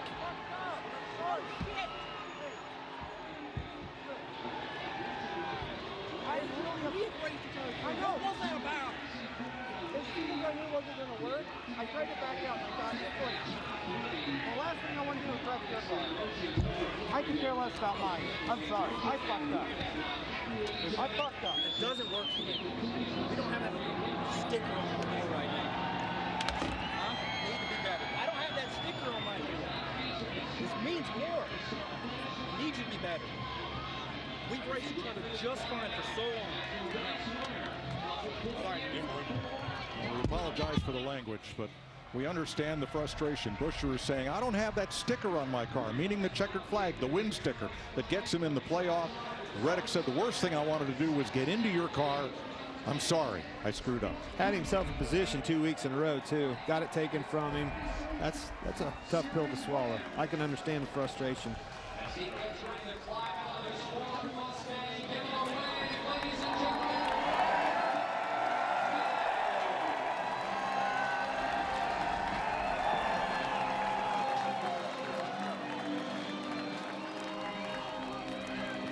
A moment that Brad Keselowski has waited 3 years for, that Ford and Ford fans have waited all season for.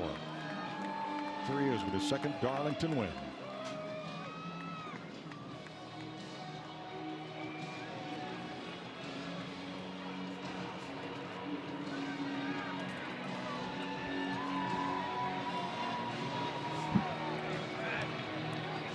Riley. Regan?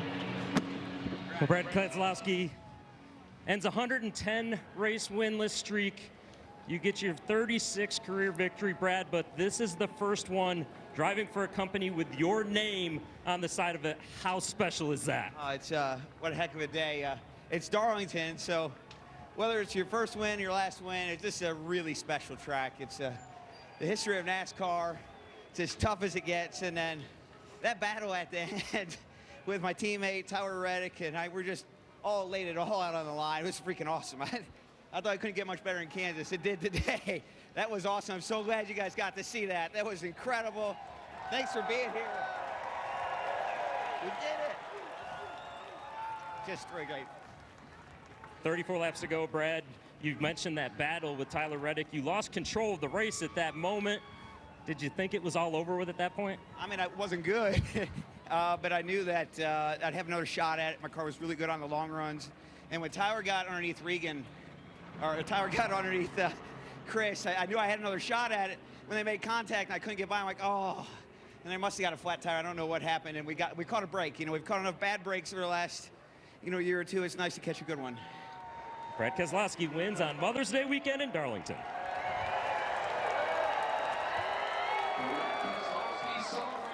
And on the flip side, Chris Buescher, his teammate, it was an emotional week for you after the finish last week. It ends emotional now, Chris.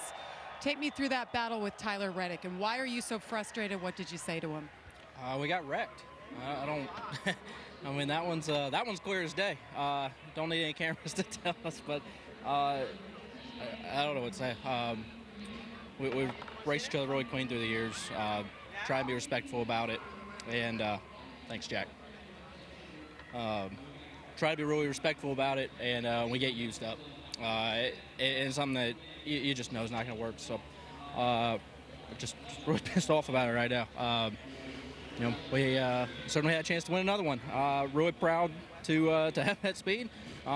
Huge congratulations to Brad and the Six Bunch and Castrol on their win. That's awesome. But man, I wanted it for our Fifth Third Bank group right here, and I just feel like we got used up. And he knows he messed up. He said it, but it doesn't change anything for us. I told him he's got a win sticker on the door, and we're still trying to find ours, and we get used up like that, take away those opportunities. It's tough. That's 2 weeks in a row we've had a shot to win races, and one I'm going to live in my head forever on what I would have done different, and this one here, I need someone else to be more mature about it.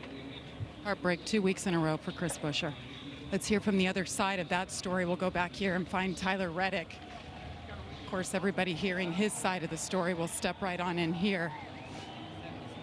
Talking to the radio right now. Dominated this race, led the most laps. Heck of a battle at the end. Tyler, we saw the emotion. It was your race to lose. We saw the battle with Chris Buescher. He came up and got in your face. Take me through your side of things and what transpired. Yeah, I completely understand where he's coming from.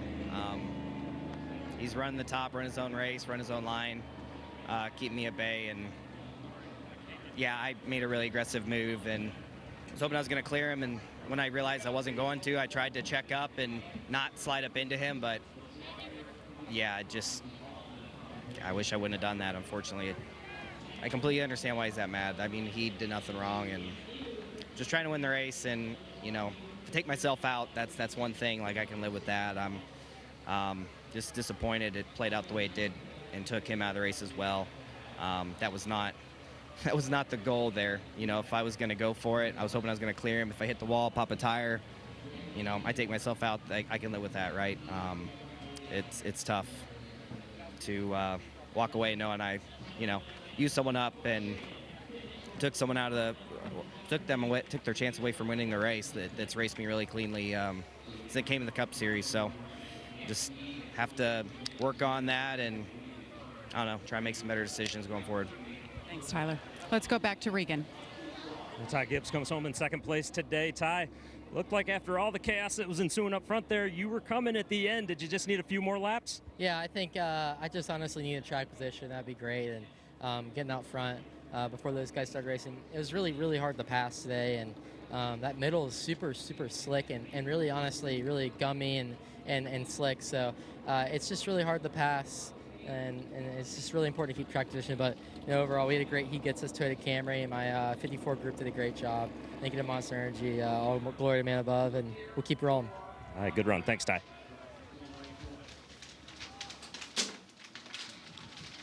Daughters Autumn and Scarlett accompany their dad, Brad Keselowski, to victory lane on Mother's Day in Darlington.